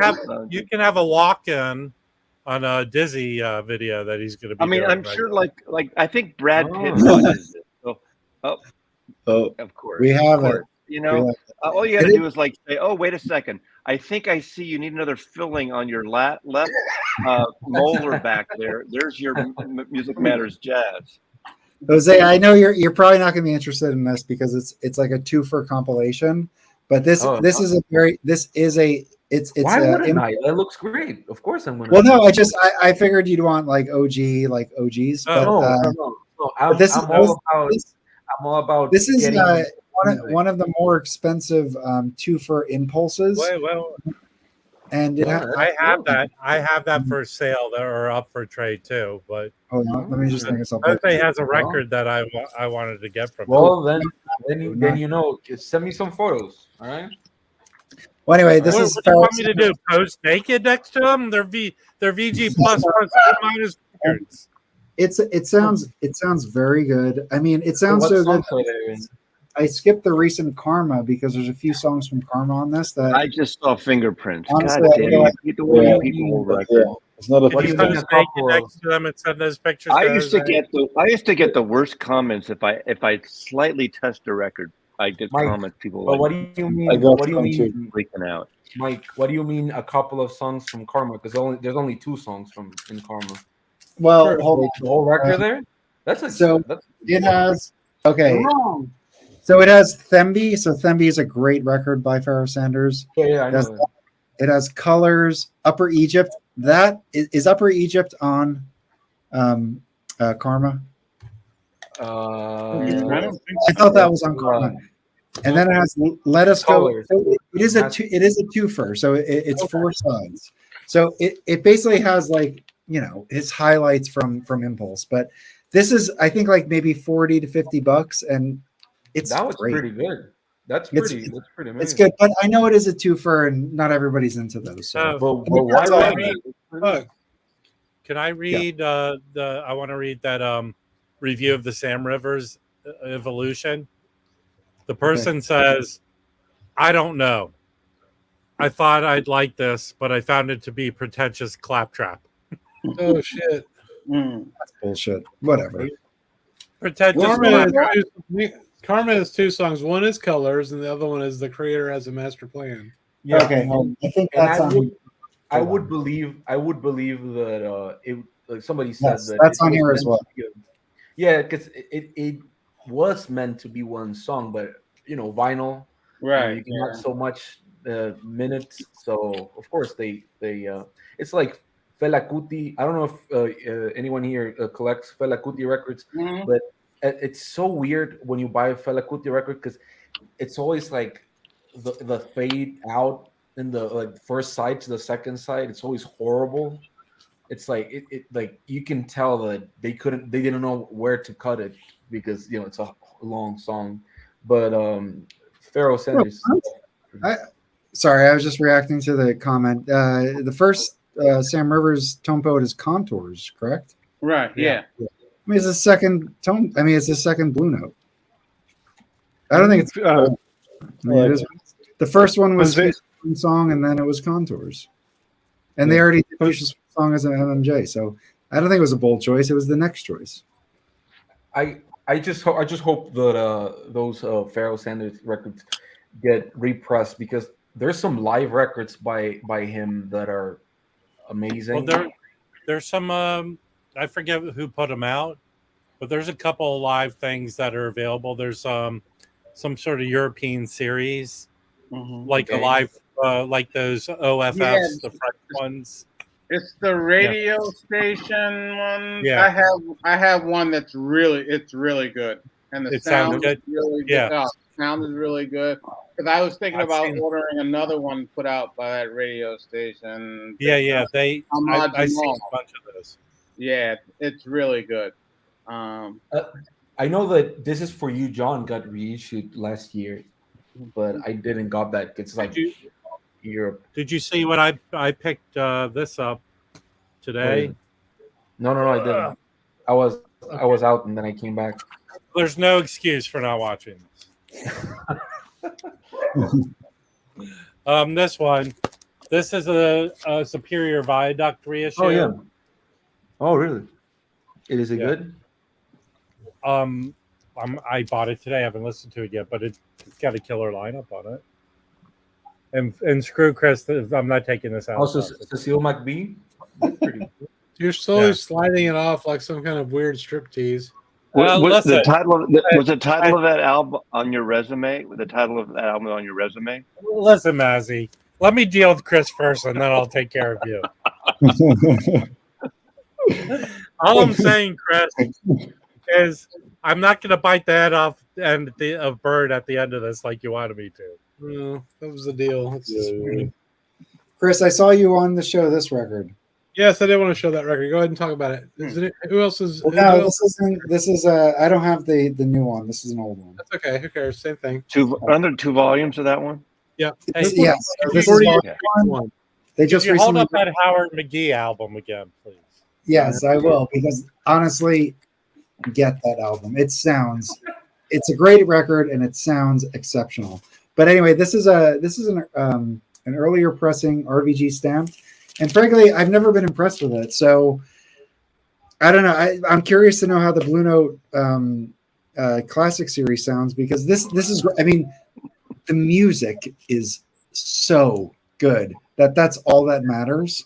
But it just, recording quality and pressing quality, I've just never been blown away by like other ones. But this is, an early, this is part of 5,000 series, probably 78 singles. It's a compilation, So I'm curious. All those songs were recorded from 48 to 51. Right, and I think it is a compilation. Like the things like the Miles Davis 1501, 1502, or 1500, 1501. The JJ Johnson 1505, 1506. This is the Thelonious Monk 1510, 1511. This is like when the 1500 series started, they just reissued the 10 inches, the 78s. They put them together on a couple volumes. But those recorded for 10 inch. So the thing that's important about that record is, to me anyway, is around about midnight, right? Like he plays it slow as fuck on that record. Like he was known to play like these very slow tempos, where especially early on in his career, where other people didn't even know how to fucking count like that, right? Like it just fucked them up. So even on here, they have volume 1 and volume 2, so they knew they were putting it all up. And so all those songs you're showing are just like his early, or not his repertoire that he was playing all the time. Do I have to do a mic drop here? Right now? Do it. This is that same as the Sam Rivers. That's not cheap. That's not cheap. This is both the volume 1 and volume 2. Yes. Online, that's not exactly cheap anymore. Well, you get what you pay for when you're. Well, I mean, pay $25 okay, so Rob, how does that? So what I want to know is, because I know how this sounds, and like I said, that the music makes it's worth every time I put it on. I'm blown away. But sonically, it's not great. How is that, Rob? And then Chris, how is the new Blue Note Classic Series? Well, I mean, I have nothing to compare this to, but it sounds fine. Yeah, I have the classics. I agree with Diddy here that the new one sounds. The classics are good. But I don't have anything to compare them to either. So. Have you heard the monk one? Do you have that one? Me? Yes. This one. Yeah, this one. I do. I have both. Yeah, I do. The thing is, I rarely, if I have something, buy another copy of the same thing. That's what I'm saying. And I'm satisfied with that. I'm stuck with this. I'm stuck with this sumbitch. And this is an RVG stamped. I thought, yeah, I paid a good amount for it, so I'm stuck with it. Mike, just get it out of your system. Go take the dog for a walk. The dog wants to go out now. I'll say this, the JJ Johnson. Yeah. Yeah, I could not believe how good that sounds. The new one? Yeah. Now the second side of the JJ Johnson is it a quartet? Oh, I can't remember. Because the first side is Clifford Brown and Jimmy Heath, and the second side it's like it really falls off. I feel like. Oh, but the Clifford Brown's playing it just comes. But right that's out. he's only on side one, so side. But do you have the new? You have the new reissue. No, I didn't get it. I have. I'm talking about on the new reissue. It's just like I don't want to say a revelation, but it sounds really good. Same. I got my copy. This one, and the problem with this one is electronically rechanneled for stereo. Yeah, you can't. Nah, sorry. Hey, do you hear the Burn it Donkey in the Kong trash theme right in there? now, Mike. Burn it in the trash. I'm gonna switch myself with Baggy and. All right, 1 second, Jose. This is the one that we were talking about. Yeah, Oh, wow. That's exactly the one I'm talking about. Yeah. Oh, nice. It is really good. Yeah. That's a great photo. And the band, I don't know if a lot of people are familiar with these guys. I know two guys, but Danny Mixon on piano and organ, Calvin Hill, who I'm familiar with on bass, and Greg Bandy on drums. I know Greg Bandy. He used to play a lot with Gary Bartz, and I actually have a Greg Bandy album, CD, and I remember. And I always remember it. I don't play it a lot, but it sticks in my head because he has this one song called "Good Booty and Barbecue," and I just never. I can't get that out of my head. I think if Jazz Bum Mike lives his life by one motto, it's that one. That's my motto. Shit. Mike, do you like or do you have any Leon Thomas records? Talking about Pharaoh Sanders and stuff. Only when he's with Pharaoh Sanders.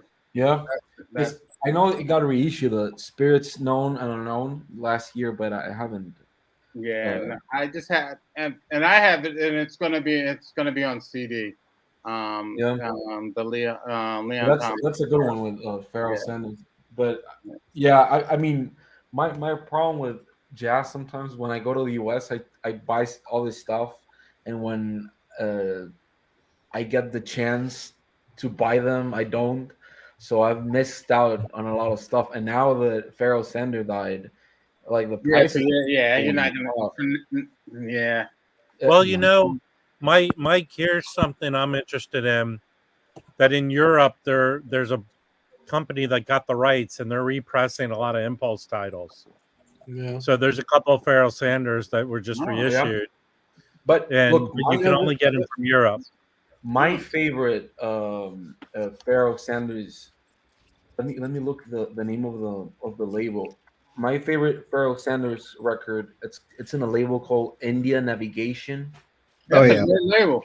Yeah, that was a great label. Yeah, but that record, I think it's only been like reissued twice, like the next year and the next year. Yeah. And the cheapest copy I think I've seen since he died, it's like $600, $800. Wow. That's a streamer for me, bro. Yeah. But I mean, that's like more expensive than his ESP disc. Yeah.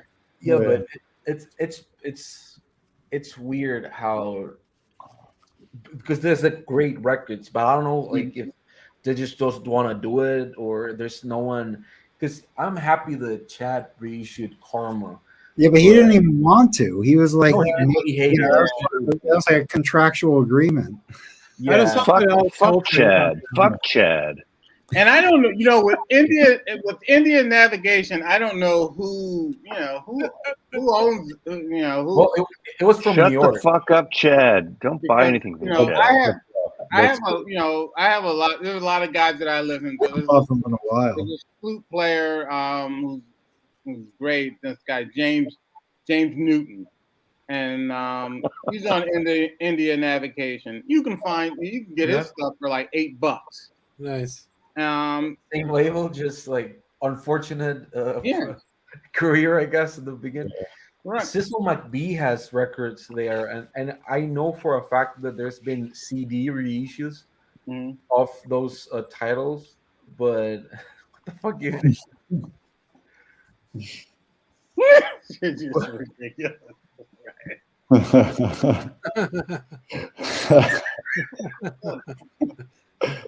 What channel is that on? I saw that on Rachel's stream. It's fucked up. I don't know. Marizu Stark. I don't know who did it.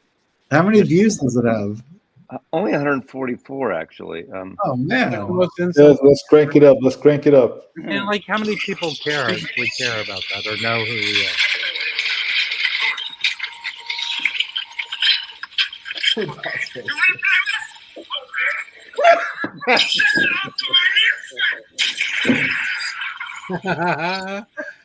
Yeah, you know. Thank you very much. I am what I am, and I'm going to be the very best of what I am. And for those who confidentially, I don't give a damn. I'd like to thank you for letting me be myself. But you know, I didn't invent it. I didn't invent it. What Felipe? I'm a victim. Rob and I eventually happens to him. Got murdered by that man. Well, I mean, I will say I have bought much less shit from him since that happened. No, Same here. Be honest. I just think he was a cranky toes that day. Whatever. It was stupid. You know what I did? Listen, everyone. As a victim of his horribleness, I've had to go through weeks of therapy, deep therapy. At Well, least Mark you got the Mark Glassman's here in Canada. Isn't he a therapist? Hey, by the way, I found the Pharaoh Sanders Thuheed. Yeah, is one of the one he's like in a mountain. Yeah. No, it's him just holding the saxophone close to his head. Oh, but right. this is one of the titles that have been reissued. I'm trying to determine exactly who did the reissuing, but there's a bunch of Impulse titles in Europe. In terms of 70th, someone said which 75th have been reissued. I don't remember all of them, but they are putting out, I think it's a 75th, Tony Williams Spring. Yeah, nice. That's coming out as a classic in the new year. Those And 75th are Joe Harley said there. I forgot which. Lifetime. Lifetime they're putting out. Which is I think that's better than Spring, and I don't even own it. I think they're both going to come out at the same time, which will be really bad. I think so too. Yeah. I mean, going back, I like Spring better. Speaking of Chad, did anyone get the Billie Holiday? Did the Billie Holiday come out today? No. Oh, did it? I'm not sure. Oh, which Lady in in Satin? I want to get it from my local store because Lady they in always Satin? carry all the. Lady in Yeah, Satin. because I got that record when I first started It's collecting, a but it was a 33 wax or time, 45. so I got rid of it. So a 33 or a 45 that he did, you know? I think it's 45. Yeah, I think it's 45. 60 bucks. Roberto, that Sun Ra Craft is one of my favorites of the year too. I love that. That's great. Yeah. But his stuff, you got to be careful. It's all over the place. It could be commercial R&B. It could be spacey. It could be singles. It could be free. It's like he's got like what 3,000 records. Yeah, you got to do your research with Sun Ra. You know, and you could find whatever is your bent. Yeah, with him. They're always interesting, but they're not for everybody. I have a great CD. Is Sun Ra Does Disney. That is so good. That is so good. Yeah, that was a good reason. Well, you know, I picked up Lucidity, right? The reissue of it. It was good music, but it's such horrible pressing. It's a bad pressing. I never care. That's the ones I don't care for. Lucidity, everyone likes that, and I'm just like, I agree. I would love to get everyone's opinion here because that's one of my favorite Sun Ra records, and I'm guessing most people here would hate it. The the John Cage and Sun Ra record. I love that crap. I love that crap. Well, do you, man? I mean, who gives a shit what we think? I mean, I haven't listened to it but in it's, years. I enjoy people having different opinion than me. So for you guys that do listen to more cohesive jazz, what do you think of that? Like, I haven't never listened heard to it, so I have no idea. you haven't? My Sun Ra, I like the Savoy Sun Ra, and I like the Transition Sun Ra, and that really kind of is where it ends for me. Well, Savoy is when he went to New York. Yeah. A lot. Are Yeah, they all the that's- smaller version, the smaller groups initially? I'm not sure. I think the Savoy, he had a connection. That one there is that you showed is the first New York Savoy. I mean, the first Savoy when he left Chicago, went to New York. That's what's his name? Who produced Bob Dylan, Yes. Leonard Tom Cohen. Wilson. He got exactly. Yeah. And he's responsible for getting Sun Ra to record that and for him to set the tone of how that record was going to sound. What a great producer, and you don't hear a lot about, but what a great Columbia producer at the time. Yeah. But you know, with Sun Ra, even because there's this one that I was about to order. It's called Celestial Love, that was done in the '80s. Pretty good. And you know, it has like versions of Sophisticated Lady and stuff like that on it. You know, I mean, he was just you just never, you know, Sun Ra did as he pleased. He was weird. And Sundays is putting out a lot of his stuff, and if you buy $100 worth of shit from them, you get a free test pressing. And they sent me a Sun Ra test pressing. But Wax, it's hard to get jazz artists from Saturn to assimilate with Earthlings to make cohesive music. Can someone that call Earthlings Michael 45 to respond come up here and deal with Mazzy, please? Celestial Love is one of the, I guess, Sunday / modern harmonic. Do you like modern harmonic pressings? Because that's a lot. I think they're I mean, you know what? They're no frill. Kevin Gray does a lot of stuff for Sundays. He does. And some of them are digital files, but he does a good job. Yep. I picked up that Colin Bloodstone and a bunch of that their. Is so good. That is so good. The Al Cohen jazz title and the Garcia, the guitar player Garcia, where Bob Evans is on it. They all sound real. Do you know what sounds good is the Mose Allison reissue they did? I picked up one of the Rashawn Kirks that they just did. Sound good. Rashawn Roland Kirk? Yeah. They put out too. I said that. I said that Cecil McBee has records. And, he's great. I'm trying to get more into him. You need to get into Rashawn Roland Kirk, bro, and his 3 saxophones. That dude's a badass. All right. Well, I mean, that is so fucking wild. Being a blind guy and having like 3 reeds and you're playing at once. I just think that right away is worth like he should get a Olympic medal for that. Well, he doesn't. Yeah, I got a 2 for his on Emerson. And a 2 Have you seen some of those? I can't remember if it was Ed Sullivan or Smothers Brothers. One of those shows in the '60s that has Rashawn Roland Kirk and his ensemble. Yeah, and it's shit ass weird shit for that show. Right. I can't remember which one. You know what? I'm waiting. Isn't this year they're supposed to come out with that Verve reissue series, the Lewis Hayes, or with Rashawn Kirk? Yeah, that's a good album. All right, guys, I'm gonna get out of here, and before I do, I'm gonna just use this to show this again. The dog wants to take a piss. Oh no! I just want to. I want to put it on your radar. This is the mono pressing. Just put it on your radar because this really sounds exceptional. Well, you should send me a copy of that then. Now, if you had in the pool 3 hours and 17 minutes, if you had the pool 3 hours and 17 minutes of when Mike would show the same record again, you would. I'm trying to do a public service announcement. Is that Willie Loman? Is that Willie Loman on the cover? And his ragtag band. Anyway. I got to get out of here. So I'll see you guys later. Great stream. I'll see you. I'm going to head out too because I need to hang some wallpaper in Mike's house. So. All right. I'll see you later, Matthew. I'll see you soon. Hey, Diddy PD. I have that record sitting right over here. That is an awesome record. Yeah, Chico Freeman. Yeah, I mean the label is pretty good. I have a Chico Freeman that was one of Chad's first reissues. That sounds amazing. And it's Also, numbered. And then this Indian Navigation, one side is him live, and the other side is just him with a little band. It's amazing. It's great. Yeah. His dad was a great Chicago saxophone player, Vaughn Friedman, and I think he also had an uncle that was like a great Chicago player. But didn't he came late to the saxophone, as I recall, right? I think he was in college, like studying to be something like an engineer or something. I don't know, something like that. That could be possible. I mean, he's just like part of that Chicago royalty.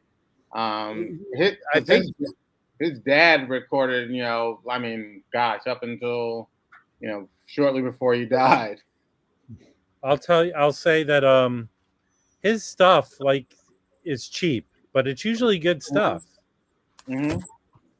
Yeah. But those Indian Navigations and there's a few of them that are pricey ones. No, I mean, like when I go into the Jazz Record Center, like you can find the Indian Navigation for cheap. You can? Yeah. Because I mean, a lot of people that go there, that's not their thing. They're looking for other stuff. Well, I tried to get that one record for a long time, and it was only available in Europe, so I had to pay the shipping. And then someone on McCarty, the shopping app, had it for $23 plus with free shipping. Wow! In mint condition, it was great. Nice. Look at this. I'm gonna show a couple records now. Does anybody know this band? Bad Not Good. Nice. I think you just printed that on your computer. I've seen that. Look, Roberto is saying that it's a killer band. He preempted that with his comment. So this is like modern. It came out in 2021, I think. Yeah, that's 2 years ago. Yeah, it's pretty good. I saw them live. They're pretty good.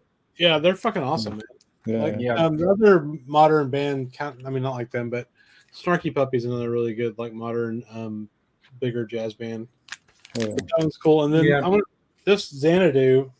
We were talking about the gold series earlier, I think. All the archival stuff.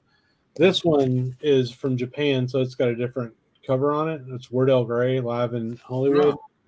But it's cool. It's from the late 40s, so the sound's kind of bad, but it's really good music. I mean, I remember who's on here. Let's see if I can figure it out.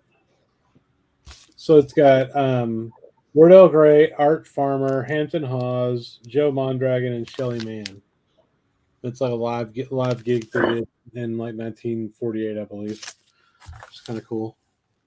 Nice. I paid $5 for this. I mean, plus shipping, so it's $11. I'd pay that all day. Well, yeah, you're made out of dollars. I'm not made out of dollars. I'm just saying, man. I can't find cool shit like this around here. You know what, Chris? Earlier in the stream, Chris blew his nose in a $1 bill. Yeah, he doesn't care about money. No. Okay, I've got. I can't find them. Just got fancy clinics around here somewhere. Sort of sort of trivia, but Hampton Hawes. Yeah. He received a presidential pardon from JFK. For what? from being arrested going to jail. For drugs, man. Yeah, drugs. That's fair. Yeah, the LA cops basically framed him, and that makes sense. He went to jail, and he got a presidential pardon from JFK. Wow, that's pretty cool. Yeah, talking about they let one black jazz person out of prison, yay, right? Those stories about the stuff that in LA back in the day, when you watch LA Confidential and how they ruined that one guy's career and stuff, that shit's real. It's scary stuff. Definitely real. The guy that was the police chief, and the place at I guess the headquarters or whatever is still named after him, the Parker Center. This dude he was a real bastard. Tommy Kirk that was in the Disney movies like the Shaggy Dog and Swiss Family Robinson. He was gay. and then he was also his career was ruined because they caught him with a joint, and that was it. It was done after Family that. Robinson is like one of the best movies ever made. I love that fucking movie. Which one? Swiss Family Robinson. It's like a top 5 movie for me. I love that movie. It's great. But Hey, I have to go, but thanks for having me, and Of course, man. I hope Thank you for everybody has coming. a good weekend. All right. Bye, Jose. Have a good night. I'll text you tomorrow, Felipe. All right. Bye. Oh, have a good night. You know, he's talking about those Kuti African or Nigerian jazz records. They always when 45 has the special, like these little auctions. They're not auctions because we don't bid, but he gets Dave to come in, and Dave will have curated albums that he puts up on the screen. Yeah. And then everyone that's interested like says me, and then Michael will pick a number between 1 and 10, and whoever wins will get to pick that record. And he always has those Kuti records like in like immaculate shape. I guess it's really hard to get. I guess the African jazz stuff is really beat up. So he'll have one that's like in perfect shape, and it'll be like $100, $200 or something like that for those. But he always has like 2 or 3 albums from that guy every session they have. But I don't know anything about it. I didn't know anything about those guys. Rob, can you show the? I was wondering if there was any records with Sheldon and Pete Jolly on together. Are you going to sell that, or is that for you? It's from Is that an auction? What's the name of that album? What's the name of that album? What is it called? I mean, it's buried here. It's Art Pepper. Well, you can, and then that Kenny Dorham too. What was that Kenny Dorham one? That live? You said it was a live one. A short story. Yeah, I was in the car when you were showing it. It's on Steeplechase. It's the police going to arrest you for your vinyl addiction, Baggy, so they can help you. That's the one that has Pete Jolly and Jack Sheldon. Yeah. Oh, he's awesome. Yeah. Smack Up. Okay, cool. He went to prison for There's it. really cool videos of Jack Sheldon telling crazy stories about his, in the 60s. And he tells stories about him and Pete Jolly. Remember a long time ago I showed that Pete Jolly record had a bird on the front of it, like a cartoon type bird? Yeah. I've got a few different Pete Jolly records, or records that he's on. I like it. It's I like that stuff. Does anybody like Scott Hamilton? I don't really know him. Me either. But I know of him. I don't know his music. For like $4 on Discogs, so I don't know if it's gonna go or not. We'll see. It looks like it costs $4. Yeah, that's on Concord. He started there. He has some. Is that Waters? What do you mean? Is that Roger Waters? No, it's Scott Hamilton, bro. Look, the name's right there. Listen, Baggy. Your type of humor doesn't swing this late at night. Baggy's sort of right though. That looks like John Waters. all right. It does look like John Waters. Yeah. Old Concords have a cool label though. Yeah. The Unreleased are the best. That's an ugly label. You're an ugly label. One of my favorites on Concord with him. He did a recording with Tommy Flanagan. Yeah. And that's really good.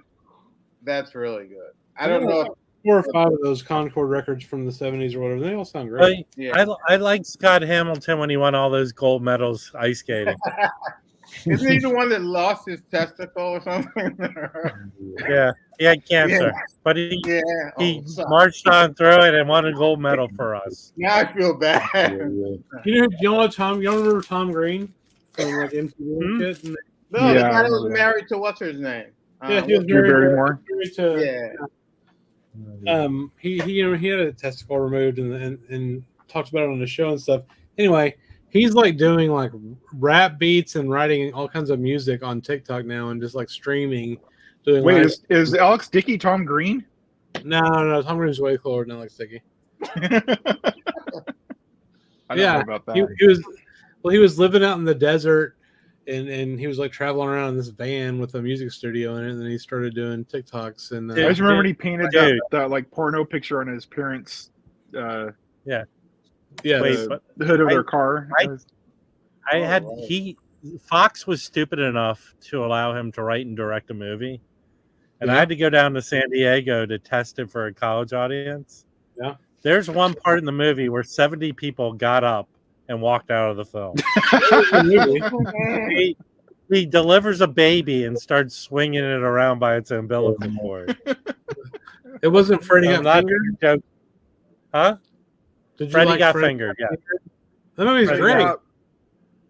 Rob, I went to 3 test movies when I lived in Pasadena. I went to Wild Things with Matt Yes. Dillon. Yeah. I probably did that. Vampires. John Carpenter's Vampires, and there all these nerds showed up to that. They somehow knew how to go to that. And then Night of the Roxbury. Oh wow! Because every time I leave my house, because I live downtown. Yeah. At the UA theater. We always record. Was it at the UA? Yes, the UA theater. There's always the UA. And I would I would leave my house, and they would be bugging me like, come here, come on. Yeah. One of the most famous test screenings I did was at the UA. We did Dodgeball, and they had 2 different endings, and it was the hottest part of the summer, and we split. When we have 2 screenings, we have to put demographically the identical audience in each theater, so we split them all up, and the air conditioning broke in one of the theaters. It was like a sauna, how hot it was in there. And like any reason, the filmmakers or studio execs will point to that as the reason it didn't play well. But no one left the theater. No one left the theater, and they kind of played exactly the same with the different. Is that theater still there? No. So that was one of the funnest times of my life. I lived on Marengo, and I would go down there. You could get drunk and everything, and just walk home. Go to King Taco, and walk home, and you never had to worry about driving. But I had an interview with that company to do the telemarketing where you have the people on the street that get the people to commit to coming in, and then you have the people that call on the phone and say, are you really going to come? I had a job interview, and I was going in my Bug that was all torn to pieces, and I was late to the interview, like 5 minutes late, and the girl at the receptionist just told me to leave. It was down like in the Miracle Mile area, which I was totally unfamiliar with. Yeah, and that she wouldn't let me interview. So I could have been your coworker, Rob. And I was a mean girl. I was a recruiter out in the field and then ran the events. I never worked in the office. Galaxy. I knew all those people. Yeah, I think those stuff is really good. Do you have any Galaxy records? Yeah. Yeah. I have Art Pepper at Galaxy Records. Mm-hmm. Art Pepper and the Johnny Griffin. Also, I have a great live concert with Red Garland and Tommy Flanagan. Yeah. Oh. And then like a third guy. Yeah, it's good. It's a good live concert. But I mean, they were like an 80s jazz label, sort of like similar to Pablo, where they got older people to be on the. Yeah. Oh, Straight Life, the record, Our Paper Straight Life is on that. On Galaxy. I have that. I think I have 2 or 3 Art Pepper Galaxy records. Yeah, that's cool. They sound good. I think they're down. Let me see if they're down here. I think I think someone said this earlier. They were all recorded, and mastered by George Horn. So you're gonna get that consistent, excellent sound quality. Right. By the way, here's the one my buddy put out for Record Store Day. Yeah. Yeah, it's on clear vinyl. That's a good one. Yeah, really good. Yeah, they'll just go for like 200. Well, somehow these are numbered and they only did a certain amount. Like 3 record stores later, I was like. I loved sleuthing on the internet. I would spend hours trying to locate one at a local record store, and that's how I found this one. Yeah, nice. Oh, it's so weird. Go ahead, Mike. Sorry. Yeah, Matthew mentioned the duo album with Art Pepper and George Cables. I guess that's on Galaxy. Yeah. That's really good. But Matthew, you should check out the duo album with Frank Morgan and George Cables I believe that may be on the Contemporary, and that's really good also. Yeah. That is a beautiful album. I mean, and it's just amazing. Frank Morgan. I think that was some of his best playing. These are I only have one of them, but on CD I have all of them. They're like 3 live shows. Yeah. Omnivore put them out. Of course, I have that. That's great. Oh yeah, that's good. That's the first record I flipped. I learned it by watching you, Rob. Listen, man, you got to do what you got to do so you can taste the good stuff. You know what I mean? That's right. Yeah. I have a weird record to show. Have y'all ever seen this? Symposium and Blues. Who is that? It's a bunch of different people. It's got Lead Belly on it, Duke Ellington, Louis Armstrong, Artie Shaw, Joe Williams. No, I never saw it. Actually, it's different records. I don't know. It's got a bunch of people on Washboard. I don't know, a bunch of different like weird shit. But so this record has this housewife that looks super like, you know. I thought it was Blossom Deer. Yeah, wait. Look how content she is. But you know what? We can write her own story. Look. Yeah, well, I write her story. She's content because she's on Ellaville, the antidepressant. Oh, yeah. Well, so that's three-face. That's a three-face lady. Oh my God. Yeah, this whole thing is just a fucking ad for wacky antidepressants. Yeah, but what's the music in there? I mean, it's like blues. It's like Louis Armstrong, Walter Davis. So are you supposed to create a scenario in your head what she was going through when the Louis Armstrong song was playing? No, I just think it's kind of so. This is a political rant slightly. I think it's fucked up. This is like the '60s. You know, let's make sure we drug the women so they'll be okay. And then look how happy but what is she can listen to a blues record and have no problems anymore. So she doesn't. But wait, how does jazz connect to this shit? How's the music connect to the story? It's the blues because she has the blues. So if you have the blues, get on a fucked up antidepressant. Take one of those and you're gonna be fine. Eventually, my husband backslapped me. Yeah, exactly. Yeah. But I bought it because I thought it was fucking wacky, and I paid $8 for it. Yeah. Guys, I'm gonna jump out. All right. I just want to show some of the Frank Morgan stuff that I have really quickly. You don't have to be quick about it. We're fine. All right. I'll leave the one that you showed Chris out. I got a crash. Yeah, because I'm gonna crash in a second too. But crash, it's like 4 o'clock out there, bro. Come on. And later. All right, this is the one with George Cables. Oh, nice. And that's really good. I mean, they do a lot of great songs on just the duet. And this is called this is Yardbird Suite. It has Frank Morgan, Mulgrew Miller, Ron Carter, and Al Foster. Mm-hmm. And this one is really good. It's basically the McCoy Tyner Trio. I've seen that one. This is really good. Louis Hayes on drums, Avery Sharp on bass, and McCoy Tyner on piano. And when Frank Morgan got out of prison for the last time, they set him up with the Cedar Walton Trio. And this is Cedar Walton, Buster Williams, and Billy Higgins.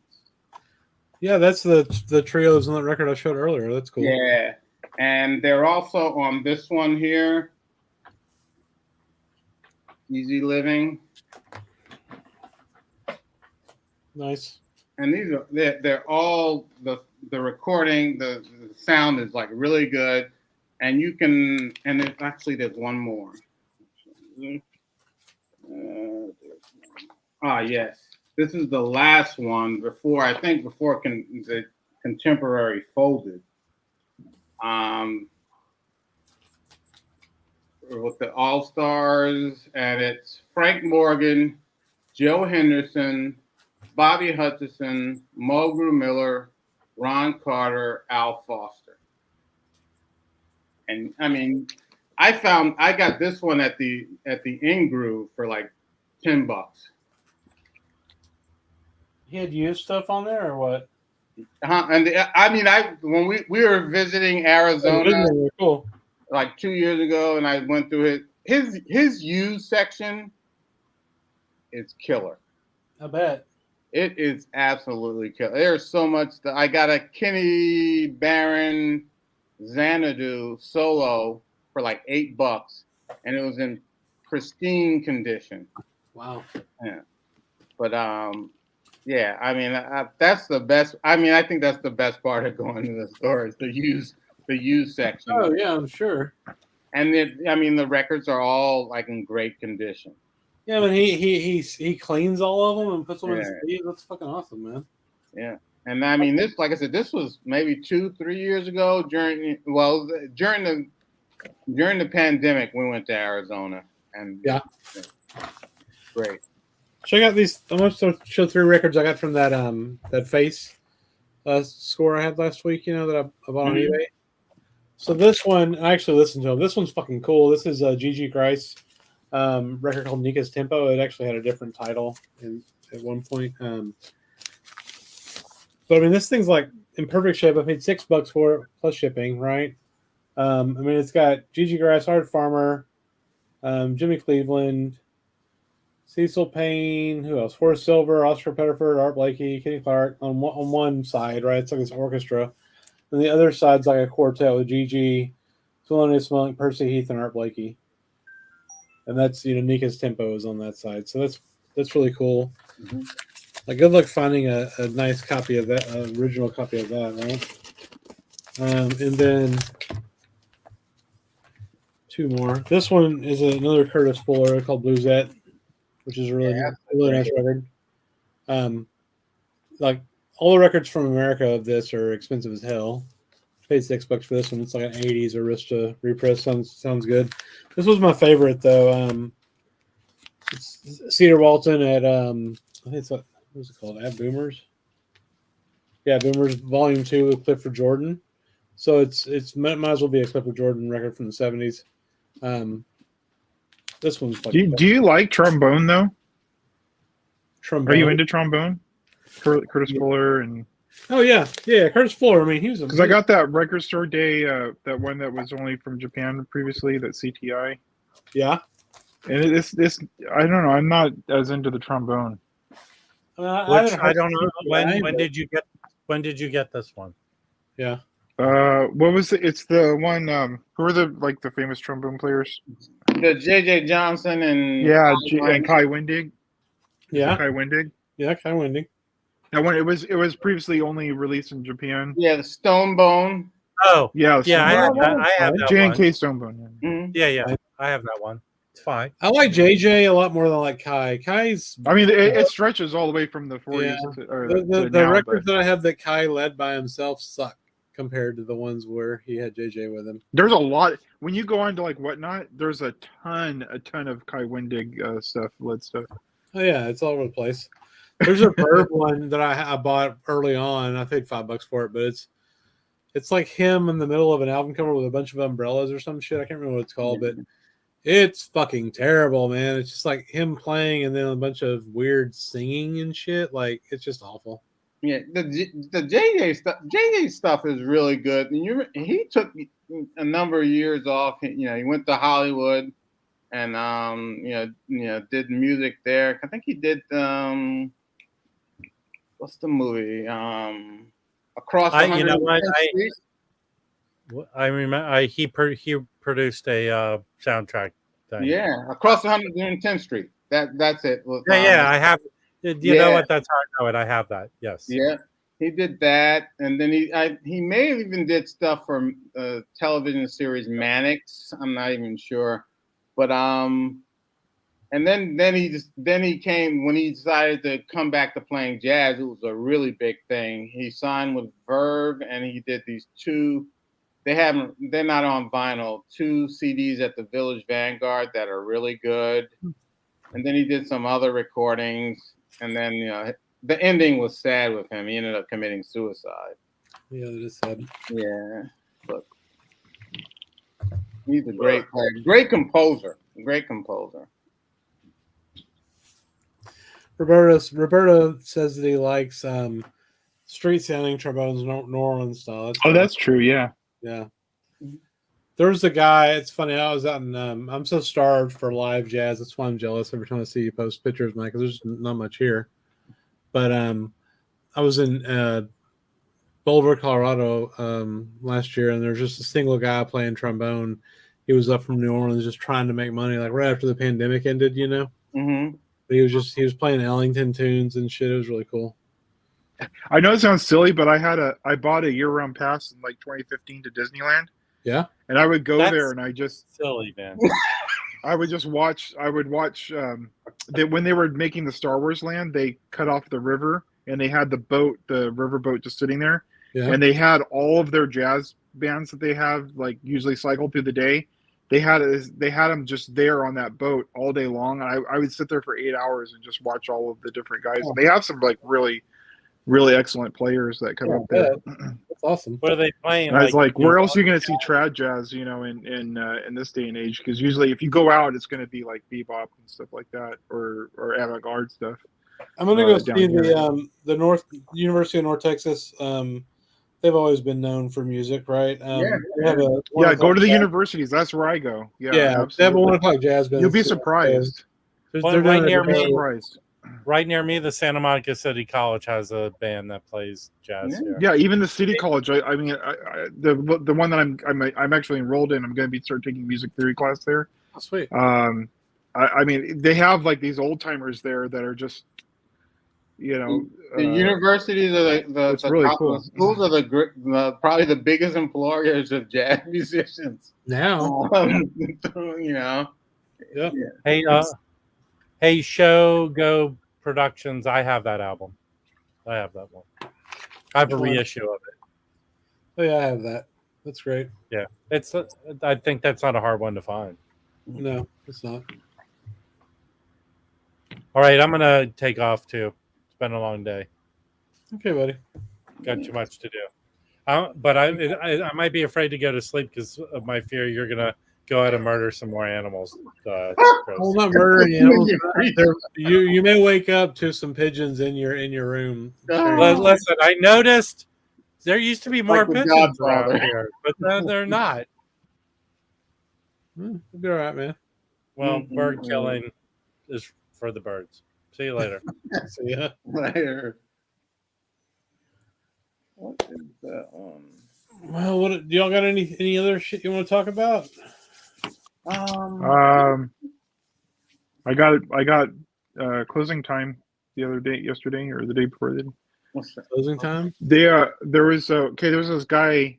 He's kind of like Rob. He goes by Nearsighted Fox and whatnot, and he has this. You know, he sees a Discog seller, but he goes around and buys collections of stuff in LA.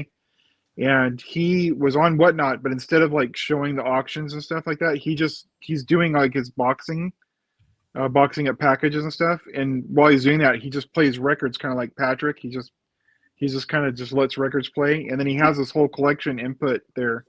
So if you want something, you just have to tell him what you want, and then he'll run it as an auction in there. So he had closing time in there for $45. Yeah, for $45. And first press of that, if you want the first press, it's like $200 for a clean one. Really? This was a 1975, so it goes for like $50 online. Yeah. And he was asking on his disc. I looked on his Discogs. He was asking 40 something, but then the shipping on Discogs was $6. The shipping on Whatnot was like $350 plus. He was asking like a little bit less, and I'm like, hey, can you? So I still asked him. I said, can you cut a little bit off that closing time? So he ran it like 38 or something like that. So I ended up getting it for $45. And the other cool thing is, like, I asked him. I said, well, can you play it? And so he threw it on his record, and it sounded amazing. If it sounds good over Whatnot, it's going to sound even better in real life. So yeah, I'm stoked because there's 3 that I want. Closing Time, Heart Attack and Vine, and Rain Dogs, and those are the 3 I want on vinyl. Yeah, I want Rain Dogs, but good luck on finding. He said he bought 2 Rain Dogs at Amoeba and already flipped them like instantly, and they went for over $100 each. Yeah. I mean, so, and you know, and they won't. I don't. You're not gonna see a reissue of Rain Dogs anytime soon. I don't say anytime soon. Could happen, but there's a dispute between Tom Waits and the label because Rain Dogs is the second album after he switched from I think Elektra, because he did Swordfish Trombones and then Rain Dogs, and you know, there is nothing on that label that has been reissued. Yeah, because the old stuff is like Closing Time's Asylum, and that I think that goes all the way up through what was the first island? Swordfish Trombones. Okay, I have Swordfish. Yeah. So that hasn't been reissued. Rain Dogs hasn't been reissued. Frank's Wild Years hasn't been reissued. And then I think maybe he left in, or maybe it's just stuff that's on CD. Well, I remember my friend bought Mule Variation, so it came out on vinyl originally, even though that was late '90s. Yeah, but I think is that anti? I think that's probably. I think that's anti. You can get the anti stuff on there, but I think there's a dispute with Island and Tom Waits.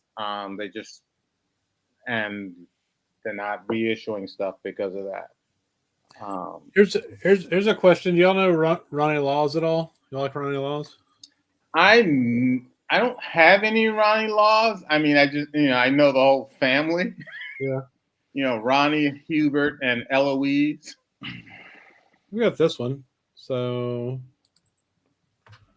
I didn't realize he was related to Hubert Laws, though. That's amazing. I didn't know that. Because this is from the 70s. This is a cool record, man. Yeah. So yeah, I'm a fan of Ronnie Laws on Blue Note. Old Black Bee. I don't know why I'm still big. It's making me feel uncomfortable. There we go. What else? Did I pick up anything else? I've got so much crap. I was thinking the weirdest thing today is like George Benson's relation to Smashing Pumpkins. Is there? Is there one? Well, because so I Rick Beato, when I had a band, we were very influenced by Smashing Pumpkins, and we did one of their songs as our closing every night, which was stupid, but we did anyway. But there's so much octaves in their playing. Like they'll have the bass playing the same note, the guitar playing the same note, and then Billy Corgan singing the same note. So it's all octaves of the same note.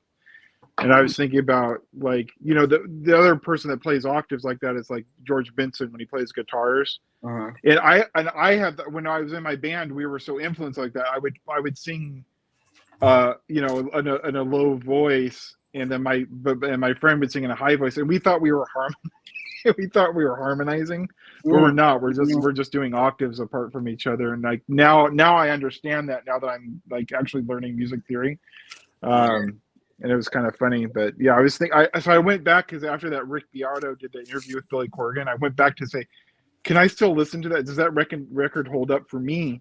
And there's a few songs on there that are still amazing, but I was listening to Smashing Pumpkins' Gish, but there's a lot of the songs on there, and he said something really interesting during the interview that solos were not cool at that time. It was not cool to do solos, and they're doing like really awesome solos in there. Mm-hmm.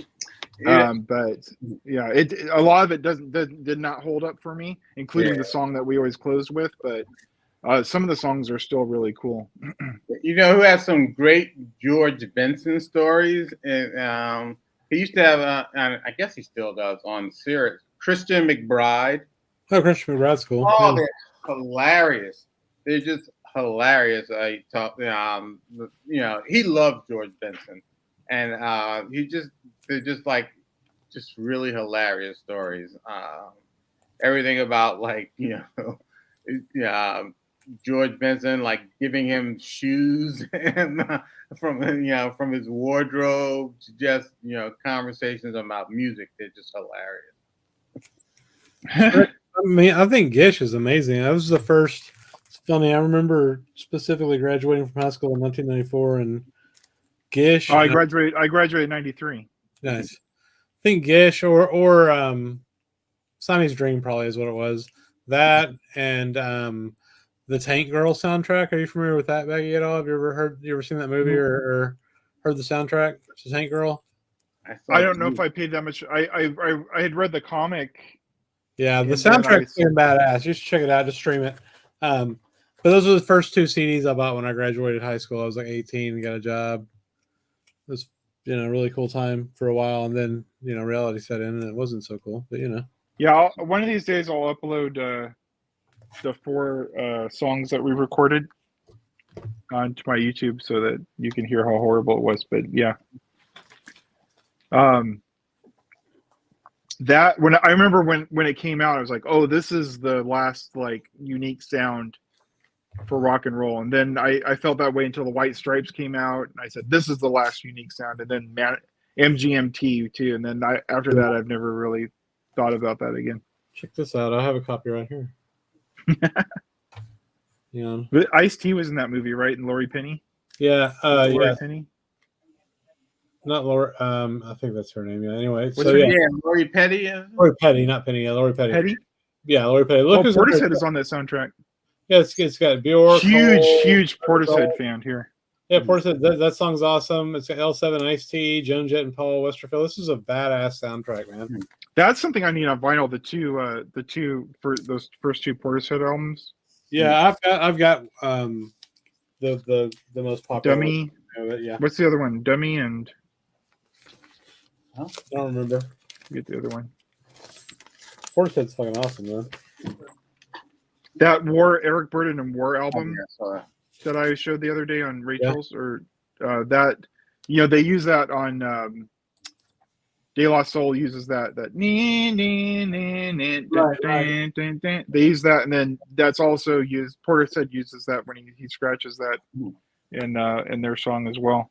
And I remember when I got that album, I didn't know it was on there, and I was stoked.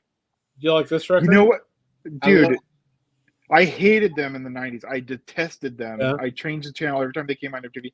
I was just listening to a playlist with them on now that I'm more mature, and I'm like, you know what? These are actually pretty cool songs, and I actually listen to them now. I love that one. That was produced by T-Bone Burnett. Yeah. Was it really? Well, yeah. I think I was too snooty back then, so I actually really like it now. I play it while I'm riding my bike. Yeah, Matthew in the comments said mentioned Frank Catalano, and I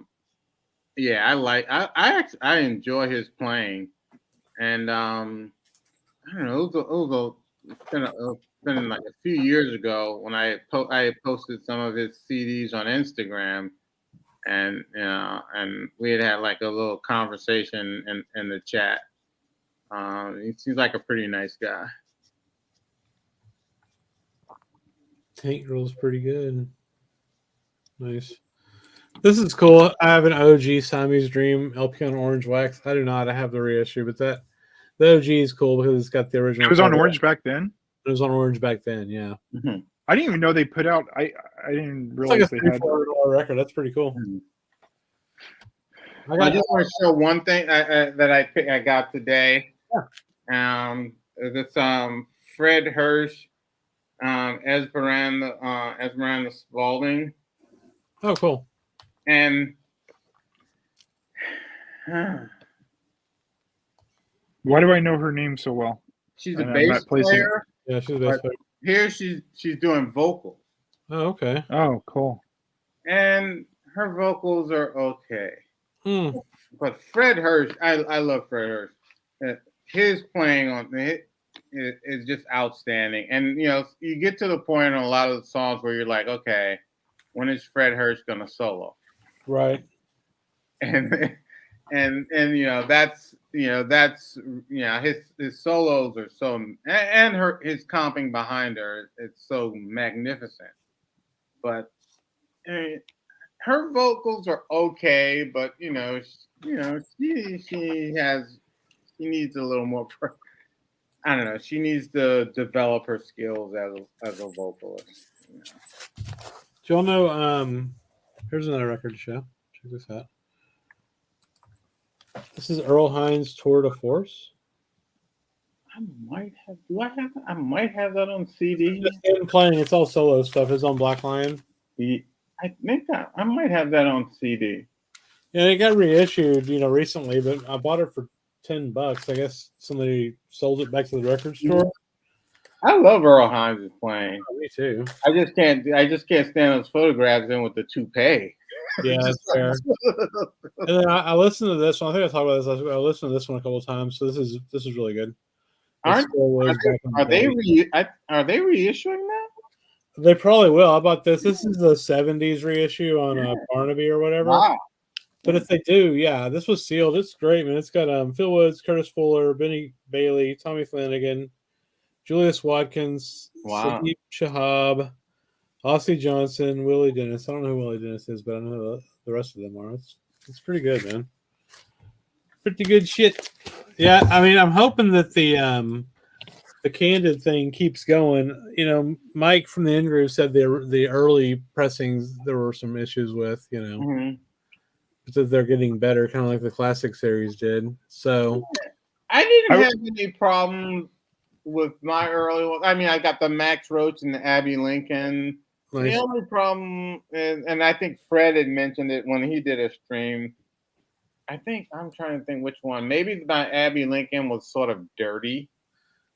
Yeah. Oh yeah, of course. Yeah, dirty. Yeah. Sure. But there was no sound issues. And I had the Abby Lincoln. I don't know if it's Speaker's Corner or Pure Pleasure, the same album. And the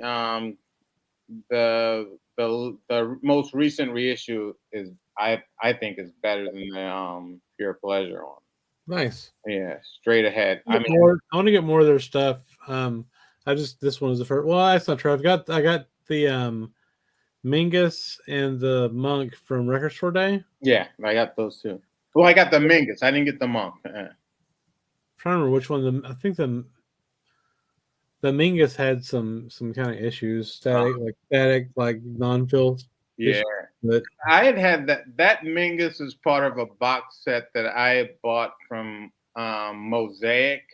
Yeah, back in the day, it had all of the Candid sessions. So I was interested in comparing, the remastering versus the Candid. Versus the Mosaic, and I think this reissue is better. That's cool. Yeah. So, yeah. Then you got the damn. I'm trying to catch back up just on the reissue stuff and stop buying used shit for a minute, because I can't really afford to just constantly buy both. Yeah. And that Verve by Request series is going to have more shit coming out. We got those Bethlehems that Rob was talking about coming out. There's Blu-ray fucking coming out constantly. It's like, I wish we could go back to the vinyl crisis where I couldn't get shit out, so I could not have to buy 10 records a month for a while. Yeah, I cannot buy this year. I bought so much from the time I started watching Rachel's stream in August. Yeah. Between that and the end of this year, I spent an insane amount of money and bought too much stuff, and because I was so good before that, I would buy just a couple of the AP stuff, and then Whatnot came out, and that was a disaster for me. So I want this Billie Holiday, and I want the Herbie Hancock. The Tone Note stuff list hasn't come out yet, but other than that, Herbie Hancock you're talking about? The Empyrean Isles, I have to have that. Yeah. Oh, absolutely. I'm gonna buy. When I listen to Freddie Hubbard solos, and that's before rock got to the Eric Clapton and the Jimmy Page stuff like that. When you listen to Empyrean Isles, when you listen to other like Taken Off, and you listen to Freddie Hubbard solos, I just like, did those guys hear those? So did those guys hear those records? Because they sound like guitar solos sometimes, like the phrasing he uses and stuff like that. I just wonder, did they hear that and were they influenced by that? Because I don't know. They never really. I mean, Santana, of course, Santana talks endlessly. He's like the ambassador for jazz. He's awesome with it. But I don't know if the other guitar gods ever talk about listening to jazz or something. Because when you listen to some of his phrasing, it's like rock guitar phrasing on some of that stuff. When I listen to it, yeah. XJ had mentioned in the comments, does anyone like Charlie Marciano? Yeah, I like him, and actually, I like even some of his older stuff. Like I have this one CD that he did from. I'm looking at my Discogs. I think it's 2003, called "Deep in a Dream." That's like phenomenal. That's phenomenal. But yeah, and he's great on the Mingus stuff. He's great on the Mingus stuff. I don't know what records I have with him. Do you have the Mingus Impulse stuff? Yeah. Yeah, he's on that. He's on that. Oh, yeah, he is. Very yeah. cool. Mm-hmm. He's also on a Stan Kenton record that I have weirdly on Contemporary. Yeah, he was a great player. Charlie Mariano, yeah. And then I have something that's I don't know, something. It's on Fresh Sounds. I think it's like, let me see. Hold on, I got the thing. Oh yeah, here it is. And this is also CD. It's called Charlie Marino. It's Standard Time, Volume 2. It was on Fresh Sounds. It's him and the favorite guy, Kete Monto, whatever, that guy. And that's actually really good too. And where the hell is it? There's a record I wanted to show again, just one last time before I file it away finally. Here it is. So I think I showed this last week, but I've listened to this record so damn much since I bought it like 2 weeks ago. It's so good. I mean, it's the Sonny Chris Craft. Yeah. There's so much what label is that? Chris. Muse. Yeah, Sonny Chris. Muse? Yeah, it's on Muse. What's Muse? Oh, Muse is an awesome jazz label from like the 70s and 80s. Are they like a standalone, or are they like a imprint of somebody else? No, this is standalone. It was started by this guy Joe Fields. I think he may have even owned Cobblestone, and now and then recently he passed away a few years ago. He owned a label called two labels called High Tone and Savant. And they're still up and running. His family runs them, but he has a long history of recording, releasing in jazz. But the Muse label there's so much great stuff on there. Fact, man, yeah, absolutely. But who else is on that? Who's on that record with him? Let me grab it back. So Dolo Coker, right, as I was talking about earlier, for buying on Xanadu, he's on here, and I think that so he lived in LA, but he would also like go to Paris every 5 years to make money or whatever, and he kind of never really got famous, right? But so the band, whenever he would try to get a band together, it would usually just be an existing band, right? And that was kind of the case here, which is cool. So it was. Sonny Chris on alto, Ray Crawford on guitar, who's fucking badass on this record. Yeah. Larry Gales on bass, and then Jimmy Smith on drums, and Dolo Coker on piano. But I'd say Sonny, Ray, and Dolo Coker are just fucking killer on this record. Yeah. Who produced that? Does it say who produced it? No, it's recording. Hang on. Produced by Bob Porter. Oh, okay. Because he did, Sonny Chris did a lot of stuff on I think it's Prestige. That's really good. And a lot of those were produced by the guy that started Xanadu.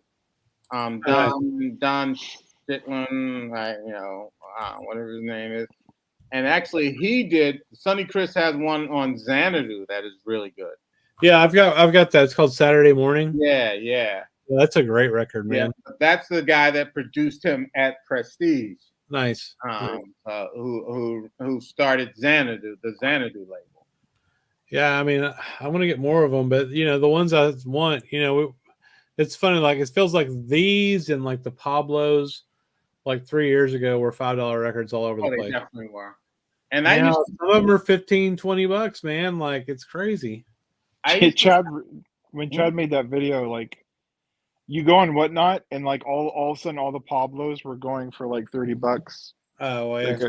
No, about them, yeah. Because as soon as he had that video came out, the next day and like every day after that, every time you go to like a seller that was selling like a jazz stream, and there's always Pablos.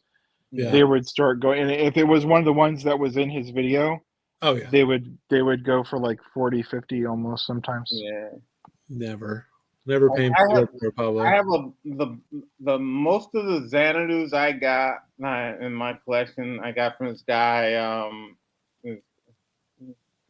Tommy's Jazz, and I had gotten on his email list, and he had said that he had a whole bunch, and I ordered them, and they were great. And then I've ordered stuff for him lately. I still get on his email list and I order stuff, but sometimes lately the stuff is, and they're sealed. That's the problem. But the stuff, different labels, not the Xanadu stuff. Like I just got some Blue Note stuff from him, and it's just warped. Yeah, because they're sealed, and I was like, I can't. And because he had sent an email out saying he had a bunch of Steeplechase, and it's some of the Steeplechase I want, but I'm like, I don't. Just return it after you open it if it's warped. I guess not. You can't. It's just a hassle because it's just it really makes sense. You really can't, because when you buy a sealed record, it is what it is. Yeah, and it's a small business, right? Exactly. It's like I don't want to like try to stick it to the guy, or anything. That makes sense. So I'm like, I'm not gonna order the Steeplechase. The Steeplechase I want, I'll just search out and find. I'm just like with a number of. I mean, I bought about 10 or 11 Blue Notes from, and I'd say at least 5 or 6 were warped. Like where you couldn't play them, or is it just minor, or it wasn't minor. Okay. And I had that whole vinyl flattener thing. Yeah, but it's time consuming. Sure. And just put it. I had this Elvis record that had, and Patrick says you can't fix a lip warp. Yeah. This thing was bent in 1/4 of the record, right? Because you could see where there was a bend. So like in just 1/4 of the record, it was bent like this. It was unplayable. And it was my mom's Elvis record that I got out of her closet, and I just had it in my regular collection, kind of in the middle of my rock pop stuff, and I was going to send it to that Perfect Vinyl Forever because they have a $2,000 vinyl flattening machine. They said, right. And when I got it out to send it to him, I looked at it, and it was almost complete. It was still slightly warped, but no worse than a lot of the records I get from Target. Yeah, and right. So they just kind of work themselves out after a while. So just keep it. Put them in the middle of your collection, and sometimes they kind of just straighten themselves out over time. Yeah. Although I don't have an air conditioner, so we get really humid in here. So I wonder if it's this because we can get up until the high 80s and sometimes in the summer in this room. So yeah. I wonder if that contributes to it. Sounds awful, man. High 80s. Yeah, not fun. Well, in your house. Yeah. Sounds like my old man when I was growing up, and he'd turn the air conditioner off to save money, and it would be like $900. And it's like, dude, it's 79 in here, man. He's like, you're fine. Like where I grew up, it was like it would get over 100 during the summer, but now I live in San Diego and I'm kind of spoiled. Yeah, San Diego's great. And humidity was like in Sacramento. When I lived in Sacramento, that was the worst humidity I've ever felt. Try San Antonio, Texas, man, or New Orleans. Holy shit! I heard Corpus Christi. My friend told me Corpus Christi. He got off the plane and he couldn't breathe. Yeah, the air was so thick he couldn't breathe. Yeah. I mean, when I went to school in New Orleans. Yeah. And I mean, like when I got there, you know, in August, and then I came back. You know, I came back home in December. People were like, "God, what happened? You lost so much weight." I was like, "It was the freaking humidity," because you know I was running at the time and all that stuff, and you know, just running in the humidity, I just like dropped so much weight. Oh, you just sweat your ass off, man. Yeah. And yeah, and then when we were down there, you know, I had an apartment with 2 other roommates, and definitely starting in May, the air conditioning would be on like full time. You know, it was just so unbearable. Yeah, it sucks here in Texas. Like in the middle of winter, it'll like this week it got hot enough to like turn the air conditioner on, and you know it was like 12 degrees like 8 days ago. Fuck, man, you know, it's like back and forth. It's crazy.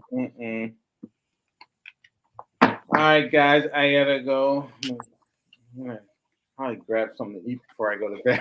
Yeah, me too. Yeah. Good. Cool. Well, thanks for joining us, everybody. You good, Baggy? You got anything else? You're muted, buddy.